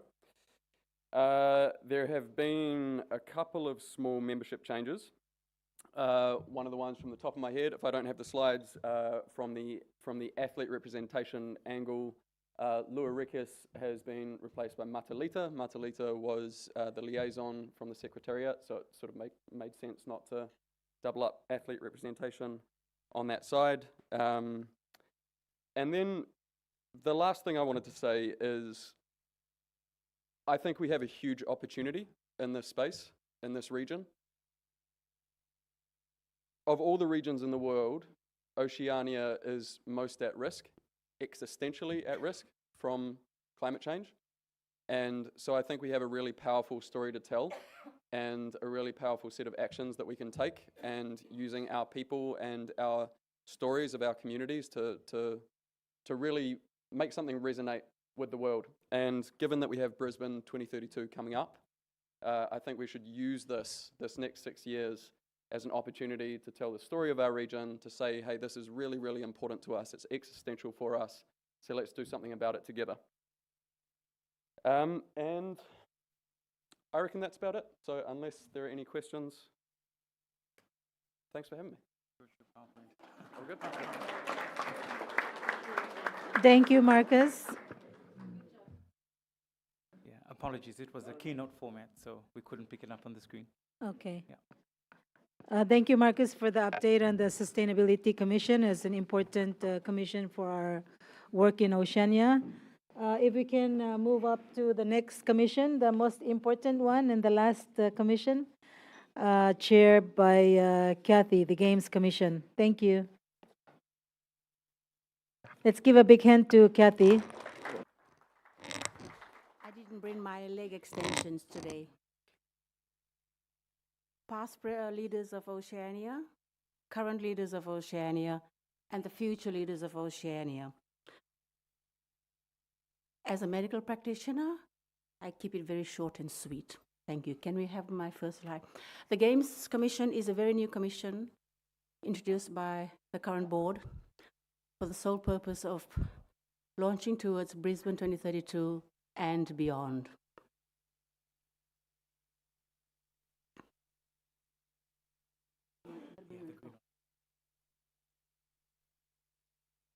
So a bit of history and a background into it. The post-Sydney 2000 and post-Paris 2024, we've done a revision of what is ONOC's role in this space of game support services. ONOC has provided extensive role, which I won't go into detail. It's all in your package that you have with you. The role that ONOC provides behind the scenes. So we need to collate, collaborate, manage, and deliver that space in a elite level to ensure that our athletes that go to these games are supported by as equally qualified and competent support team behind them. Okay, we have high-reaching athletes, we need to have high-reaching administrators, and the sole purpose of this Games Commission. The commission was formed. Thank you, President Buckley, for having confidence in me to chair this. We have members representative from OSFO, which is Yvonne Mullins. We have representatives from OPC, Pacific Games Council, and members of the Executive Board who are on it. Now, you may note that this commission, we did not call for nominations from the floor, and the reason why it's a brand new commission. So in due time, when the terms of reference are changed and reflective of the progress in this place, then we will start calling for subject matter expertise to come into this space. The selection of the members of this commission was strategically done to make sure we cover all aspects of game delivery, not only the Olympics, mini games, Pacific Games, Commonwealth, and Youth Olympics and Olympics. So in front of you, you have the members of the Games Commission. Our terms of reference has been approved by the Executive Board. That's phase one. Phase two, which we are moving into immediately after this, no, not immediately, but in the next 2 weeks, we'll be moving into action planning towards Brisbane 2032 and beyond. So between now and the end of the year, you will be hearing from our ONOC Secretariat on your plans, because your plans will have to be, our plans will have to be reflected off you. You take the athletes to the games, we don't. Our job is to help you in that space in whatever way we can. So we are enablers and supporters in this space. So this commission will be working very, very closely with your NOCs to help plan to deliver the support that our athletes need at this game. We will be requiring more support in this space from subject matter expertise. So in a nutshell, that's the report from the Games Commission. It's a very new Games Commission. We were just given birth 2 months ago. So when you're 2 months old, we haven't turned yet. But by the end of this year, we certainly will be running. So ladies and gentlemen, past leaders of Oceania, current leaders of Oceania, future leaders of Oceania, that's the Games Commission that will benchmark us in 2032. Thank you.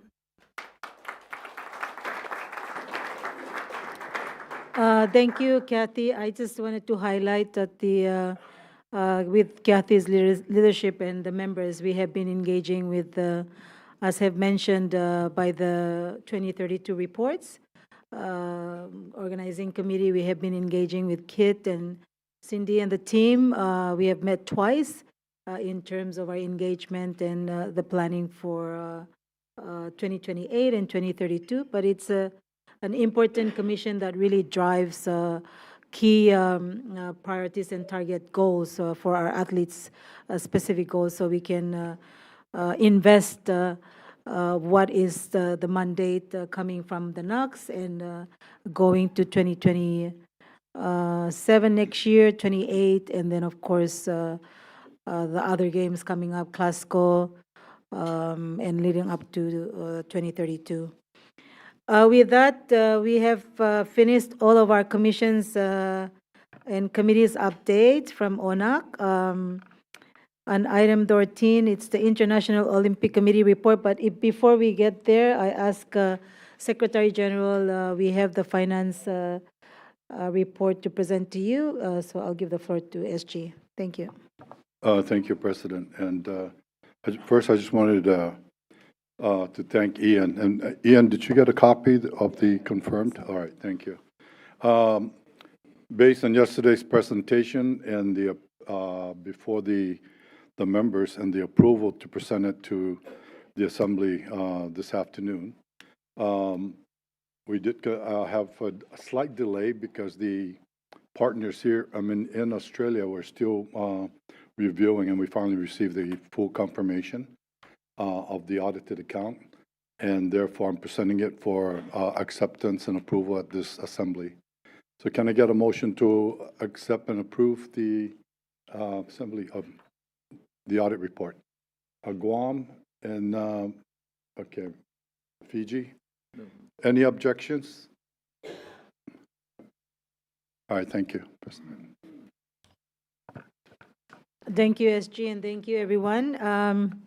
We move on to Agenda 13, the International Olympic Committee and IOC report. The IOC reports, our members are in your pack, but if I can ask James, our Oceania member at the IOC, our brother, our son, to present the updates on solidarity. Thank you, James. It's a true honor to be a coconut with you. I'm very, very pleased. Thank you. So good afternoon, everyone. Kia ora. A bit louder. Come on. No, thank you very much, Liz and Nikki, again, for the hosting of this amazing General Assembly, but also thank you to ONOC. It's been a really great week already. We've had the LA preparation forum that went really well with your chef de missions, getting us in the mood, getting us ready to look at what's coming. But also the workshop yesterday. It really was focusing on the different areas, allowed for so much engagement. And for us, I think that kind of dialogue with the NOCs is always something that is really, really useful.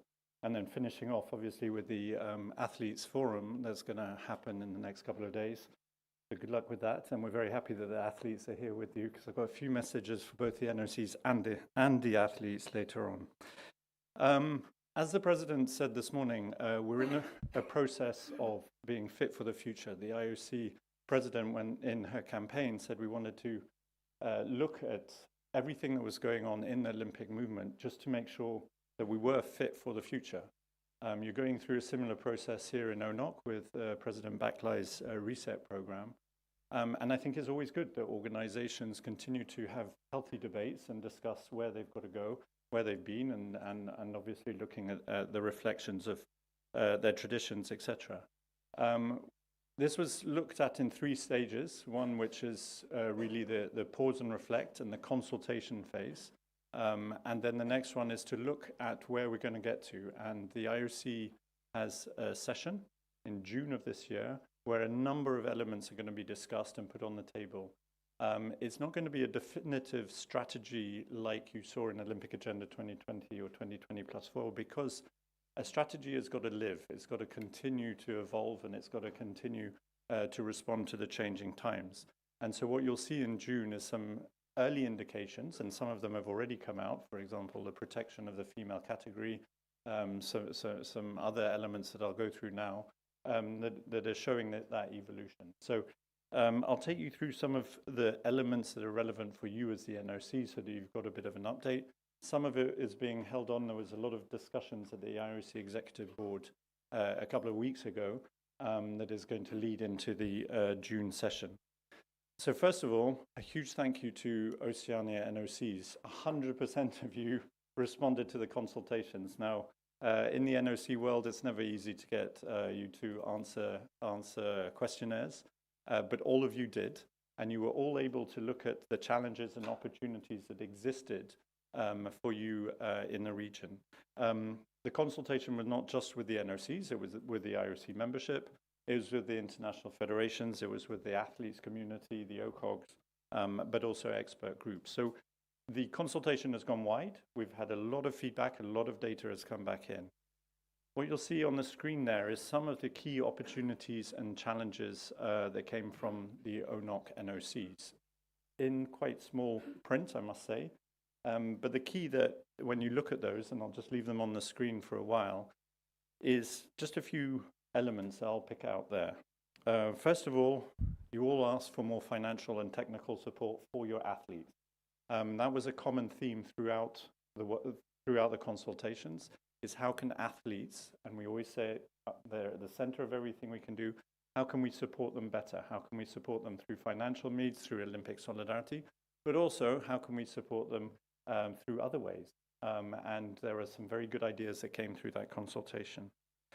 The second thing in ONOC is, because of the region you're in, the travel costs we know are very high. We know that you struggle to get your athletes to competitions, and so those are elements that we're looking at as well. But also what was very clear was how important partnerships are to you, that you know that you can't operate as a single island state. You need to work with your neighbors, and you need to work with ONOC and with the IOC, but also with other organizations there. Now, from that consultation, the IOC President has created 9 different working groups to focus in on specific elements that came out from the consultations. Some of the key themes where there was a need to actually go into a bit more detail, and you can see there on the screen the arrows where the different working groups have been set out, and I'm going to take you through some of those at the moment. And I'm going to just go through theme by theme. So when we're starting with the athletes, as we always do, there's one of your great champions on Bravo, an Olympic scholarship holder, I believe. One of the first elements that was looked at was the protection of the female category. And a policy was presented to the world in March of this year. And the key in this policy was to ensure the fairness, safety, and integrity of competition and of athletes. And the core principle is really the eligibility for the women's category in sport is limited to biological females, and that they would be tested through what's called an SRY gene screening. That means that for the IOC, the decision is that everyone in the Los Angeles Games will have to have proved that they are a biological female to participate in the female category. There is a lot of discussions at the moment about how we're going to implement this. It will be something that we will need to do with the international federations and you, the NOCs, and the organizing committee. And so what you can see on the screen there is there's a number of frequently answered questions that are already on Olympics.com and on the NOCnet. But we've organized a dedicated NOC webinar on the 29th of June, which will allow you, your chief medical officers, to be able to listen to where we're going in terms of the implementation plan. If you have any questions beforehand, first of all, look at the FAQ, see if they're answered in there. If not, please don't hesitate to get back to us, because the more questions that we have on the practical implementation of this, the easier it is for us to formulate a plan that will be responsive to the needs of the athletes. The second point is just about athlete opportunities in general. Right now, as I said, we've got this great Oceania Athletes Forum that's going to happen. Kave, Karen and Arthur are here from the Athletes Department, and who will be with you for the next few days. And we'll be able to explain to the athletes there what opportunities exist, for example, through Olympic Solidarity and athlete career transition programs, etc. The point I did want to raise here was the NOC Athletes Commission Activity Grant. And I was given the statistic that in 2025, only 10 NOCs in this room, or 10 athlete commissions over there, applied for this grant. This is a grant of $10,000 every year for the activities of the athlete commissions. So now that we've got everyone in the room, we do ask you as the NOCs, as the leaders in your countries, to work with your athletes commissions to make sure that they use that grant so that they're able to fully benefit from it. If they don't use it, it's wasted money, it goes somewhere else. So please, please, please have that conversation. And if in the next few days you're not able to agree on a plan, please come and see us, talk to Ken, talk to Cave, talk to any of us, and we'll be able to help you through that plan. In terms of LA, Olympic Solidarity, there's 17 Olympic scholarships have already been allocated for 6 NOCs. Again, not enough. The opportunity for applying for athlete scholarships in view of the LA Games exists. You just need to make an application, and Olivier and Sheila and the team are here to help you through that. Sorry, Sheila is not here, you may have noticed, otherwise she'd be presenting. And apologies from her, she's had a knee operation, so that's why she's not here. But we're available to help you through that program. What is interesting is the number of team support grants in Oceania, and a lot of you have applied for a team support grant to prepare you for future events, but in particular try to qualify for the LA Games.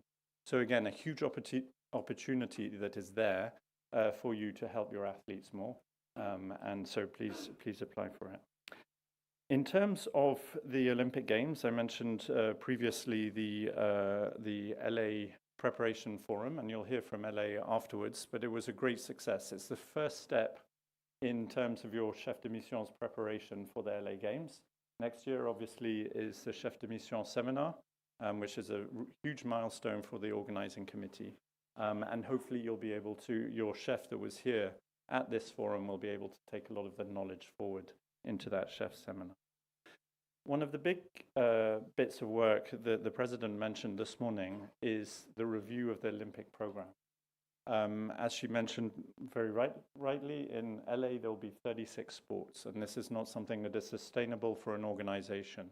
And the working group that is under the leadership of Karl Stoss, but also has on it Alvita is part of that, from Oceania, is looking specifically at that. And they've had 10 meetings on how you can reduce or rationalize, it's not necessarily reducing, but rationalize the sports program for the Olympic Games to make sure that it's sustainable, that it allows for maybe more athletes to come, allows for a different definition of how we set criteria with the international federations to decide whether a discipline is included or not on the Olympic program. And so there'll be a lot of information on this year, because as Kit mentioned yesterday in his presentation for Brisbane, the Brisbane program, sports program, will be defined by the end of this year. In the June event, the criteria relating to how that definition will happen is what we'll be focused on. The IOC Executive Board as well recently looked at the Olympic qualifier series. You remember that before the Paris Games, there was a qualifier series that existed for a number of urban and youth sports in 3 cities. The program has been rebranded, so we're now the Olympic Q Series, because we did a lot of market research, and that's apparently what everyone is comfortable with. And we've also expanded it to 4 different stops that you can see there on the screen. This is a qualification opportunity for the 6 sports that you can see on the screen. So it's really the end of the pathway. It's building on the momentum into the LA Games. So you'll have in those 4 cities, those 6 sports, a lot of athletes trying to obtain that final qualification opportunity and quota place for the Olympic Games. So we believe that that's going to be a very exciting opportunity. Now, coming to another product of ours, which is the Youth Olympic Games. The consultation process that was led to very different feedback from across the world, from the international federations, from the different constituent groups on the value of the Youth Olympic Games as an event. It was so confusing that if we're honest, we asked to do another survey, and we specifically sent it to the NOCs and the international federations. And I'd like to thank the 9 NOCs in Oceania that responded to that second survey that was specifically on the Youth Olympic Games. And you can see the questions that we asked was option A, well, I won't read them through, but there was keep it as it is, cancel it as an event, but invest our money somewhere else, or look at Continental Youth Olympic Games. You can see the results there from Oceania. Again, a bit confusing. So from that, the executive board looked at the overall feedback, and you'll have seen that we need to pause and reflect on what is the best way for us to engage with the youth. Is it an event like the Youth Olympic Games, or are there other ways to engage with the youth through digital means, through other things? And so we're pausing and reflecting. It also means that the EB decided not to proceed with the allocation of the 2030 Youth Olympic Games until further discussions had happened here. But there is a Youth Olympic Games that is coming up in Dakar very soon, in October, November. I know most of you are focused on the Glasgow Commonwealth Games. That's your next big milestone, but after that, quite quickly, is the Youth Olympic Games in Senegal. You will have all received your quota allocations from the IOC, and those have all been confirmed. The chef de mission seminar happened very recently, gave all your chef de missions the opportunity to understand how the operation will happen there. And we're very pleased with the progress in Dakar. It's going to be an exciting games, very vibrant games in Africa. The first time the Olympic flame will be landing in Africa. And so we're very excited about that. What that also means is that Olympic Solidarity is there by your side to help you in your preparation for the Games, but also your participation in the Games. So traditionally, Olympic Solidarity, we have a number of preparation programs, not least the Youth Athletes Development Program, that can help your athletes prepare. But then obviously to participate in the Games, we're covering the travel support grants to get you there. We know the costs are going up, and so we're looking at that, and the accommodation subsidy in the Youth Olympic Village, as we have done in the past. Now, moving to the Olympic movement. The Olympic movement, there's 2 main areas that have been worked on already now. One is the protection of the fundamental principles of Olympism. I think you'll all agree that the world is becoming more and more volatile. It's becoming more complicated to navigate, especially for young athletes. Young athletes are put in the middle of a whole load of political discussions, and all they want to do is sport. And we recognize that, and we want to make sure that they are protected from political interference. And so the working group that was set up is looking at how we can do that better. We already believe the political neutrality of the Olympic movement, of us as the IOC, the Games, of you of the NOCs, is very important, but how can we do that better? And we're very lucky to have Sarah Walker with us on that group. The second point, very topical, is about good governance. Good governance will be always something that the IOC will bang on the table about, because we have to do that. We are led by the Olympic Charter, but also by the basic universal principles of good governance. And you all know Jérôme very well, because he will always phone you to help you through making your statutes up to date and in line with the Charter, but also make sure your elections are done in the best possible way. We do need to elevate what we're doing constantly. It's never something that will stop. So we will come back to ONOC at some point and have further discussions about how you can even get better. Congratulations on the votes this morning. But you know, we can always improve, and including us at the IOC, including the NOCs, the IFs, etc. So this will be a constant piece of work. So thank you, Maureen, for your work here in ONOC. It's been a real pleasure working with you, and apparently Celine Dion from this morning. So thank you for that. Now, building a better world through sport, you can see there an amazing program that we were able to witness here, and also obviously the work that's been done on the Oceania Impact Network. But again, here we need to continue to innovate and continue to look at how we, as a movement, can truly build a better world through sport. And you're very lucky in that the chair of this working group is Alvita. She's been working with us on the Olympism 365 Commission for a few years now, and is working very closely with on really how can the movement, how can we have greater impact? How can sport have greater impact in the world, whether it's on athletes, whether it's within society, wherever it is, but how can we do that? And I think we're doing that in many, many ways. And is there an opportunity here to focus in on something so that our impact is felt bigger? Now, coming on to Olympic Solidarity, this is the first you will hear of it, but you will be receiving a letter very soon from us. But the IOC President has changed the Olympic Solidarity Commission to make it evolve again to be fit for the future. And you can see there the new Olympic Solidarity Commission that is there to serve you, the NOCs. That commission is probably the most important commission for you because it serves your interests. And Baklai will be part of the commission representing ONOC, as will the other 4 presidents of the continental associations.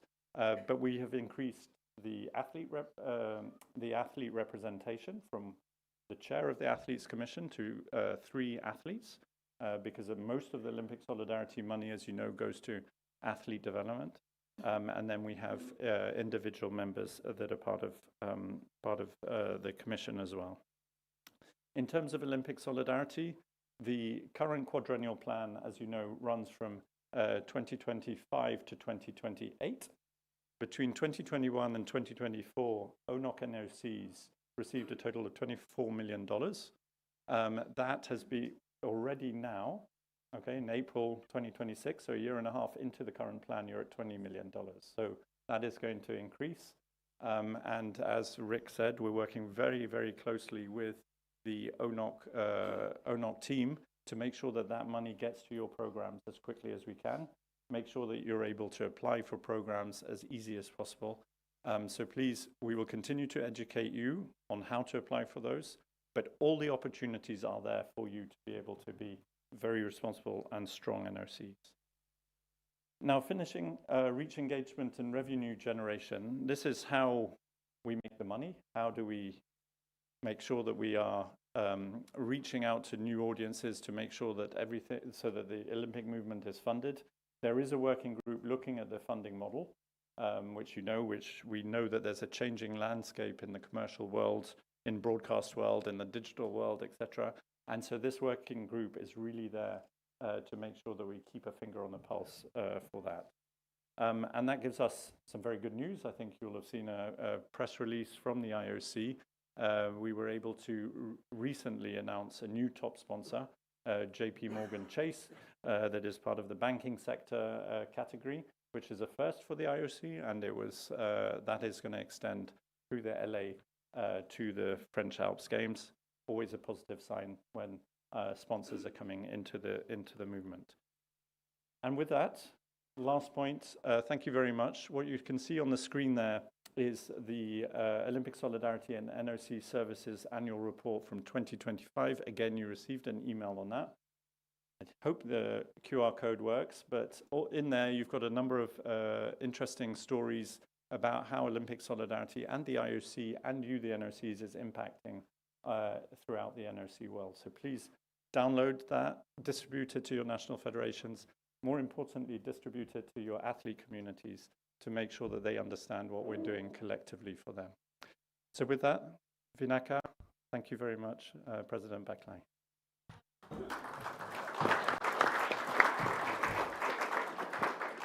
Thank you, James, for the report. Are there any questions or to James how we can get all that $20 million to Oceania? Please apply through the Solidarity Program. There's a lot of good work done there. Thank you. We will continue on Agenda 13. The IOC members report, as I've mentioned earlier, they're in your packet. Unless there's any IOC member that want to add on to their report. Avita? None? Thank you, Madam President. I've circulated my written report, and that's more on Olympism 365, and that was for the period from April 2025 to April 2026. And I'd like to just take this opportunity to acknowledge the Oceania Impact Network as a model initiative, working in collaboration with the various partners to advance sport and gender equality. And so thank you, Liz and your team. We've heard from you today in your presentation. But yeah, so in a nutshell, that's very brief for me because you've got all the details in the written update. Thank you. Thank you, Avita. Any IOC member? Dr. Mitchell? Thank you very much, President. In the earlier session this morning, we spoke about the program that the Health, Medical and Science Commission is initiating. We ran a successful program in Africa last year with about 47 NOCs, one male, one female, going for the training. In an earlier session this morning, we raised the opportunity that's coming up in November that Oceania will be joining with Asia. And the Oceania group has approved, and I'll get back to the Commission about that. But we're looking at the ONOC members and possibly the ONOC affiliated members who are not NOCs, but who belong to NOCs in France, for example. So that's the main one from outside on the Medical Commission. Several weeks ago, we had a session, which was a working group, which is progressing quite well. And hopefully by next year, they will have finalized a lot of the work that they've been doing. And this is to do with athletes' pregnancy, during pregnancy and postpartum. It was quite a good 3-day session in Lausanne where all of the experts came together as part of the working group. And I'm thankful that we're getting to the point where it's something that will be quite successful and helpful for the athletes in the years to come. Thank you for that, but thank you, President, you for taking over Solidarity, and we look forward to that as well. Thank you, Dr. Mitchell. I just wanted to add on, as highlighted by President Kirsty, many of the IOC members, they sit directly on many of the commissions and committees, working group committee in the IOC. So please engage with them. They bring a lot of NOC, ONOC concerns to the table at the IOC. She sends us letters every other day that you're a member of this committee. So we're very privileged to have that close direction with Kirsty at the IOC level. I also, in my report, I sit in the qualifying series, which is also a very important aspect of our athletes in their qualifications to the Olympic Games. So a lot of your feedback and contribution is important to the Olympic direction from the IOC members that here in Oceania. So I thank you everyone for your contribution and the commitment and work of President Kirsty and her team in Lausanne. With that, we move on to Agenda 14.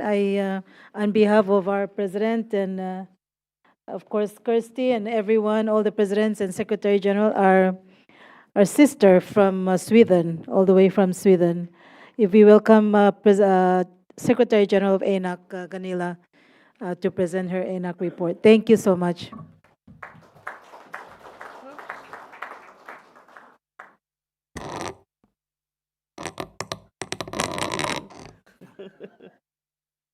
You can help me. Yeah, you better click. Yeah. Good afternoon, everybody. It's what was it? Kiara. Oh, sorry.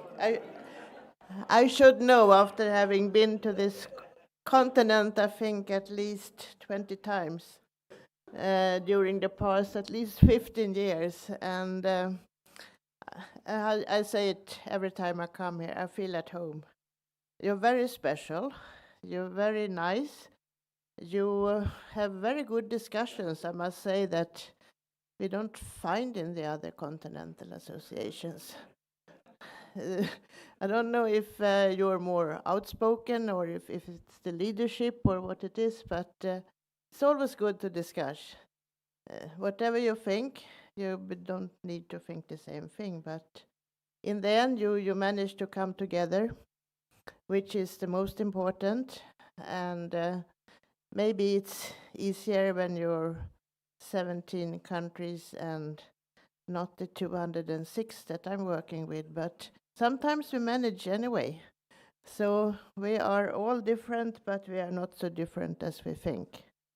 I'll try to make a quick update on what has happened since I saw you in Guam last year. I don't know if you know, in the NOC Executive Council, we have representation from all the 5 continents. I think we have 5 from Oceania. And it's a mini NOC General Assembly because it makes quite a big executive board. And we try to meet at least twice a year. But this year it has already been 3 times, and we have had a great honor to have IOC President visiting us twice. Once just before she was elected into the IOC, and then she came back. And thank you very much for that, Madam President. It's very nice to have you there and to come and talk to us, and hopefully we can continue to do that when you're not traveling abroad. We also have the NOC commissions, on which all the continents have 1 representative.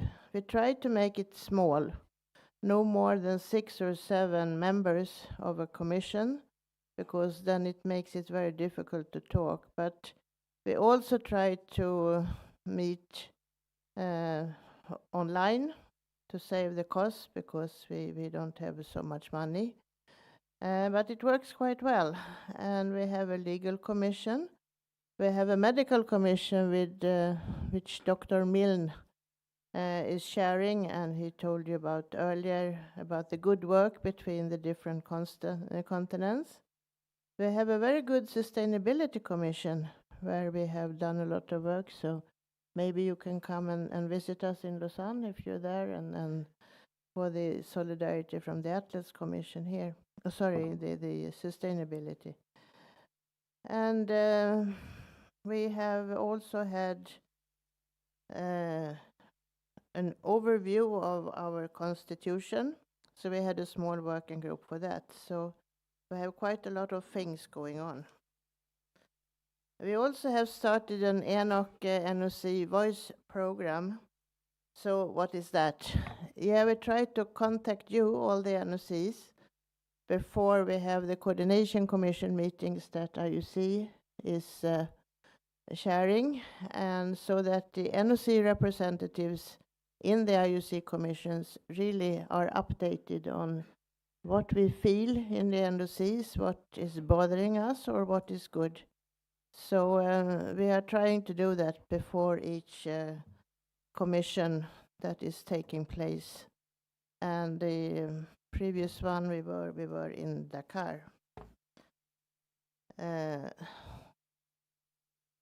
Next one, please. So we had the coordination commission before the chef de mission meeting, and you see that James and I can coordinate very well there in the village, trying the beds. They were nice, so no problem with the village. I think most of the NOCs feel that it has been a very big progress in the work in Dakar. So the most of the venues are already there, but we also have to know that it will be different, maybe, to what we are used to. So everybody should also be prepared for that. But they have done a good job the past months, and they will be ready in time, right, James? Yeah.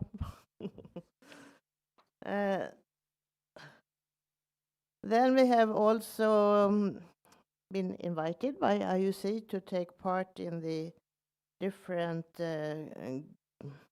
seminars, different preparation seminars before the games.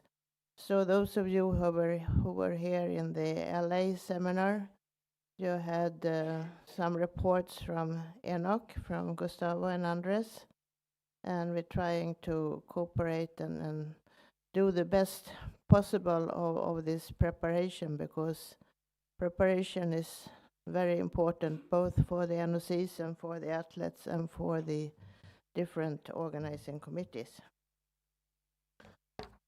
We also have an ONOC Peak NOC uniform program, which many of you are a part of. We were approached by the company Peak, who is a sport company, and they wanted to help the smaller countries.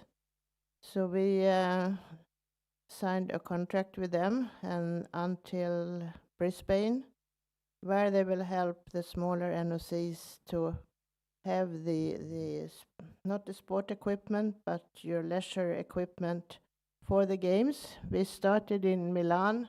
It was only 3 NOCs there, but now we have 50 coming up in Dakar. Next one.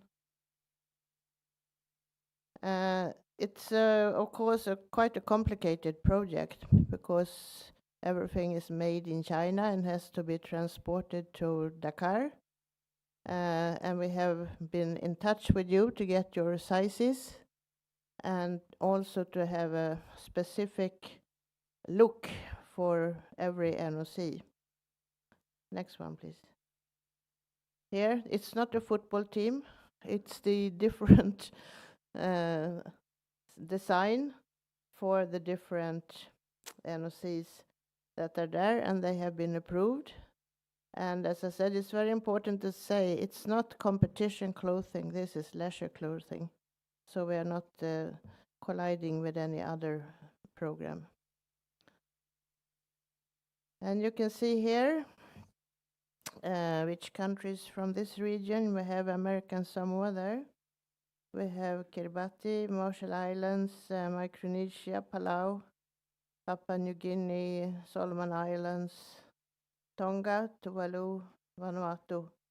I don't know if you have any feedback to give us or if it's working well. The most important is that we have a close cooperation, so we are not missing everything and we will get the clothing too late.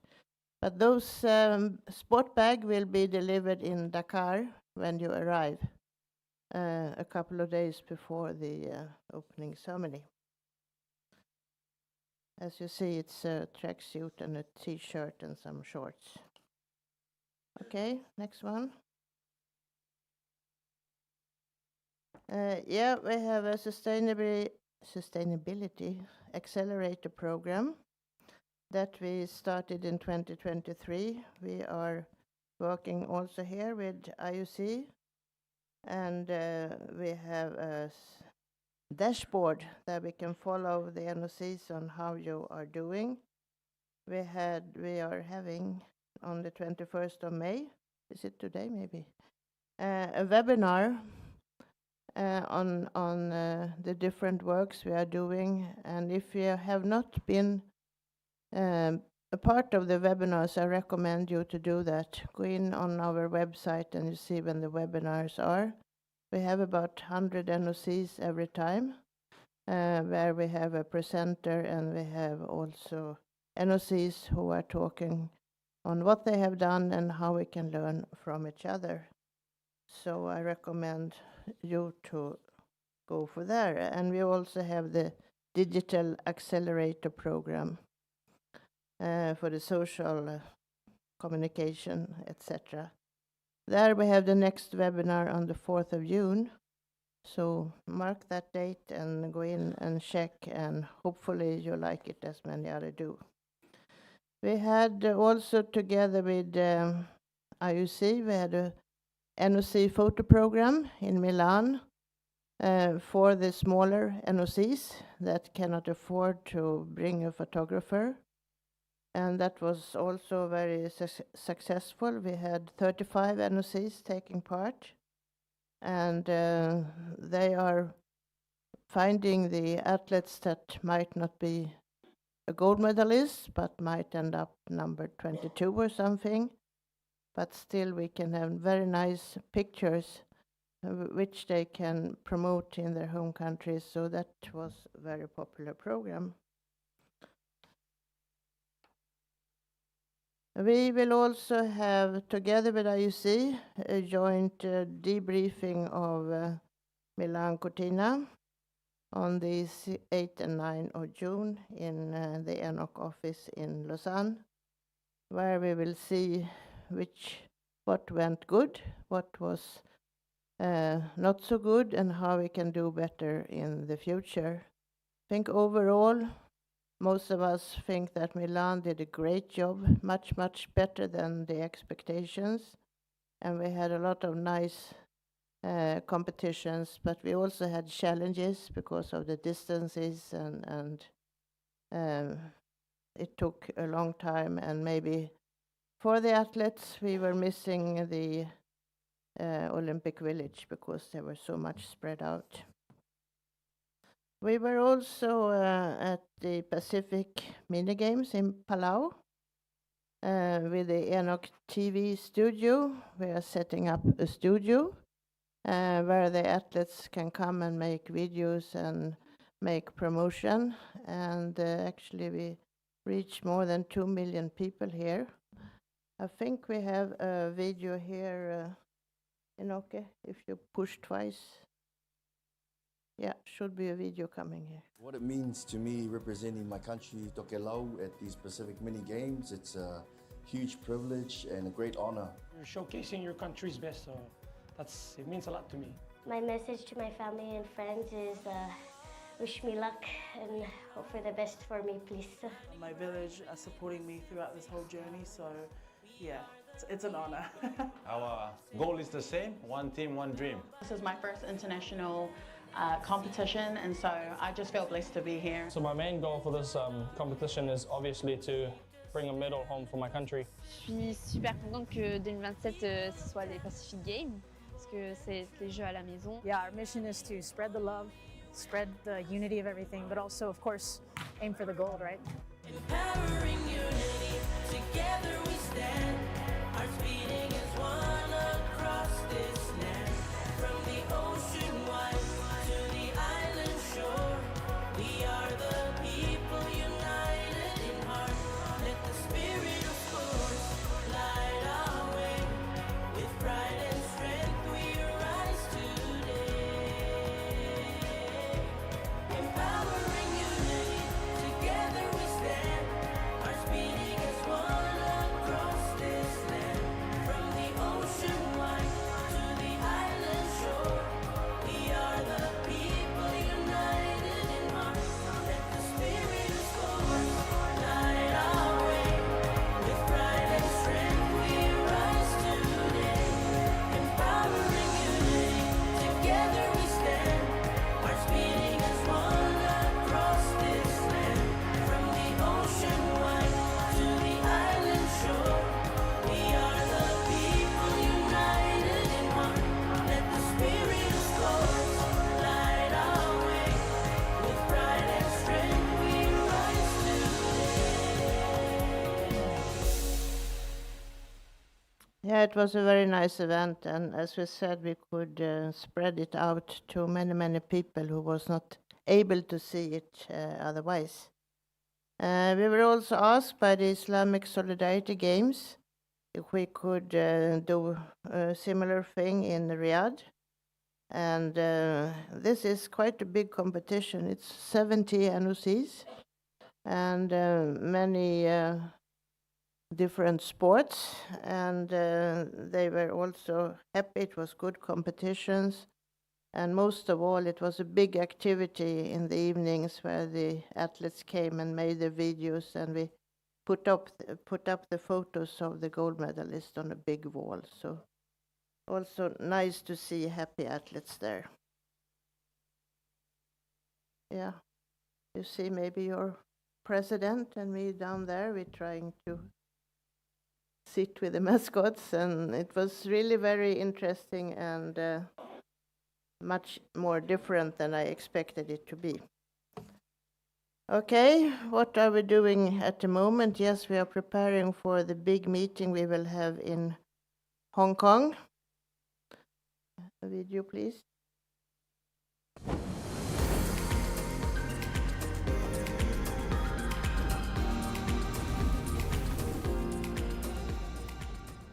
The ONOC General Assembly is a unique platform where the Olympic family comes together to advance the interests of national Olympic committees and to strengthen the promotion of Olympic values. As we look ahead to the 2026 ONOC General Assembly, I'm delighted that Hong Kong will serve as our host city. I have every confidence in the successful hosting of the General Assembly here in Hong Kong. With the strong support of the Sports Federation and Olympic Committee of Hong Kong, the Hong Kong government and the local community, I believe this event will showcase Hong Kong's dynamism and its commitment to the Olympic spirit. Esteemed guests and friends, welcome to the official countdown to the 28th ONOC General Assembly, set to take place here in the vibrant city of Hong Kong, China. The 28th General Assembly presents a unique opportunity for us to come together as a united Olympic family. Your presence here represents our shared commitment to advancing the ideals of sports and camaraderie. As we prepare for this important gathering, we are dedicated to creating an environment where meaningful discussions can occur, strengthening partnerships, tackling challenges, and envisioning a brighter future for sports worldwide. Thank you so much for joining us. We eagerly await your arrival here in the city of Hong Kong, China.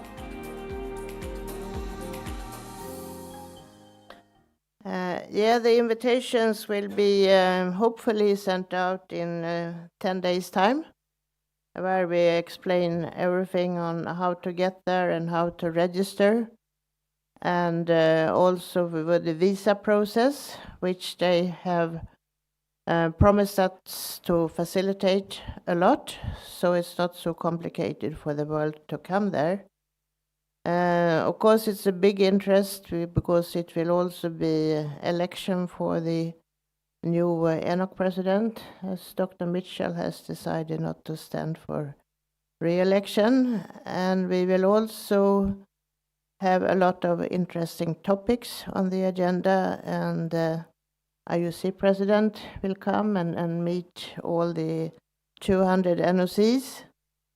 And we will have in the evening of the 8th, we will have the award ceremony for the best athletes from Milan Cortina.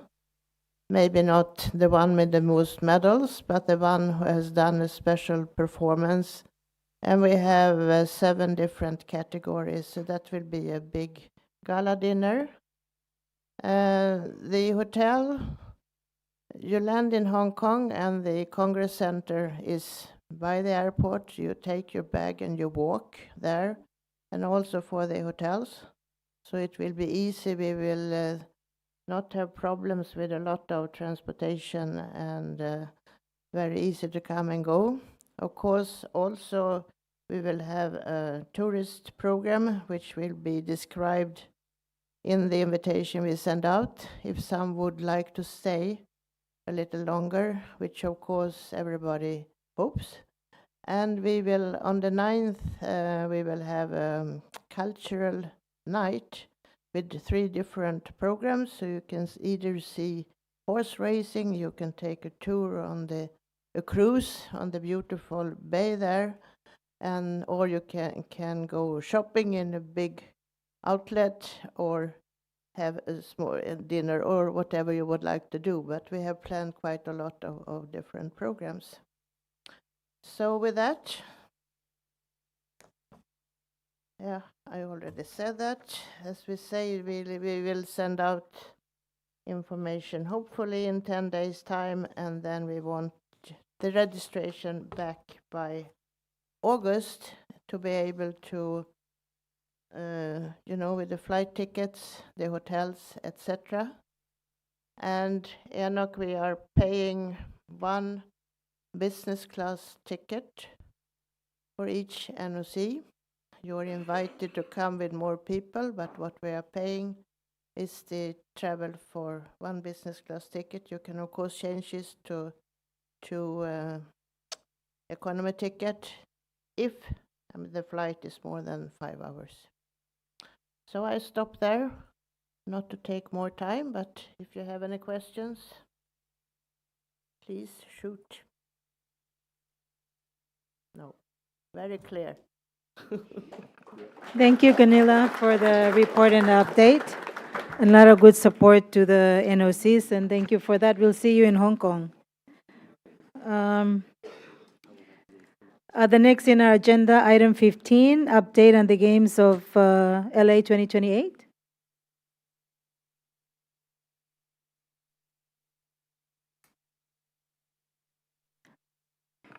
Okay, I have been, we love LA, but the advice from our protocol officer is at least 5 to 7 minutes. We're running on our time. Thank you so much. Thank you, Pam. Thank you.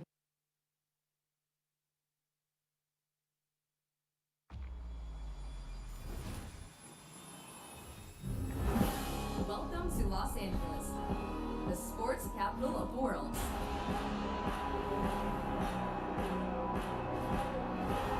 The city boasts of 11 professional sports teams, some of the biggest on the planet. We've got more D1 collegiate sports schools than any other city. And if when it comes to the weekends you're not out supporting any of your favorite LA teams, you are probably playing sports yourself.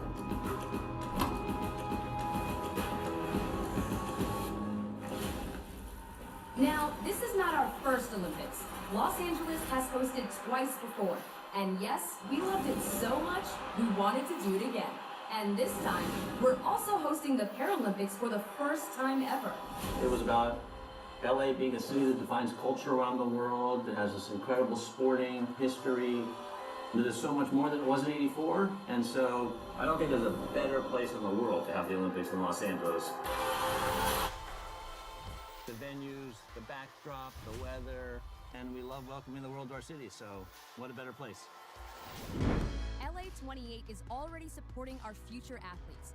With a $160 million commitment from LA 28 and the IOC, we are helping to make sports affordable and accessible to kids of all abilities across the region through a program called Play LA. So who knows? Maybe one of these young athletes could be the next gold medal winning hero.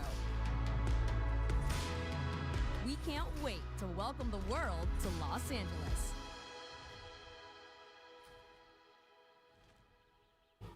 Kia ora. Awesome. All right, we're still awake. Hello, everyone. President Coventry, President Bakalai, the Presidents and Secretary Generals of the NOCs of Oceania, esteemed athletes and leaders, ONOC, and of course, the NOC of New Zealand, thank you. On behalf of all of LA 28, we are so pleased to be here, but also gracious for the hospitality you've shared with us over the past week since we've been here in Auckland. For those of you who I have not met before, my name is Danielle Lopez. I am the head of NCS, or NOC Relations, at LA 28. As I mentioned before, we are incredibly humbled and grateful to be here, not only for the AGA, but for the LA 28 Games Prep Forum that we had earlier this week.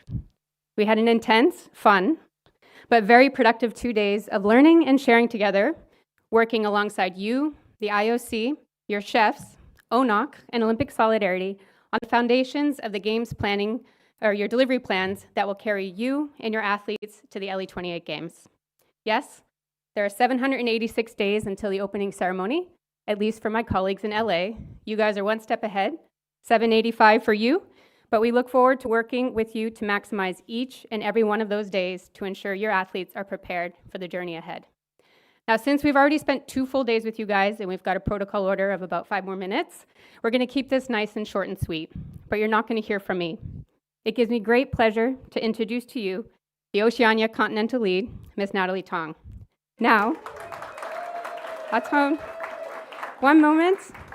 As you all know, Natalie is a local New Zealander, a former New Zealand Olympic Committee All-Star, a true games veteran and someone who we are very grateful to have on our side at LA28. She, along with the team that she is building, will be working closely with you each and every day to make sure you have what you need to be prepared for 2 years' time. So with that, Nat.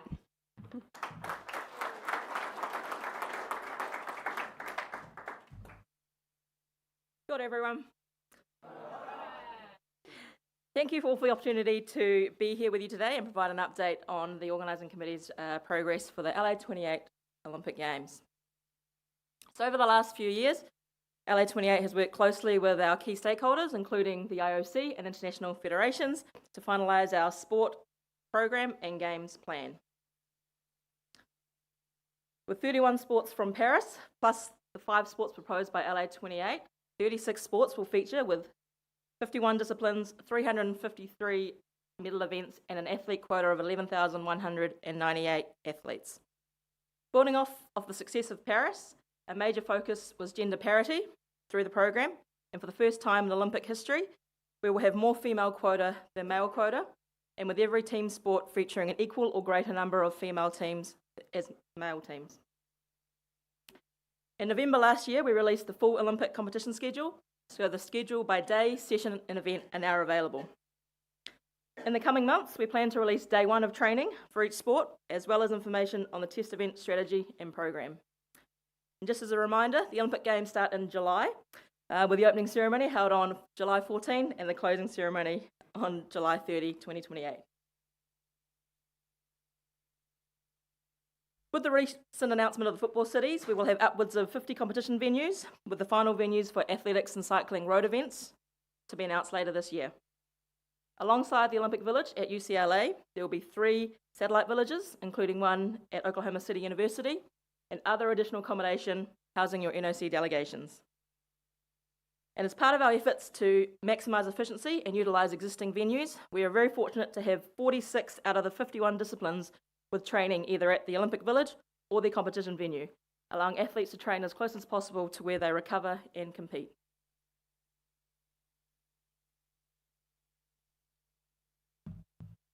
So our games footprint spans across the entire US, with the recent announcement of the 6 additional football cities in New York, Columbus, St. Louis, Nashville, San Jose, and San Diego, along with our co-host city, Oklahoma City, which will host our softball and canoe slalom disciplines.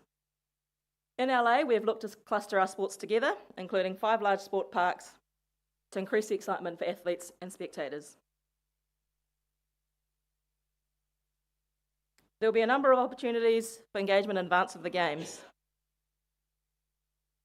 Building on the success of 2 NOC Open Days in 2025, we'll have the 3rd and final instalment in July 2026. NOCs can also request up to 2 individual visits from now until 2028. And as James mentioned earlier, there is the Chef's Mission Seminar, which will be held in August 2027 and hosted at the LA28 Olympic Village. Olympic Solidarity will cover flights and accommodation for 1 participant per NOC.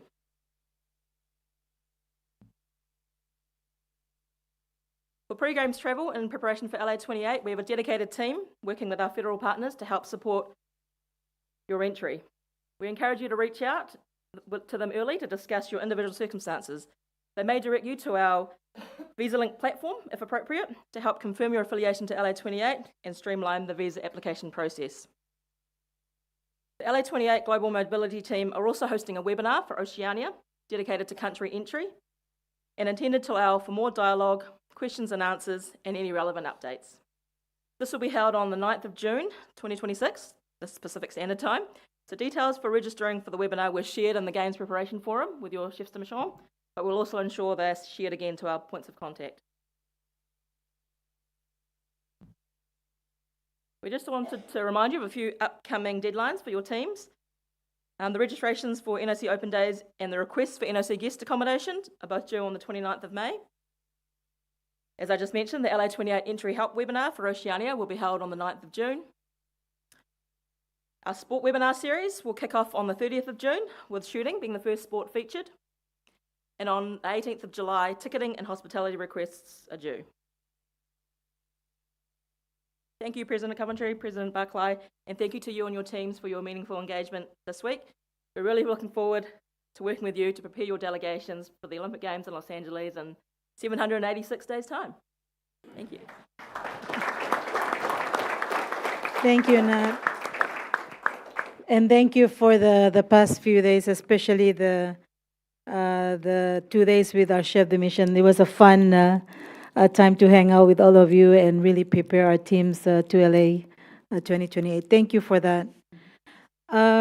We continue on with our agenda, item 16. If I can ask Andrew Minogue to do the Pacific Games Council report. Let's please give a big hand to Andrew and the team.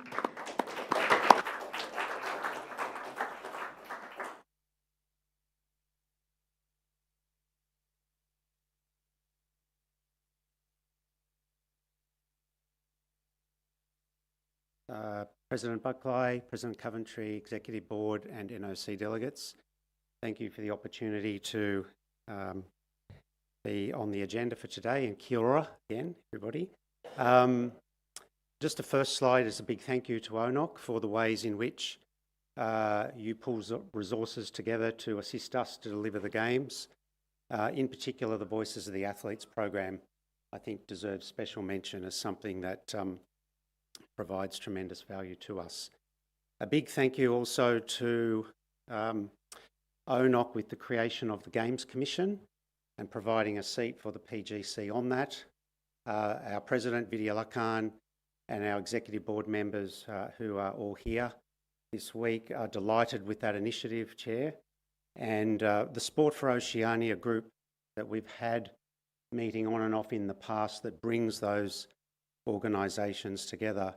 We met in Palau just after the mini games or during, and we're happy to fold that process now in to the Games Commission led by Kathy. So that's the primary vehicle to bring all the stakeholders together. The next slide. Let's press this one.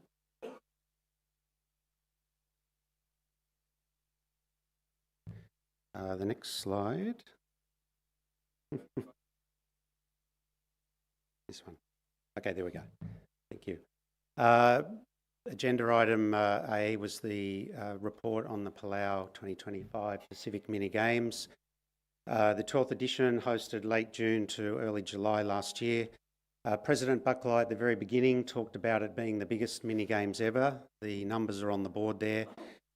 1,410 athletes, 514 team officials. Sorry, Vanuatu, 2017, we beat you by 500. It sounds good, but as President Coventry said in relation to the number of sports on the Olympic program, as the event owners, as all of us as the Games Council, it presents us with a challenge to try and make sure our numbers are sustainable going forward. These mini games were held in a country with a population of less than 20,000, as our next ones will be in Cook Islands. And when we bring 2,000 people, that has a huge impact on the local population and its resources. We had 12 sports, 23 countries represented. 9 of them had a very strong youth component. So we've heard from James earlier about the Youth Olympic Games and where it's heading. We want to provide assurances that in our mini games, we are forging ahead with developing programs to encourage youth participation. In 7 of the sports, 50% of the male and 50% of the female athletes had to be of a youth age. And in 2 sports, 3x3 basketball and wrestling, they were full youth events. And we will be continuing with that program as we head to the next games in the Cook Islands in 2029. Final slide on Palau, and that's a big thank you to our partners and our leaders, starting off with the President of the Republic, Saranga Whips.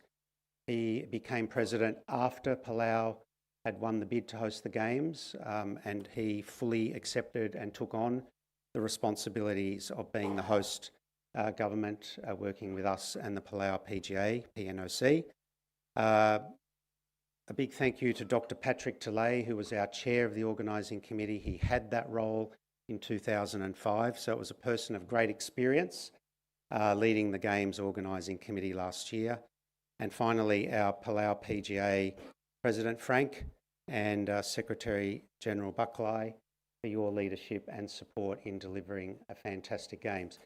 We were going to show the video, but Gunilla has helpfully done that, the ANOC video of 2 minutes. And we thank ANOC and all of the partners who came together to provide support. And that includes Team Up Australia with the safeguarding. That was a really important initiative. Rashika is here. And many other partners who helped make these games a success. So thank you very much. Buckley, if you'd like to say anything, or Frank, to add to that before we go to Tahiti.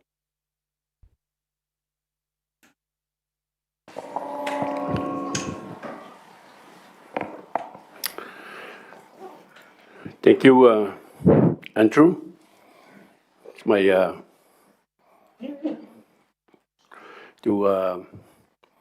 IOC President Coventry and Sparkley with ONOC President. On behalf of the National Olympic Committee, our athletes, and of course our President, Dr. Patrick Delay, Chair of the Organizing Committee,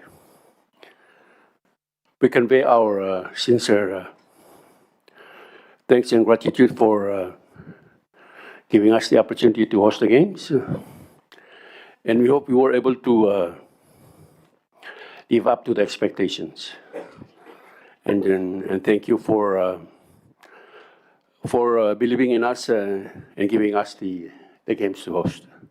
With that, convey our thanks, sincere thanks. Thank you.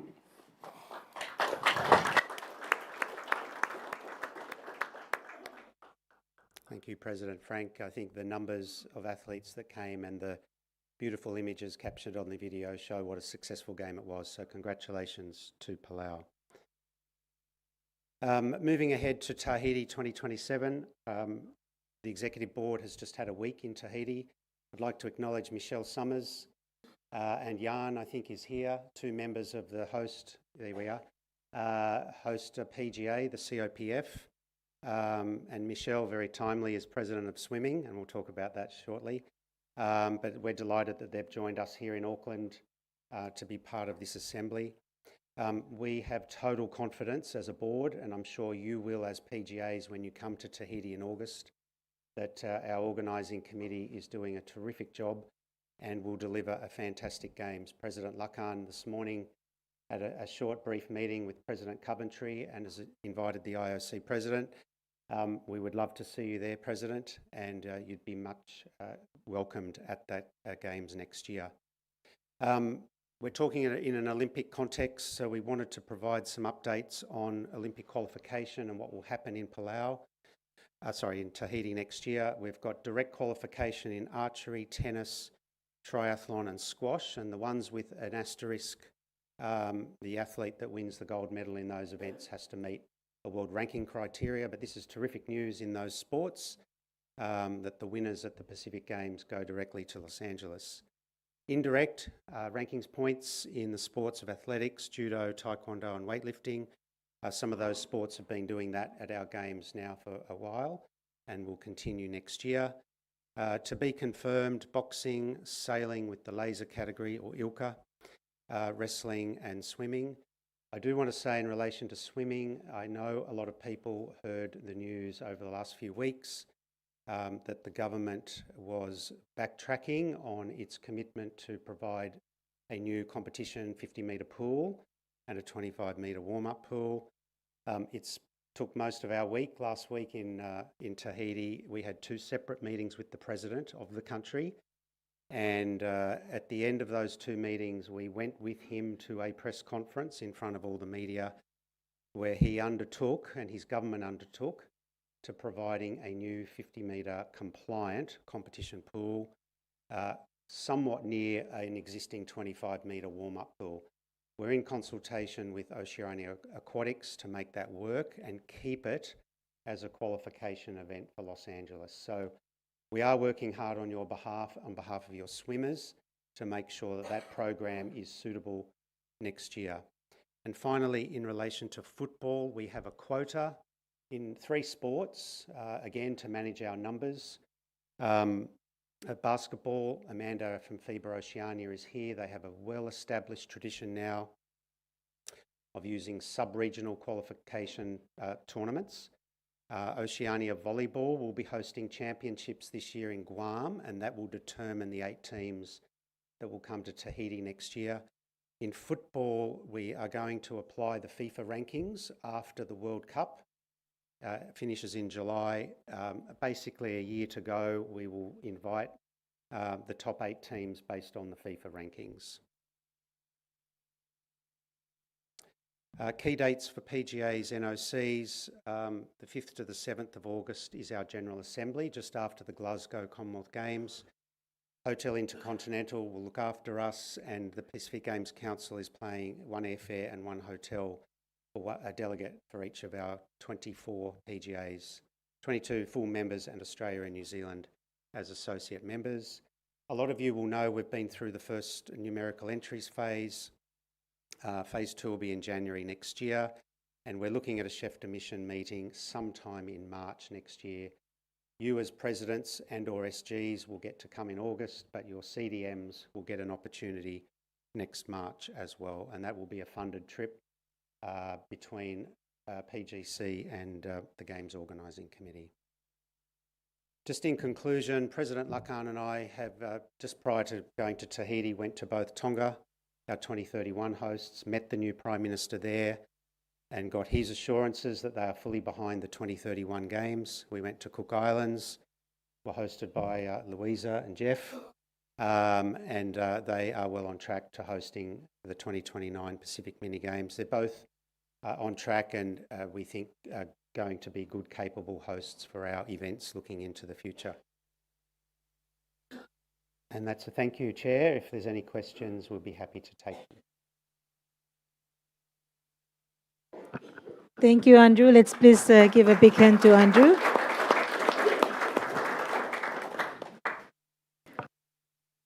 Oh, coming to 17 of our agenda, we have Oceania Sport Report by Chet Gray. I understand he'll be giving us Oceania Sport Report and also the chair for Oceania Australia Foundation report as well on item 18. Thank you, Chet. Thank you, Madam President. My voice is a bit croaky or a bit deeper, so bear with me, and hopefully I'll get through the presentation.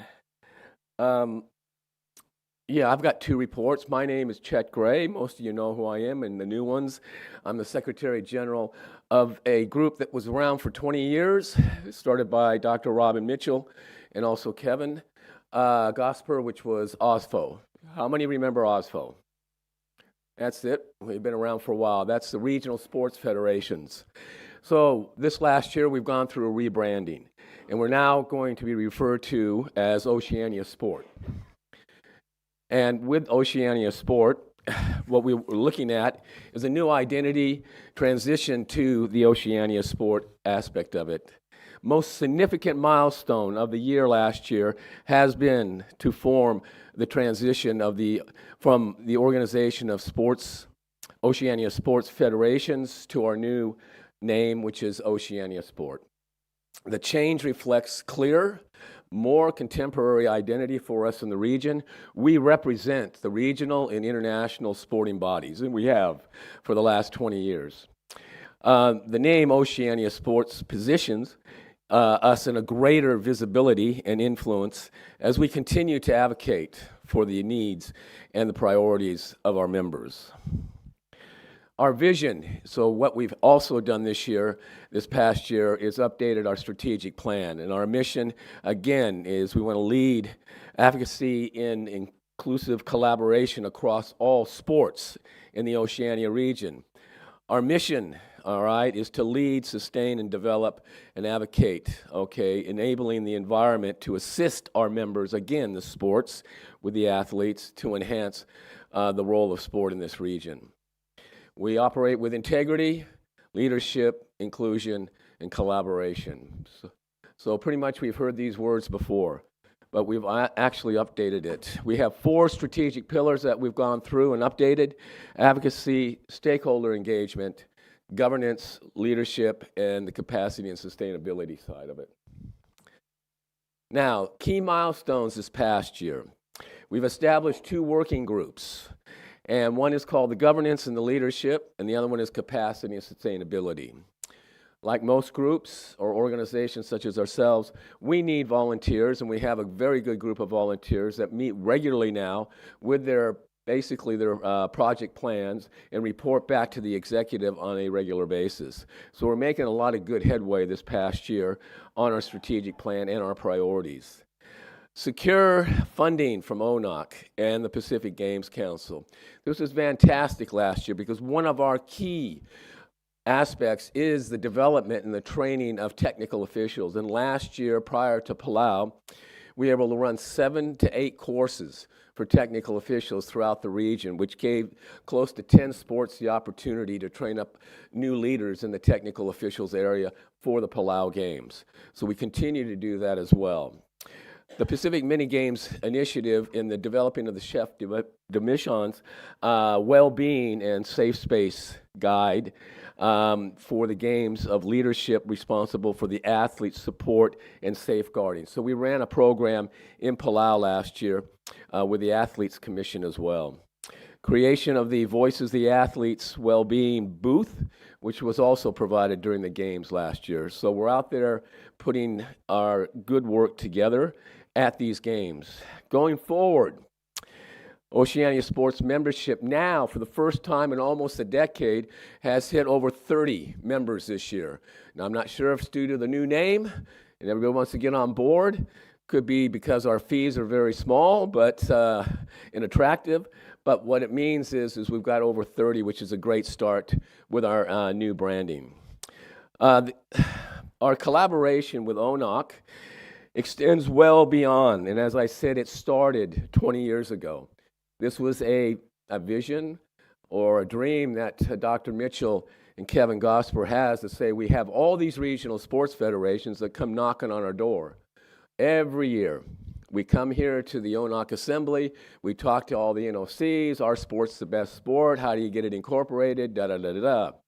So the idea was to try to formulate an umbrella group, which is the organization that we started up, and we've had 20 years success with that, and now we're rebranding to the Oceania Sport, and we look forward to continuing on.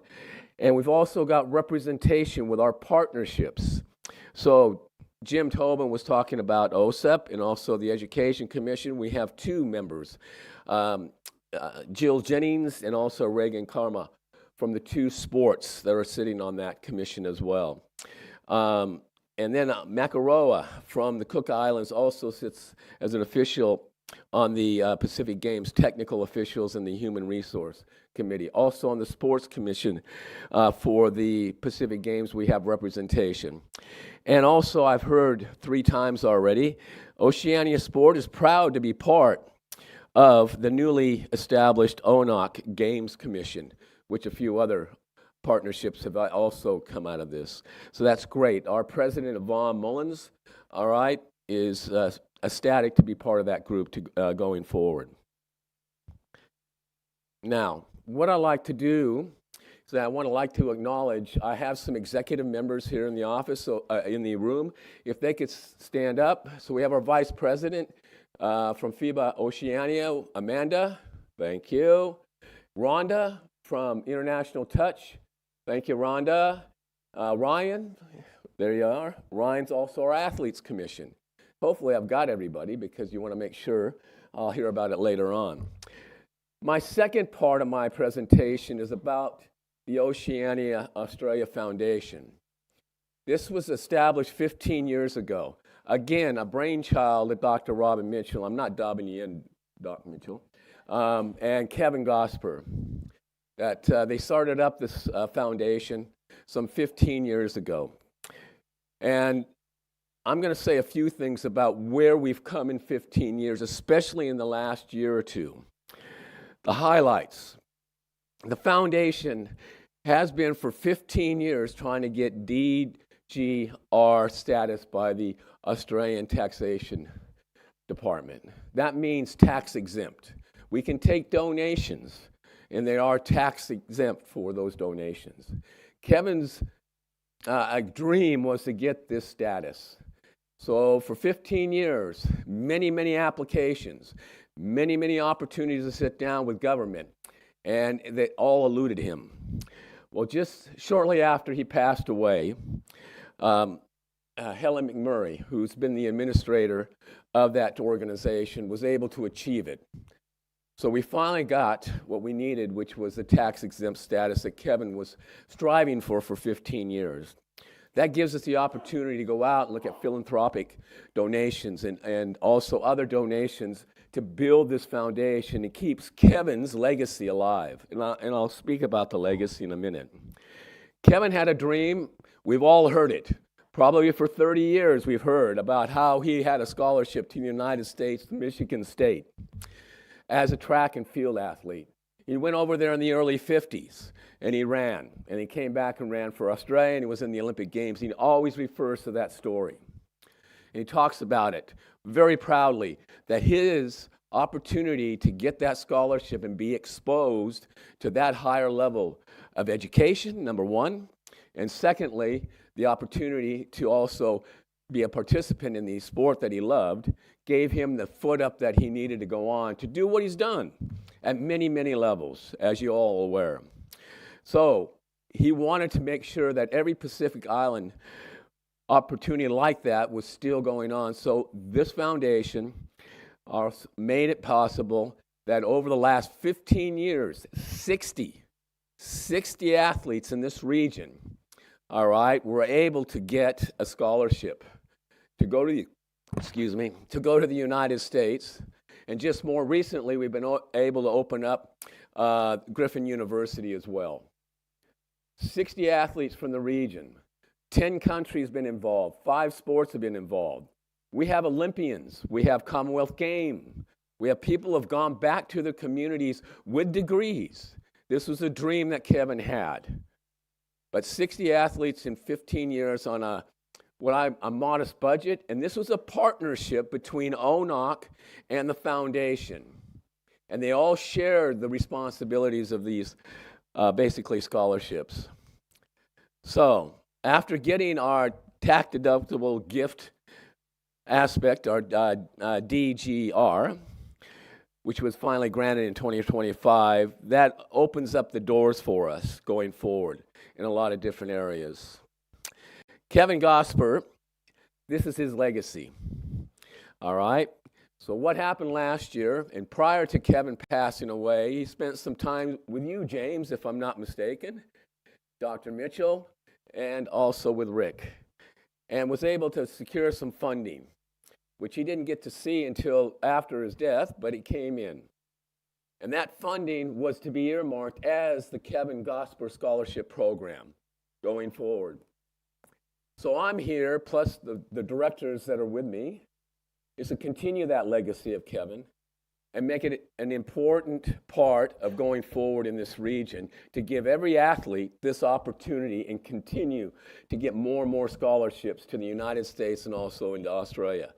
60 scholarships I spoke about, all right, awarded, 9 Oceania countries, 5 sports in 15 years. Not that bad, not bad at all. And majority of them were for athletes in swimming. And I've also commented on the Olympians and also the Commonwealth Games.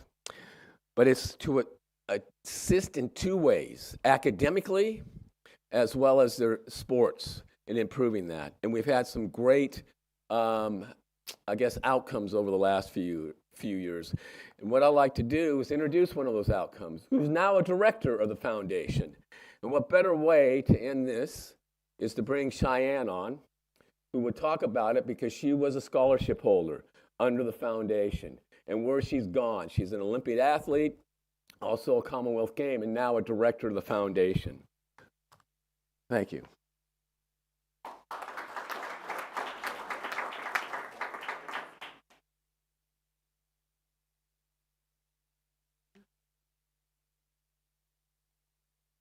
IOC President Kirsty Coventry, President Buckley, ONOC Family, athletes, and everyone joining us via live stream, kia ora. It is always an honor to stand in a room filled with people who care deeply about the future of Oceania sport. Today, I speak as someone whose life was genuinely changed through this scholarship program. When I received my scholarship opportunity way back in 2013, I was a young athlete from the Pacific with big dreams, but with limited access to the opportunities and support systems available compared to larger countries. That scholarship changed the direction of my life. It gave me the opportunity to pursue both education and elite sport together. The program helped me grow not only as an athlete, but as a student, a leader, and a person. It taught me resilience, independence, discipline, and how to adapt outside my comfort zone. As we look toward LA 2028, Brisbane 2032, and beyond, I believe we must continue supporting pathways that develop athletes holistically, not just on the field of play, but beyond it as well. Earlier today, Athletes Commission Chair Kenneth Wallace said, "We need to develop athletes not just on the field of play, but beyond." And that statement stayed with me because this foundation already does exactly that. This program is not simply about medals or performance outcomes, it is about building people. From my own experience studying and competing in the US at Iowa Lakes Community College and then on to Minnesota State University, Mankato, I saw and experienced firsthand how valuable the student-athlete model can be. Having accommodation close to campus, accessible meal plans, training facilities, academic support, physio services, psychological services, and structured athlete well-being systems made a huge difference. It allowed athletes to focus more fully on growth and performance rather than constantly worrying about daily logistics. And for many Pacific athletes moving overseas for the first time, that level of support can significantly impact both well-being and success. Today, we're already seeing the impact of this foundation through athletes across our region.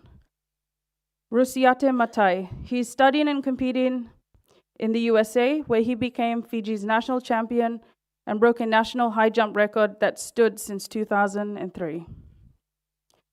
We have Adrain Monagi, who completed her studies at Griffith University while continuing to represent Papua New Guinea, both internationally and becoming a 3-time national champion.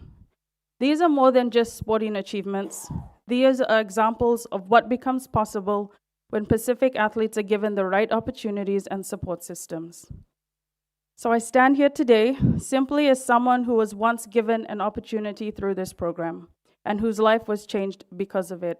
So my hope is that ONOC and IOC Solidarity will continue to see that the Kevin Gosper Scholarship Program, not simply as a scholarship opportunity, but as a long-term investment into Oceania athletes, leadership, and the future success of our region on the world stage.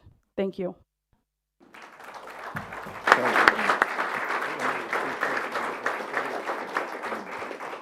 Thank you, Cheyenne, and thank you, Chet, for the Oceania Sport Report and the Oceania Foundation report. It's an important for us to make sure that our partners that have had legacy with us continue to keep doing the work that we do for the athletes, especially in remembering those leaders that have come before us. And remember Kevin for all of his contribution and his passion to this work. So thank you for that. And thank you, Cheyenne, and congratulations on your career coming out of the program. Thank you so much. We're coming to the end of our agenda today. And for item 19, I have been advised that OPC has started their AGM. So Paul will be sending his report to everyone, and he sends his apologies. But let us also recognize Paul Bird and OPC for the work that they've been doing to make sure that inclusive participation of our para-athletes is always part of the work that we're doing to LA 2028 and the Brisbane 2032 program. So with that, we move down to item 20 of the agenda is the WADA and Oceania Regional Anti-Doping Report, ORADO. Ryan and Natanya. Thank you so much.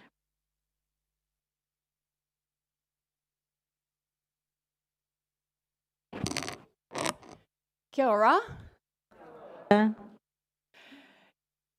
It's my very first time to attend the ONOC AGM, but let me start with the thanking for the IOC President, Kirsty Coventry Buckley, the President of ONOC, and of course, Dr. Robin Mitchell, outstanding WADA's contributor, and I'm really happy to see the Oceania leaders here in the house. I haven't met quite many of you, but my name is Yaya, just call me Yaya. From WADA Asian Oceania office, looking after Asian and Oceania, and I've been happy working with Orado over the years. But we are here to share with you where we are in terms of the World Anti-Doping Program, and I wish to present with Ryan Pinney, the WADA Athletes Council Chair, with regards to the updates with you, and also some of the important matters that I want to share with you with regards to the 2027 World Anti-Doping Code. Okay, so I don't think we were here for a while, and Orado had been presented on behalf of us. But we are having these strategic priorities 2025 and 2029.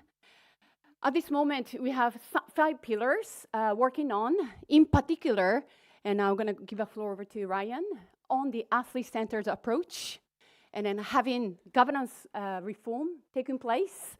And now we have the renewed Athletes Council, and I'm really happy to have Ryan as the Athletes Council Chair. So just wanted to share what it looks like from himself. Thank you, Yaya, and everyone will observe all the protocol. We're running behind schedule, so appreciate it. It is really good to be here speaking on behalf of the athletes and standing alongside WADA here as well. Now, one of the clearest messages from the strategic plan is putting athletes at the heart. So we have a priority focus called Be Athlete-Centered, which is putting athletes at the heart of the anti-doping efforts. This is through consultation, education, and governance involvement.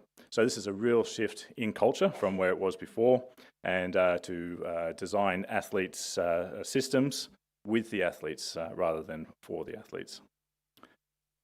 Extending athlete engagement, this is a really clear priority for us, and I know with our action plan is athlete engagement is crucial to what we do.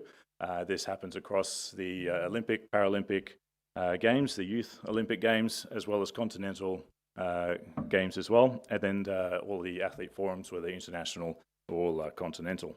What is especially important at these programs is that we are there with the athletes.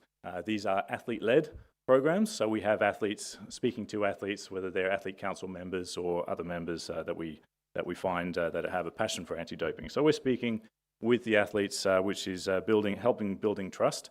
But it's not just about speaking to them, it's about listening as well. So we get this feedback where we can listen to their issues and any concerns that they have. So this is really about building relationships and progressing towards the better understanding. Strong athlete representation is also very important for us. We have a really good collaboration with the IOC and the IOC Athletes Commission. For us, we look at areas in strengthening collaboration between all members, from the NOCs, IOC, IF, NADOs, IPC, with a number of different stakeholders who are all signatories to the code. So we have an action plan that we actually just renewed 2 nights ago for the next 3 years. And this specifically includes mapping out, understanding where the gaps exist and how we can better support and make this collaboration effort better. It's not there to duplicate any roles, but it's there to find where we can work better together. The establishment of the Athlete Council itself, as Yaya mentioned, was a huge process through the governance reforms. It went from an athlete committee to an athlete council, which has a bigger representation, a more diverse group. And this is a really important milestone for WADA. The chair, or myself, now has a seat on the executive committee of WADA, which is the highest decision-making level within WADA, and it ensures that the athletes have a voice at the table. In addition, we have members who are elected to the foundation board, In addition, with the Executive Committee, we have an ICAC member as well. The Foundation Board, we have 2 elected members that sit on behalf of the athletes as well. And then we have a number of standing committees like the Health, Medical Research, Finance and Admin, and the Education Committee, where we have athlete members appointed to, as well as working groups. And I have my colleague here, Toby, who sits on the Working Group for Contaminations. And we also have another one, which is the Working Group for NATO Operational Independence, which is very important working groups. So we have meaningful athlete representation, which is critical. The Athlete Experience Project is really about understanding the whole entire system in the eyes of the athletes. So we are undertaking a lot of consultation with athletes, as we always do, but it's really about understanding their navigation through this complex and overwhelming system. As you can imagine, it is, and I know for our athletes sitting over there, they'll agree. But while the strategic plan really does highlight the importance of designing this optimal anti-doping system, whether it's communication, whereabouts system, there's many areas. So we're doing this, building this system for the athletes. Expanding our communications is another really important one for us, and I've mentioned this word many times, but we do have an Athlete Corner newsletter. I'll be explaining this to the athletes. It's specifically for them to better engage with us, and it's not just a one-way communication, it's about us listening to their concerns as well. And lastly, on that slide, you can see the ombuds. This is an important one for everyone here as well. And I think, and I know, it is one of the most impactful services available to athletes. This started as a pilot project 3 years ago. Really proud of where it's come. This is a neutral, independent and completely free, confidential resource available for athletes to come to if they, many different things, whether it's, I don't know if this substance is okay to take, or I've tested positive, what do I do now? So this is really important, and I would encourage everyone to make sure their athletes know about it. But you can see there, we've had a number of contacts from just last year. But I'll pass it over to, back to Yaya. Thank you. Thanks, Ryan. So that means that we keep him busy quite a lot for the Athletes Council members. We're really happy to make this athlete-centered approach real and impactful. And just to share with you that we also invest in newer people, so the capacity and capability building has been expanding over the years. In particular, this year, we have had a couple of trainings into your colleagues in Oceania, and happy to share with you in the photos here. But we have done GLDF training, it's called, a Global Learning and Development Framework, that a training competency and also professional development training, and we are happy to carry on investing in new people moving forward to develop the system together. Just to share with you, we are in an important year in terms of the transition into 2027 World Anti-Doping Code. And looking back in December, President Buckley was representing the voices of Oceanian and sport movement. But in December, Busan, that 27 World Anti-Doping Code was approved and adopted. And now 2026 is the year for transition and preparing your national anti-doping organization, including the NOC, acting as national anti-doping organization, to prepare for the rules to be implemented and adapted in your country. So in this slide, just as a reminder that this 27 code itself will come into effect from the 1st of January 2027. And ADO, we call it, anti-doping organizations, of course it would include international federations, needs to align with the rules, so that rules, the code will be applied standardized ways and harmonized ways. So we were waiting from all the anti-doping organizations, the anti-doping rules. So we call it national anti-doping rules, and we have sent it, the kind of pre-made versions, to your respective point of contact at the national anti-doping organization. But that must be adapted before the end of this year. So WADA needs to review it, confirm it, and it needs to be adopted at your organization if it's a national, NADO is a, NOC is acting as a national anti-doping organization. Also, I think you have received the correspondences from ONOC about the NOC declaration form. The NOC also, as due to the inception of the WADA, how it's been created, NOC itself is also the signatory to the code. So you had received the NOC declaration form to make sure that your rules are aligned with the code as well. And then please do send the signed form by the middle of August over to ONOC address, and we will possibly follow up with you if we hadn't received the declaration form in time. I should say before the time. So what I would like to emphasize on is that there are a couple of changes that would possibly affect quite significantly in sport and the way the rules applied. But it's always we want to think that it is positive, and particularly more emphasis is made on education.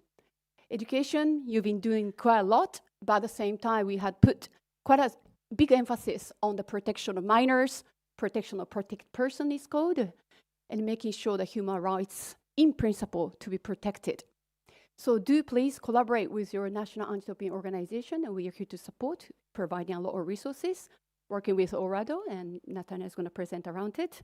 But in particular, of the interest of you, it was about the athletes' voice, athletes making the difference. It is matter for the athletes. So what sort of impact the athletes has brought into? It's just going to let Ryan to share with you on this point. Okay, thank you, Yaya. This is a really important document, and I was made aware yesterday, in fact, that the Athletes Anti-Doping Rights Act is the second most viewed and searched for document on the WADA website, which really shows how important it is for the athletes and for the anti-doping organisations as well. So the Athletes' Rights Act is really about, a lot of it is about evolving with the code and international standards. We've done a lot of work over the past year, making sure that it is up to the standards in both areas. But we had a dedicated subgroup, and I'll mention Toby again because he was a big part of that review process and really made a fantastic document, which was approved at the end of last year at the World Anti-Doping Conference in Busan. Just quickly, part one is really focused on the rights which are already established under the code and international standards. The aim for this document really is to improve clarity and accessibility for athletes. If I ask everyone to put their hands up who's read the code, there's probably maybe a few of you. It is a complex document. The aim here is to make it simplified and to really spell out the rights that athletes have. It's really important. Part two, which focuses on the aspirational rights. This is focusing around the best practice and helping guide future evolution of the anti-doping program.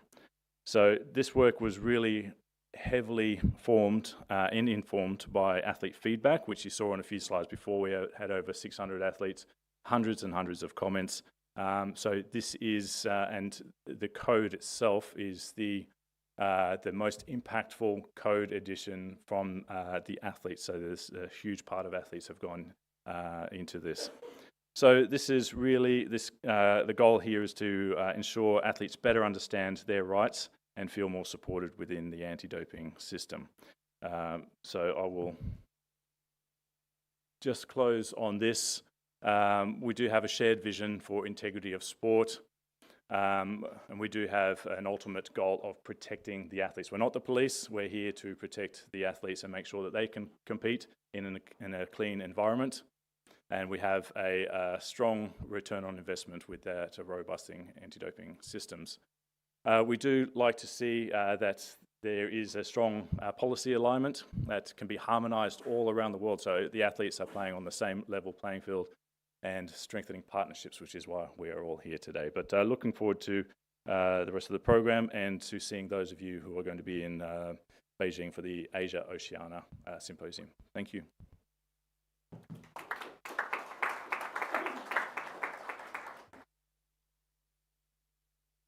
do I move this? Green. Right. Thank you, Ryan and Dr. Yamamoto. Hello, everybody. Talofa and warm Pacific greetings from the Oceania Regional Anti-Doping Organization Board. My name is Unasa Natanya Potoi. I'm the current chair of ORADO, and I'm happy to be here to present to you some of the work that's been done by ORADO in itself. But I'll start with a saying by one of the American civil rights activist, Maya Angelou, who said this: "Do the best you can until you know better. Then when you know better, do better." So in Oceania, we have done the best we could, and the result speaks for itself. What the 2027 code now makes very clear is that this work is strongest when it is shared. Our NADO are the technical foundation. They test, manage results, and lead education, and we honor that work. Our NOCs are indispensable partners in that foundation. So the 2027 code, Article 20.4.12, in case you haven't read it, asks and expects that each NOC to plan, implement, and promote anti-doping education. The International Standard for Education goes further to say NOCs shall enable the delivery of education by providing access to athletes and support personnel. So in the Pacific, enabling that delivery means resourcing it. The NADOs need your NOC support. The NADOs need your government support to resource what is expected of them.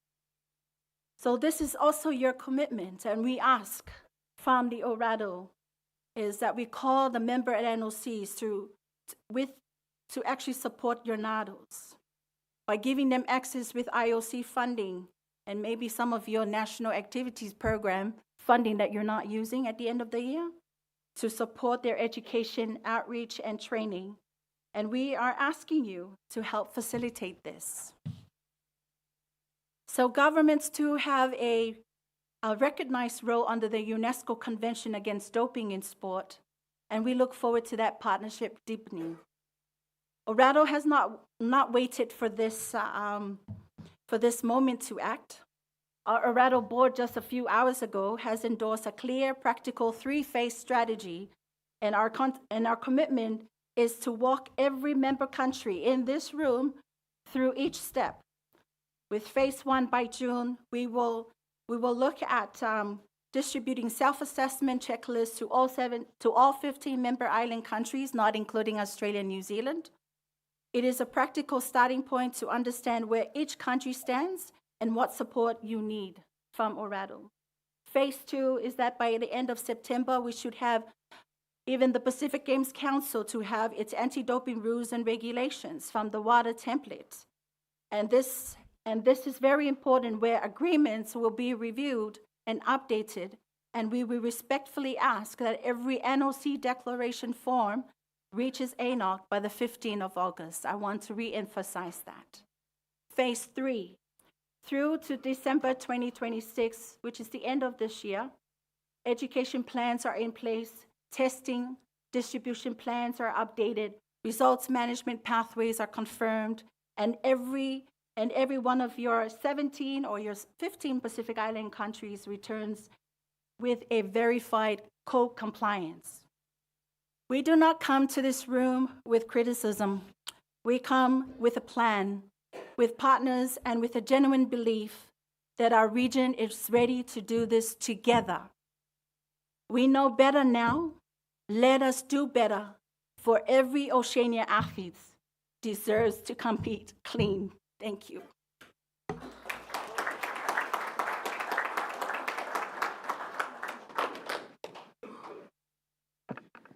Thank you, Ryan and Natanya and Yaya. It's very important that you meet with the WADA partners and ORADO to make sure that we are compliant and that those declaration and the mandates through WADA are met. Otherwise, the athletes will be affected if we're not doing our responsibility as National Olympic Committee, and that's not something that we wanted to see happen. So I encourage and I thank Yaya to be here with us, and of course Natanya and Ryan for your contribution and your commitment. So make sure you follow through your calendar, Natanya, and keep knocking. Thank you so much. So with that, we have just 2 items in our agenda, but I want to move the merit awards to be the last, because in other matters we have a very special guest, and I have my privilege as your president. Allow him to just present very briefly with, of course, our president of Oceania Weightlifting, and call the president of IWF, Mohammed Sahan Jalud Al Samari, to just give us short remarks. Thank you, sir. Good evening. Why I am here? I am here, what the reason? Even we are very tough and busy competition. 3 weeks, I'm traveling in Samoa, Universal Cup, a wonderful competition in Samoa. From Samoa to Egypt, Junior World Champion. From Egypt to India. From India to here. Even my voice is tired, but I need to show our appreciate and respect to all leadership in Oceania. Why? Maybe in Asia or any continent cannot suffering like Oceania. Oceania is, as population, small nation, many small nation. As traveling is very far distant. Even they need to traveling to World Champion, they traveling sometime to another country to take visa, cost a lot, and after that return, traveling to competition. This cost a lot. Even between the region, when they compete, they must be come through Australia or New Zealand, if in Nauru, and return to compete. That means you cannot found. For me, it's a great leader here. How built weightlifting in this suffering and this challenge in this big ocean Pacific. This is the reason why I'm here.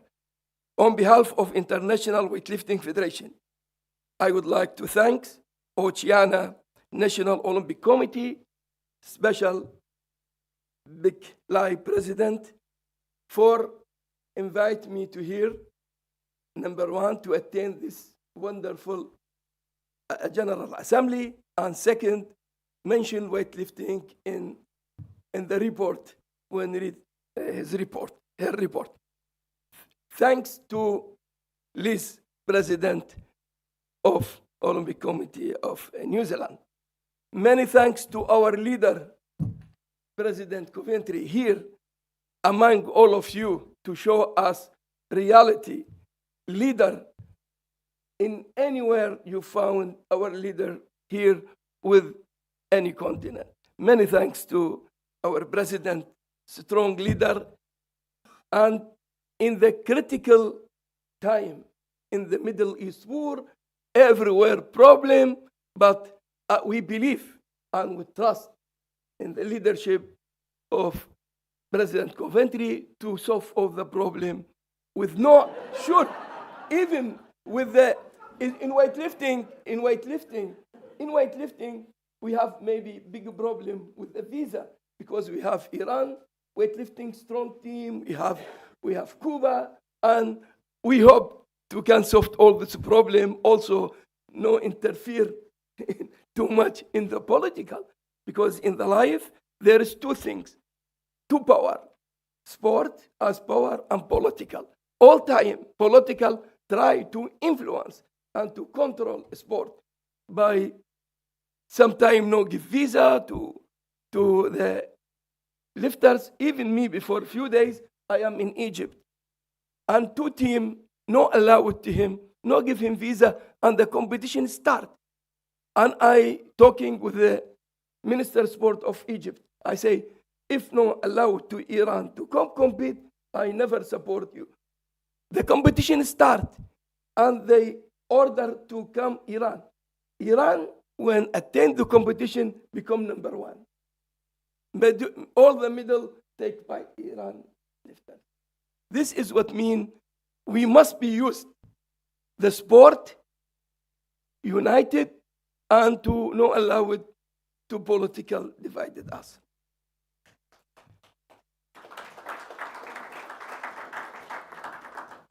Maybe I will give you information in the Pacific, in this Pacific, in Oceania, small nation, next Commonwealth in July.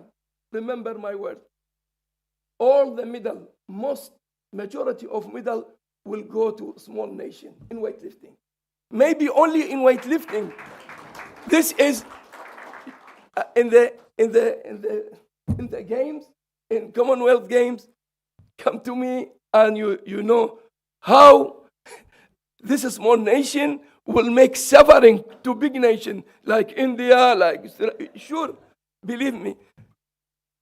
Last year we have youth world champion in Lima. 14 medal win by a small nation. Even some country like India cannot take medal, but Oceania in weightlifting 14 medal first time. This means weightlifting in Oceania is in the right way, and I hope we will working together, IWF, with IOC, with all leaders here to make a plan for 2032 in Brisbane, because in a Brisbane 22 Olympic game, this Olympic for Oceania. And must be Oceania have good medals stay in the ranking. And I believe weightlifting also, remember me, weightlifting in Los Angeles and in Brisbane, we have many medals for Oceania. In the end, I wish to all of you good luck. We make small film regarding some more competition. I hope to enjoy few minutes, and I apologize if I take long time, and I wish to all of you a great day. And in Los Angeles, the result for Oceania is in the high. Also, Oceania for me is one of the clean continent in weightlifting, and this is appreciated. Last two Olympic Games, Tokyo and London and Paris, weightlifting zero doping. We have strong policy. We're fighting against doping. We need to continue in this direction. And thanks to President Coventry, because we have issue in the body weight, and she helped us, give us more category to be 6'6". We reduce the gap between body weight. Thank you, President Coventry. Many thanks. And I wish to all of you good day. Thank you so much.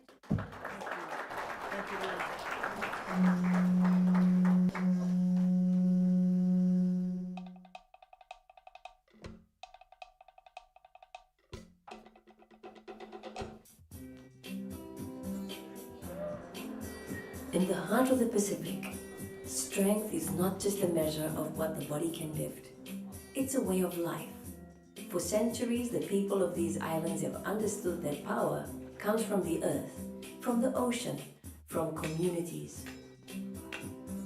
When a barbell rises in the Pacific, it carries the weight of a culture, one that has always known what it means to be strong. I was offered by the government of Nauru to move to Nauru to develop the sport. And then I started to realize that the Pacific has an immense talent for the sport of weightlifting. And we never look back. I spent 27 years of my life in the Pacific.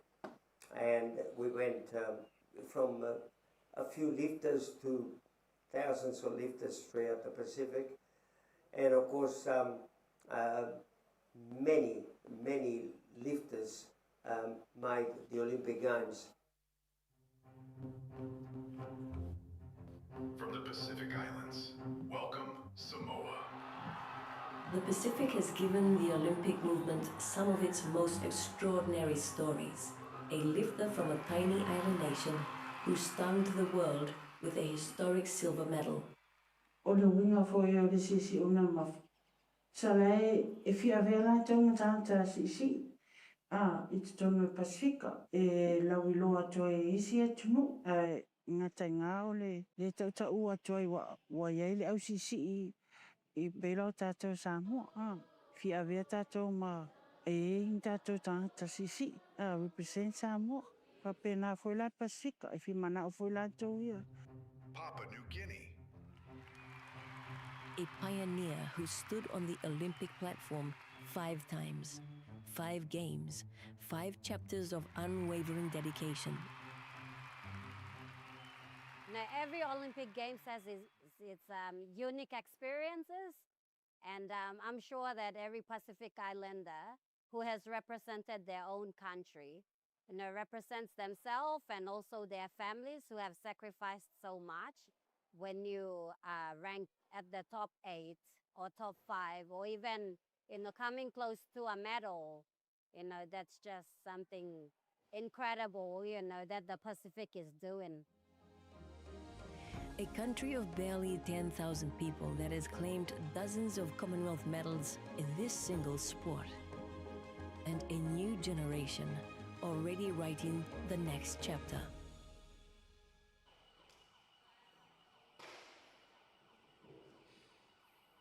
With weightlifting, how much is growing and how much we've been putting our countries out there on the international stages, it's just good for our people to see. We're not just small countries. We have a lot of potential and talent within our Pacific community, and it's nice to just show that to the world. Yeah.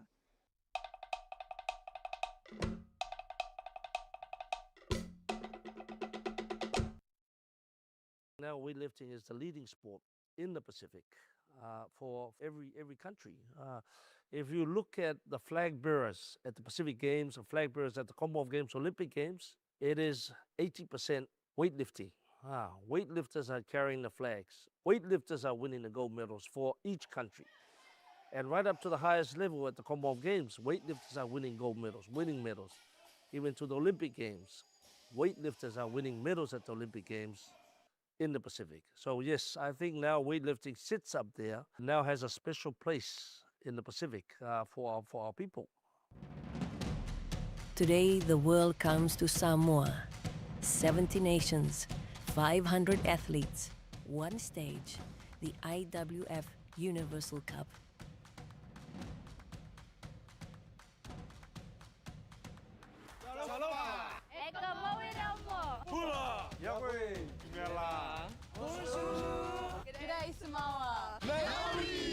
It is proof that this sport connects every corner of the globe.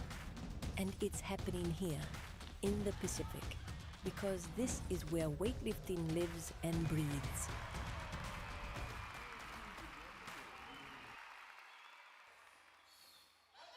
This story is not only about medals. Across the Pacific, weightlifting is changing lives. Young women finding confidence and purpose on the platform. That's the thing that I've learned out of weightlifting. I've tried all other sports. Weightlifting was a different one because it challenged me to break that barrier that I've been limiting myself from doing. And yeah, that's what I'm thankful for this sport. Like, I wouldn't be where I am and who I am today if it wasn't for this and the people that's behind it, yeah.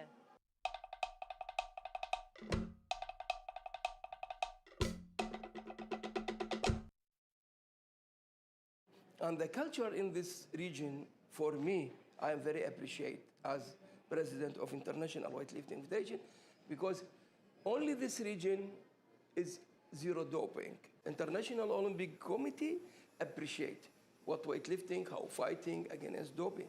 We have one of the strong qualification system, and we have one of the strong anti-doping policy among all international federations. 2032, the Olympic Games in this region, in Brisbane, and must be working very strong, especially now in Samoa. Our academy, even International Olympic Committee, support this academy, institute academy, to collect all the talent lifters to support. Oceania will have medal and in Olympic Games, and will be historical. In 2032, the Olympic Games comes to Brisbane, to Oceania. And for the first time in a generation, the 5 rings will be raised in the Pacific. This is more than a homecoming. It is an opportunity to show the world that weightlifting is universal, that it is growing, that it belongs. The athletes of the Pacific are ready. The sport is ready. Brisbane 2032. Let the platform speak.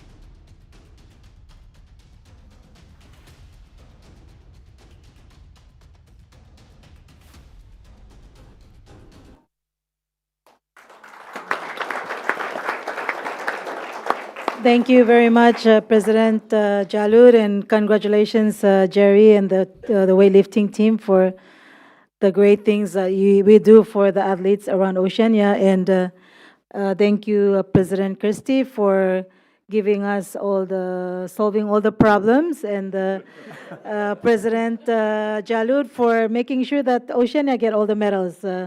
And that's confirmed by Marcus here, and of course, Jerry. So we take your word for it. Thank you so much for that wonderful report.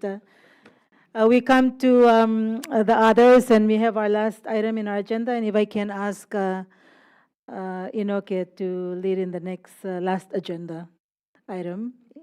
Okay. Thank you. Thank you again, leaders, for your patience. I guess we try to queue things up to 3, but somewhere in the world it's 3 p.m. So we'll just leave it at that.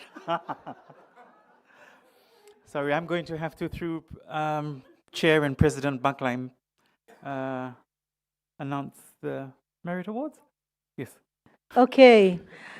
I have the honor and the privilege as your president every year or every 2 years. I think we have a ONOC Merit Award, and I've asked the Executive Board to give me that trust to present 2 Merit Awards this year on behalf of Executive, and of course on behalf of everyone, and especially the athletes that we the athletes, they inspire us and aspire us to do things we do. But it's really many of you around the room and our key partners and key individuals that really make it happen because of our collaboration and leadership coming together. So the 2 Merit Award, I would like to make announcement. The first one is they're both my mentors, and they're both women, because it's amazing. We see a lot of women on the table, but it's the women that are mentors and mentees, and then the men are our allies that sit next to us to make sure that we do the things together for everyone. So I wanted to recognize the first Merit Award recipient for ONOC, Helen Brownlee. Where's Helen?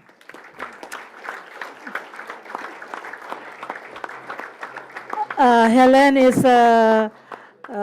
she's an Olympian, sports administrator and leader.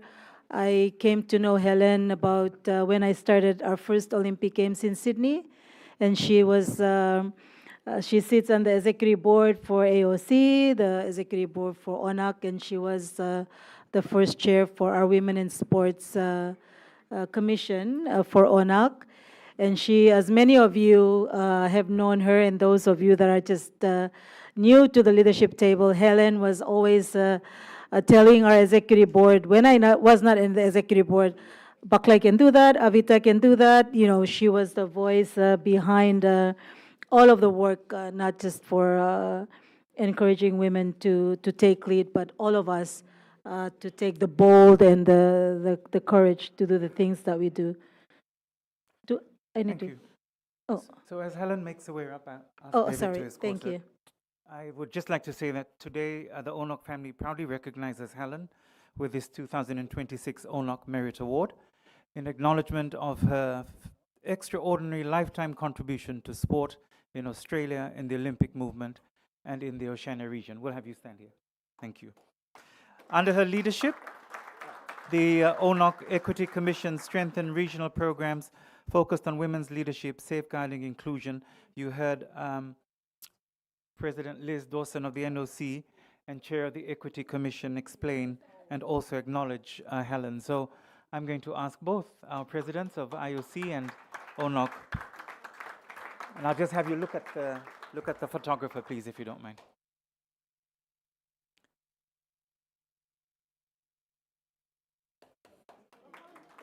Thank you.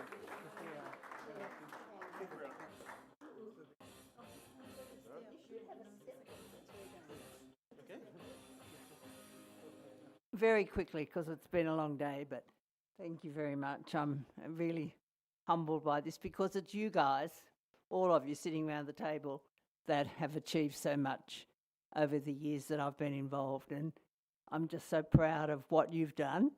And I know I harassed you year after year after year, no longer doing that. So, but you've listened and you've taken action, and the reason we're in such a strong position today is because of the work that you're doing in your NOCs. So well done to all of you. Thank you.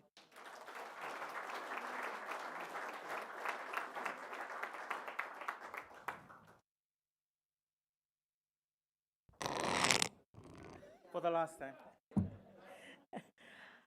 Then the second Merit Award for this year, I am honored on behalf of all of us to recognize this young lady who has been a trailblazer in the medical work throughout Oceania, none other than Kathy Wong, who's always there for everyone, and she's getting the Merit Award for all of the things that she does, and a champion in the medical responsibilities that we do for our athletes. I met Kathy 20 years ago when she first came to Palau to do her sports medicine workshop with Chris, and she's traveling around Oceania, ensuring that our athletes are taken care of, and she continues to do so now at the Games Commission, but we recognize for her efforts in the care of athletes with the Medical Commission. Thank you, Kathy. She says she's not talking to me, but it's not your choice. Can I ask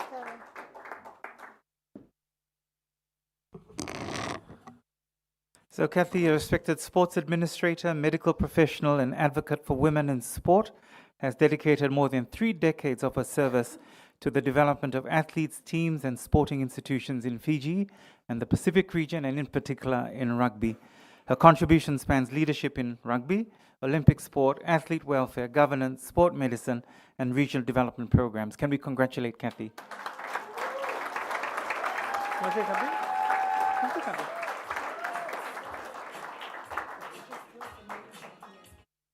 Yeah, I thought it was the last one.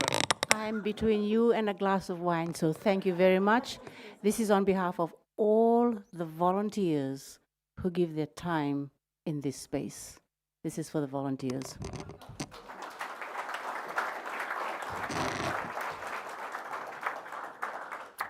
So just before President Buckley adjourns the meeting, just some very quick housekeeping.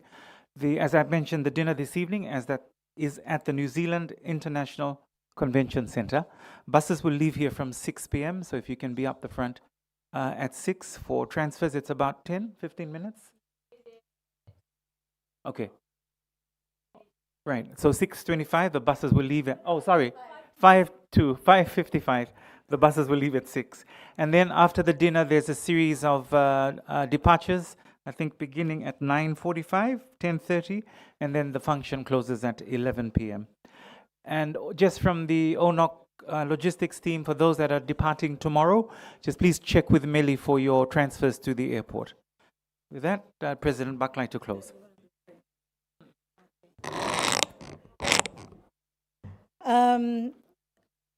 I guess I can give, before I close, on the other matter, if there's anyone, any member or any leader that want to to say something, this is the opportunity to do so. If not, then we'll come to the closing of the meeting. I see none. Wait, I have to do another hour speech. But on behalf of the Executive Board, let me just again congratulate all of you for a great and a wonderful inclusive meeting today. This is our first General Assembly together with the new Executive Board, and we're very humbled with all of the work that's been done, not just all of us, but all of the partners that are here with us, the athletes that are sitting in the room with us. We give our gratitude to them and their presence here, and for all the experience that have been shared, and particularly the presence of the IOC President Kirsty, all of our partners, LA 2028, and up to 2032 Organizing Committee. I also wanted to really give gratitude and a big appreciation to the IOC members that are members of our Oceania family. They are important members to our work, and we will continue to engage with them. And I truly appreciate all of their contributions, and as we continue to work together the next couple of years leading up to 2032 Games. A big thank you to the Pacific Games Council. Those are the key partners, OPC, OS, Olympic Sport, everyone that's been here, giving us that visibility that it's so great to be together. And I look forward to our dinner tonight. We have a very special event coming up. There'll be singing, dancing, the usual Oceania hurrah. So we need to make sure that you wear your beautiful Oceania colors, and please be on time, 5:55. And thank you again, everyone. And I look forward, this is just the beginning of our work.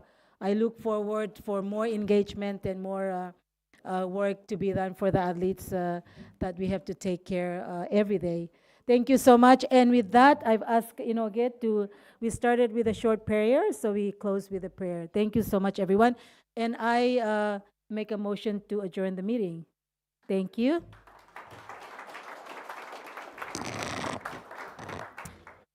Father, we end this meeting, and we thank you for seeing us through as we committed this meeting to you in the morning. Thank you for the outcomes, the presentations, the length and the endurance and the perseverance you've given us to sit through and really share and break bread and talanoa with each other.